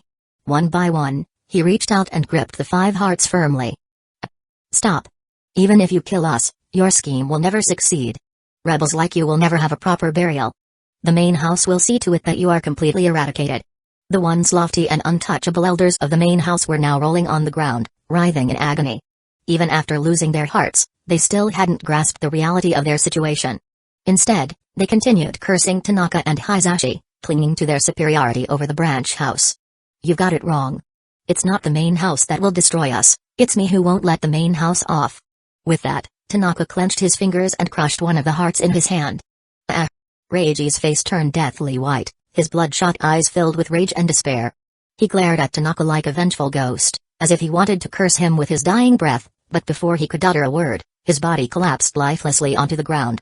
Chapter 32, No More Main House, No More Branch Reiji. Watching as Reiji's heart was crushed, killing him instantly, the other elders were stunned, unable to believe what had just happened before their eyes. The arrogance of the main house, coupled with the fact that even after Tanaka had pierced their hearts, they were still alive, made them never consider that a branch house member would dare to kill a high-ranking elder of the main house, one who held power over the life and death of the branch members. Yet the result was clear. Tanaka had casually crushed Reiji's heart, ending the life of a main house elder. As easily as one would crush an ant. At that moment, the entire room was shrouded in deathly silence. Neither Mitsuhiko nor the other elders spoke a word. Their usual lofty demeanor was gone, as was the arrogance they had displayed just moments ago. All of their oppressive presence had vanished, along with Reiji's heart. You. What exactly do you want? We can talk. After a full minute of silence, Mitsuhiko finally broke the tension. Mitsuhiko, you. Yuzuru widened his eyes in disbelief. The first elder of the prestigious main house, second in power only to the clan leader himself, was bowing his head to a branch house boy. It shattered his entire worldview. Look at his forehead, Ito interrupted Yuzuru. His forehead? Where is the caged bird? Where did it go? Yuzuru's gaze locked onto Tanaka's forehead, and what he saw left him frozen in place, his eyes dull, his lips muttering in disbelief. Not even when Tanaka had effortlessly beaten 5 of them. Not even when he had watched Reiji die right before his eyes. Nothing had shaken him as much as what he saw now. There was not a single trace of the caged bird on Tanaka's forehead. Not even the faintest remnant of it. Even when they were facing death, the main house elders had maintained their arrogance. They believed that as long as the caged bird existed, they still had control over Tanaka and the altered-faced Hizashi. But the truth was now laid bare before them. The caged bird had been broken. And they all knew exactly what that meant. The main house is about to fall. No. The entire Hyūga clan is about to be turned upside down. Tetsudo shuddered, his entire body covered in cold sweat. A genius from the branch house, Tanaka, who could kill 5 main house jonin in an instant. A branch house leader, Hizashi, whose strength was second only to the clan head. And now, the caged bird was gone. With such a combination, he could not imagine the tragedy that would soon befall the main house. It was for this reason, Mitsuhiko, who had always viewed the branch house as mere servants, finally chose to lower his head. He wanted to negotiate in order to prevent the main house from falling into an irreparable abyss. Talk? About what? Tanaka looked down at the first elder with amusement. I can make the decision to remove Hizashi from the position of clan head. Hizashi will take his place. And you? You will become the next heir of the main house. Having recognized the reality of the situation, Mitsuhiko desperately attempted to change the fate of the main house. He had no choice. This was the consequence of the caged bird. It had granted the main house supreme power, but at the same time, it had made their numbers dangerously few. Now that they had fallen, the main house had only a handful of remaining jonin. They could not withstand Tanaka's onslaught. If they did nothing, the main house would be wiped out. They would lose all their power. And none of them wanted to end up like Reiji, lying dead on the ground. Without hesitation, Mitsuhiko chose to compromise, offering up Hizashi, the current clan head, as a sacrifice to quell the resentment of Tanaka and Hizashi toward the main house. The other elders of the main house opened their mouths as if to speak but ultimately chose to remain silent. Sacrificing one Hizashi for the happiness of countless main house members. That was an exchange they were willing to make. However, none of the remaining main house elders noticed that, at the moment they declared Tanaka as the next heir and Hizashi as the new clan head, a small dog locked in a cage nearby suddenly opened its eyes wide.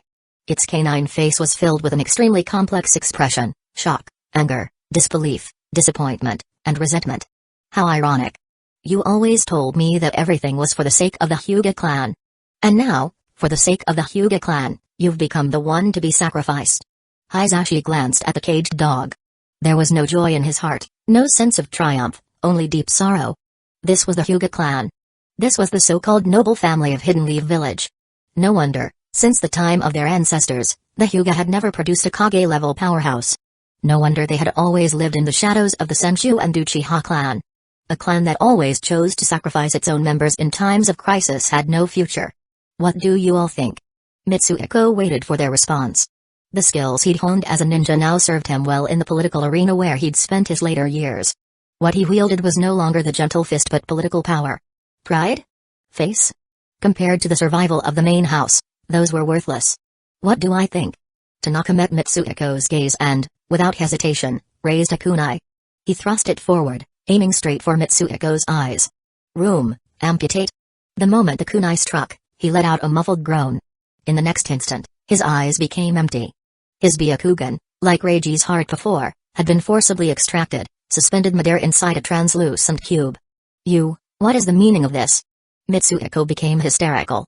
The meaning? It means that whatever I want, I will take myself. I do not need you to give it to me. Whether it's the position of heir to the main house or this pair of Byakugan.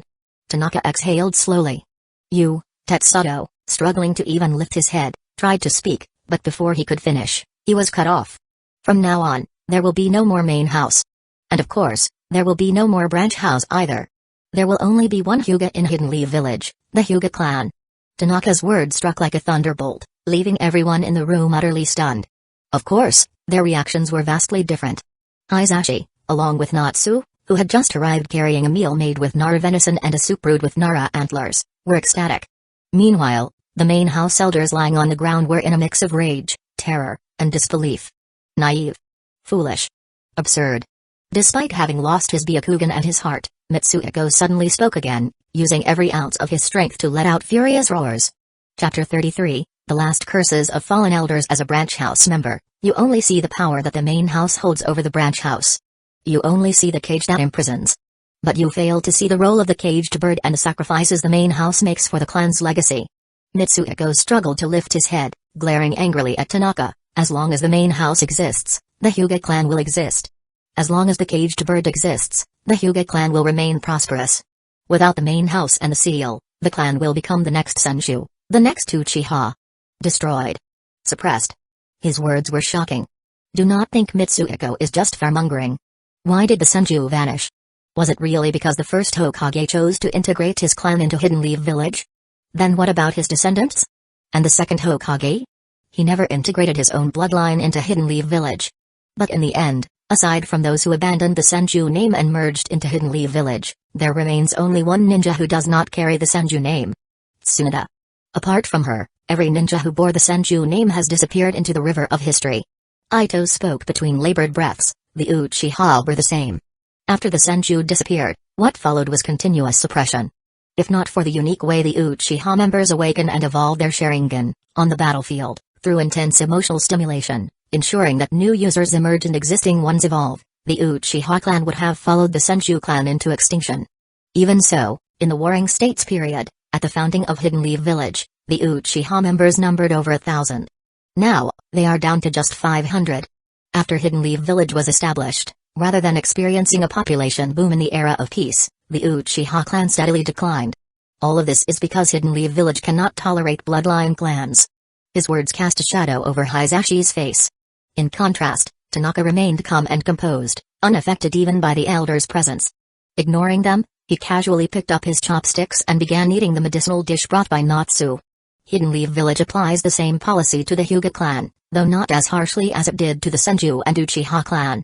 That is because, in the eyes of Hidden Leaf Village's leadership, only the members of the main house truly represent the Hyūga clan.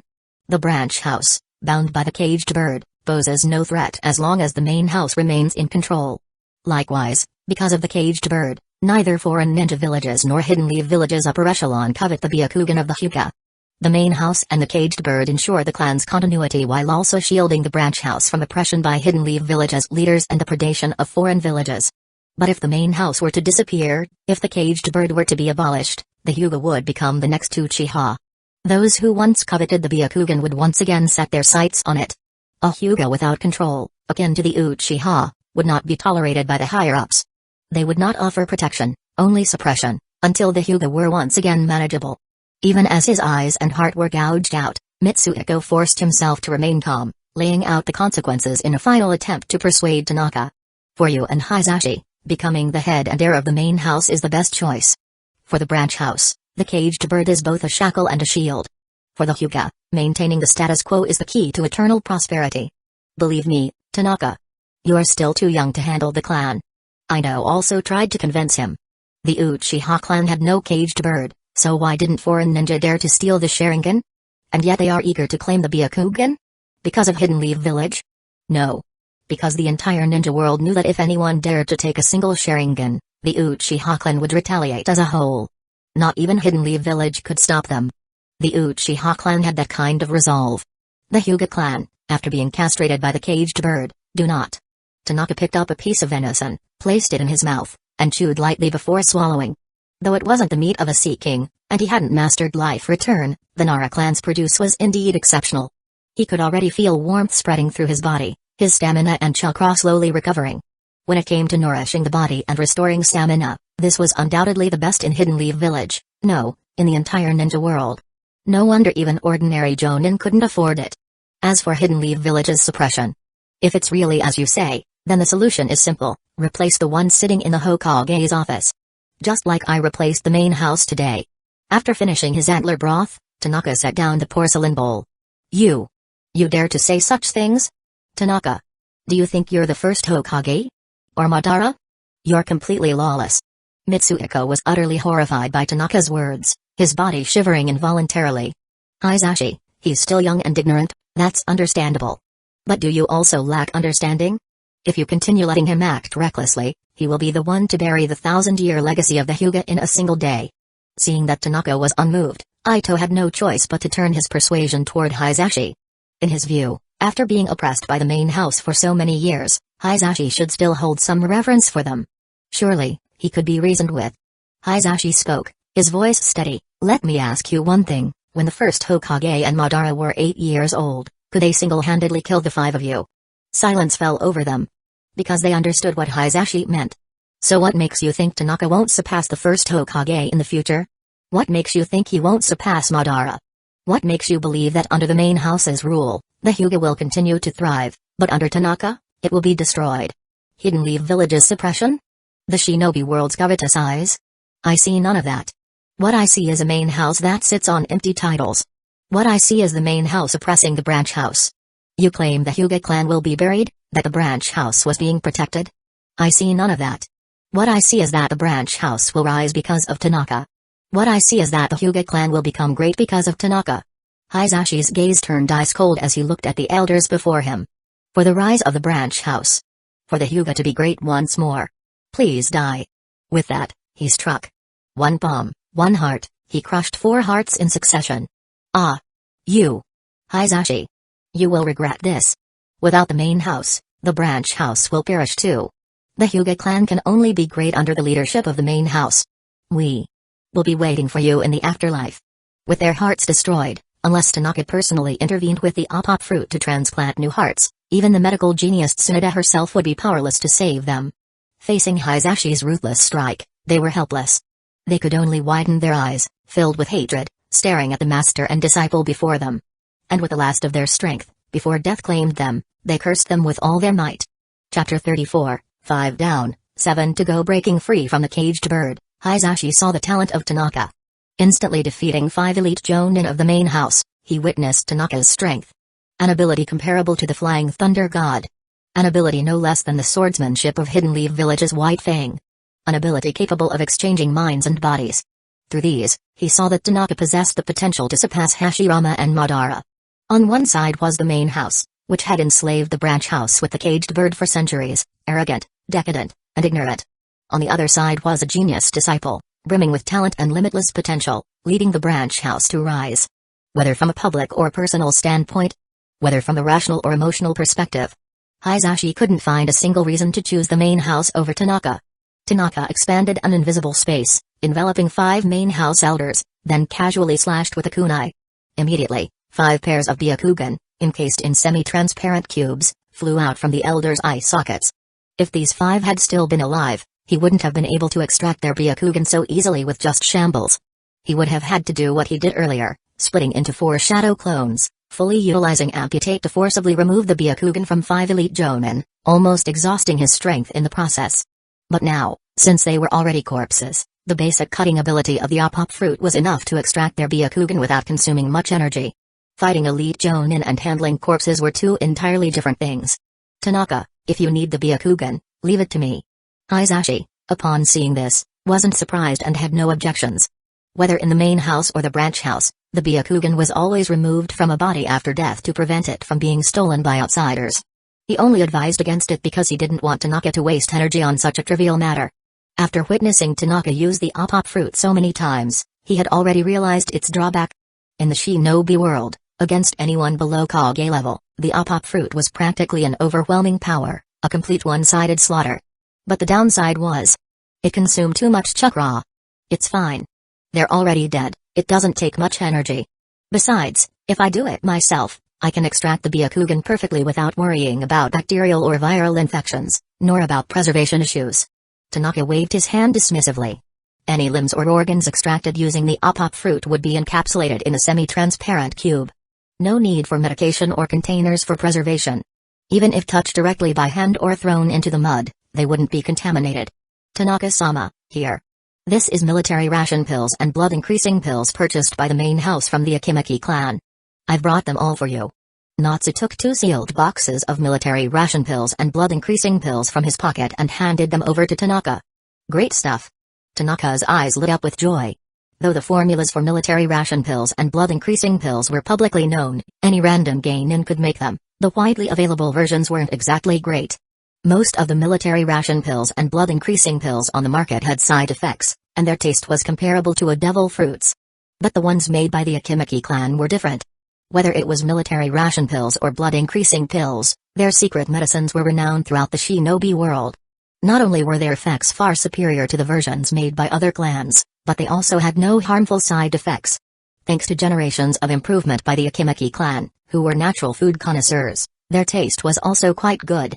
The Akimaki military ration pills and blood-increasing pills that Natsu had brought were products that the branch house could never afford. Crunch. Tanaka placed an Akimaki brand military ration pill into his mouth and bit down. With his Byakugan's ability to see inside the human body and the perception granted by the apop fruit, he could directly observe the minute changes in his body from 2 different perspectives after consuming the pill. In other words, trying to poison him with such methods was nothing but a fool's dream. Before mastering life return, this is practically an essential item for traveling between worlds. Tanaka silently decided after noticing the changes in his body. After consuming the medicinal dish, he felt a comforting warmth spread throughout his body, and his stamina was recovering at a speed far beyond normal. Then, after eating the Akimaki brand military ration pill, his stamina recovery shot up like upgrading from riding a bicycle to driving a motorcycle. His energy bar was refilling rapidly. As long as he had enough of the Akimaki secret medicines on hand, unless he completely drained himself in one go and pushed his body beyond its limits, he never had to worry about the apop fruit exhausting his energy. Room's range has expanded. After eating the Nar brand medicinal deer antler dish, consuming an Akimaki brand military ration pill, and taking just a short rest, Tanaka already felt his stamina fully restored. Moreover, due to the series of intense battles and high-intensity usage of the apop fruit, his room's range had grown larger than it was before he had wiped out the 5 elite elders of the main house. Not only had his operational range expanded, but the overall strength of his devil fruit ability had also significantly increased. Take amputate, for example, if its power level was 10 before, now, with the same energy consumption, it had increased to 15. As expected, whether it's hockey or a devil fruit ability, the improvement from pushing oneself to the limit in actual combat is far more effective than slow training. Just like how 2 years of training with Rayleigh couldn't compare to the power-up Luffy got from Kaido's 3-hit combo. Feeling the increase in his fruit's strength, he was both pleased and thoughtful. This wasn't unique to Luffy, Law had experienced the same thing. After 2 years, he was able to slice Virgo in half, battle Doflamingo multiple times, push himself to the brink again and again, and later, when fighting against the combined might of 2 emperors on Onigashima, he reached his limit repeatedly.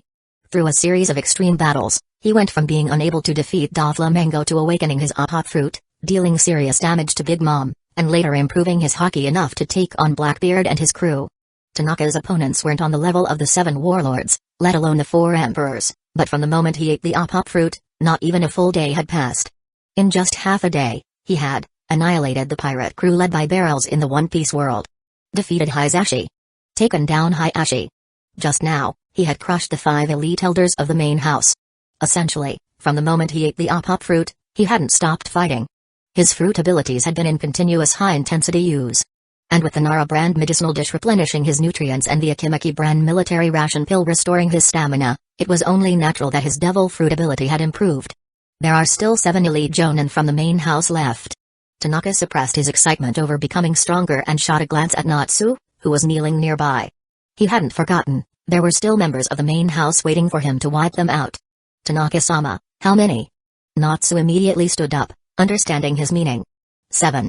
Tanaka responded indifferently, stating the number plainly.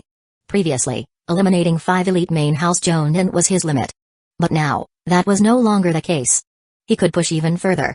Not to mention, with Hizashi assisting him, he had full confidence, and absolute certainty, that he could take down the remaining main house jonin all at once. Chapter 35, 7 Severed Bodies. Everyone's here. Let's go. Hayashi-sama and the elders are waiting for us, we shouldn't keep them waiting too long. What do you think they want from us? If it's just a mission for the village, they could send the branch house members instead. There's no need to summon all of us. Natsu, what do you think? At the entrance of the Hyūga clan's ancestral hall, 7 jonin from the main house arrived at the designated meeting point.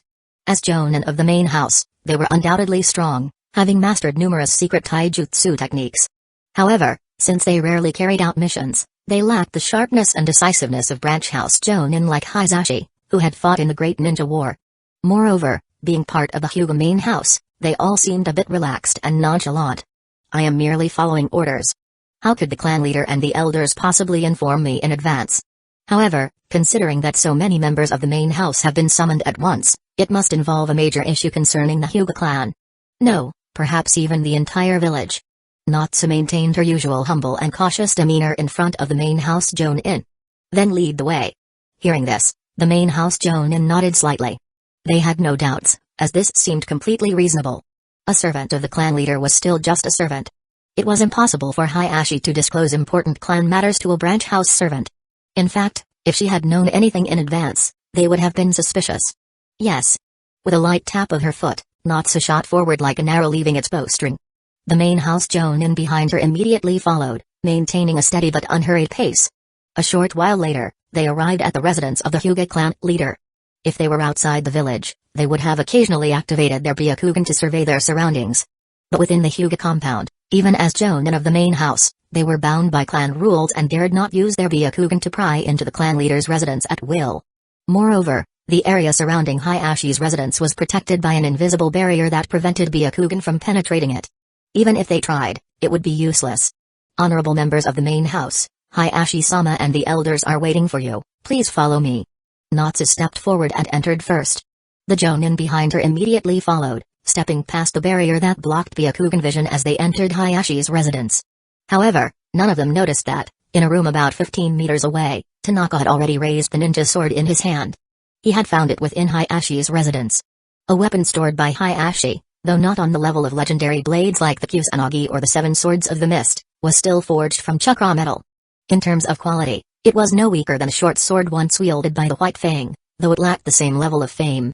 If he had used a standard kunai to clash against this sword, the kunai would have been chipped and damaged within just a few strikes. Room. Tanaka raised his left hand, palm facing upward. An invisible space expanded outward, enveloping all 7 jonin. Amputate. Gripping the ninja sword, he executed a simple yet deadly sweeping slash. Crack. Just as they stepped through the doorway, the 7 main house jonin felt a faint pain in their waists. A moment later, they suddenly felt weightless below the waist, their bodies tilting unnaturally as their upper and lower halves began to separate. Only when they looked down did they realize, they had been cut in half. This is bad.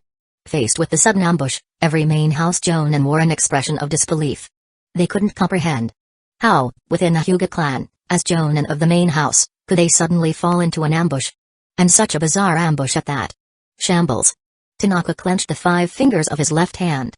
In an instant, Hisashi vanished from his original position, transported through spatial manipulation to appear right in front of 2 already bisected jonin, their upper and lower halves plummeting toward the ground. 8 trigrams vacuum palm. With both hands striking simultaneously, his palms moved at lightning speed, slamming into the chests of the 2 jonin before them. Boom. The moment his hands made contact, an overwhelming burst of force erupted from his palms like a vacuum blast, surging directly into the bodies of the 2 jonin, striking their hearts with immense precision. Already bisected by Tanaka's cut, and now struck directly in the chest by Hisashi's vacuum palm, the 2 fragile jonin coughed up blood violently before collapsing to the ground, completely motionless. Slash. At that moment, Natsu, who had moments ago appeared harmless and humble before the main house jonin, had already activated her Byakugan without anyone noticing. With a swift motion, she reversed her grip on a kunai and drove it straight into the left chest of a bisected main house jonin. Without hesitation, she released the kunai and immediately unleashed a rapid flurry of palm strikes. 8 trigrams 32 palms. In the blink of an eye, she delivered a full set of 32 strikes upon the jonin's body. Under normal circumstances, even though ninja were generally fragile, a jonin was still a jonin. With her abilities barely at the level of a chunin, even landing a full 32 palms against an expert in taijutsu would, at best, inflict some injuries. Severe wounds weren't guaranteed. But the problem was, this particular Jonin had already been bisected by the Op Fruit's cutting ability, his body split in two. Then, his heart had been pierced by a kunai. One had to remember, this was the shinobi world, not the pirate world where everyone had monstrous endurance. Even Hashirama ended his own life with nothing more than a kunai. Even Madara, despite all his strength, still succumbed after a fatal blow orchestrated by Black Zetsu. Let alone this already crippled Jonin.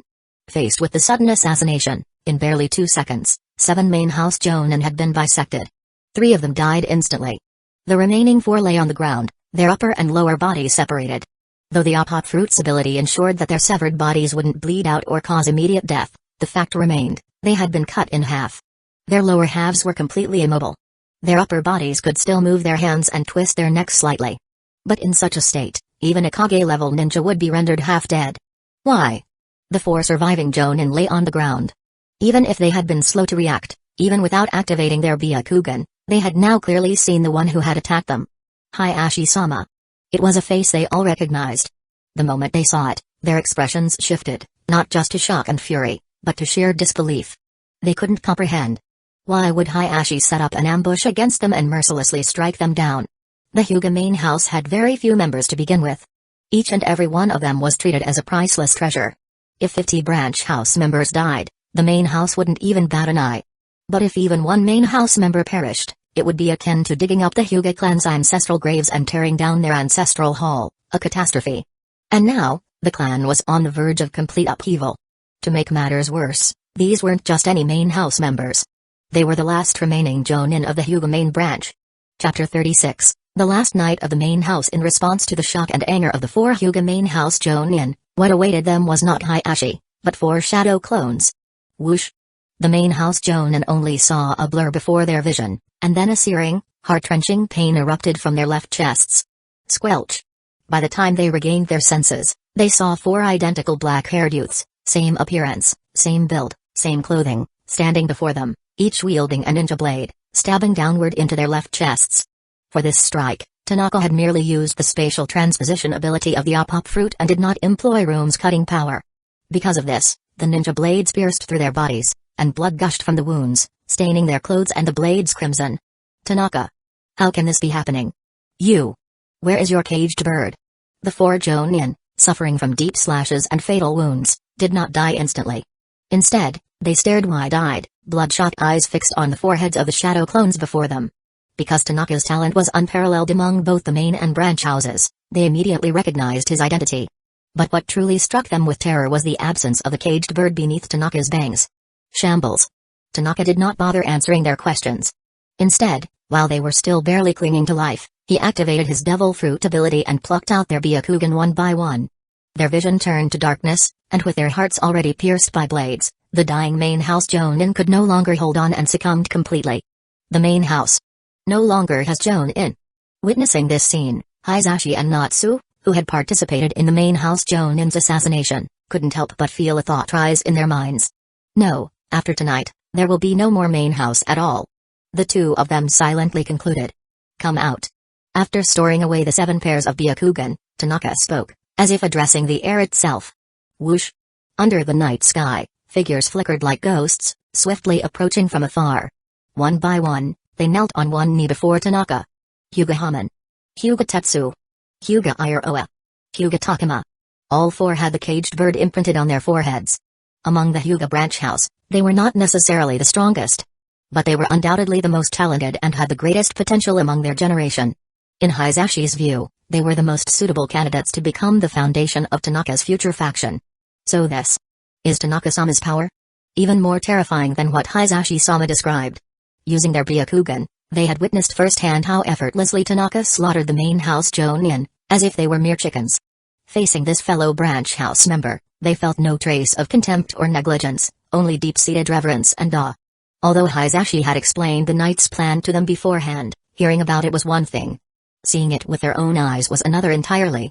The overwhelming display of power shook them to their cores. They now regarded Tanaka as an almost divine existence. Just as Hisashi did, seeing Tanaka as the savior sent by fate to free the branch house from oppression. With his back turned to the 4 kneeling figures, Tanaka activated his Byakugan and Room, fully taking in the sight of the caged bird seals on their foreheads. He knew exactly why Hisashi had singled out these 4 from the hundreds of branch house members. Firstly, they were of similar age to him. Secondly, they were highly talented. Thirdly, it was to help establish his authority, to build his own faction and solidify his position. And so, he swung his blade in a reverse grip. Crack. The 4 all suddenly felt their field of vision expand slightly to a full 360 degrees, and the power of their Byakugan surged in an instant. The caged bird. It's been severed. Upon witnessing the changes in their own bodies, the 4 of them were shaken to their core. They exchanged glances and saw the same emotions reflected in each other's Byakugan: shock, reverence, and deep gratitude. If witnessing Tanaka effortlessly slice 7 main house Jonin in half had instilled awe and worship in their hearts, then seeing him break the caged bird with a mere gesture filled them with overwhelming gratitude. After all, nothing could make a branch house member more grateful than being freed from the caged bird. Any branch house member who had endured the seal's restraints and the agony of its backlash would have only one greatest dream: to be rid of the caged bird forever. Will you fight for me? Tanaka got straight to the point, wasting no time on elaborate speeches or appeals to the broader cause of the branch house. He asked them directly. We pledge our lives to Tanaka-sama. Having just witnessed both his power and mercy, Haman and the others did not hesitate for even a moment before kneeling in allegiance. They were not fools. From the clan leader to the elders, down to the main house Jonin, every single one had been slaughtered by Tanaka. After tonight, there would be no more main house. After tonight, the one who ruled the Hyūga clan would not be Hisashi. It would be the boy standing before them. Before dawn, send the main house on their way. Tanaka placed an Akimaki military ration pill into his mouth and bit down lightly. The main house's Jonin had already been annihilated. There was no longer any need to masquerade under the name of Hisashi to lure the main house into a trap. All that remained was to swing the executioner's blade and send the remaining main house members to their graves. Understood? Whether it was the branch house leader, Hisashi, or the others, every one of their Byakugan, veins bulging, gleamed with a killing intent so fierce it seemed to pierce the darkness of night.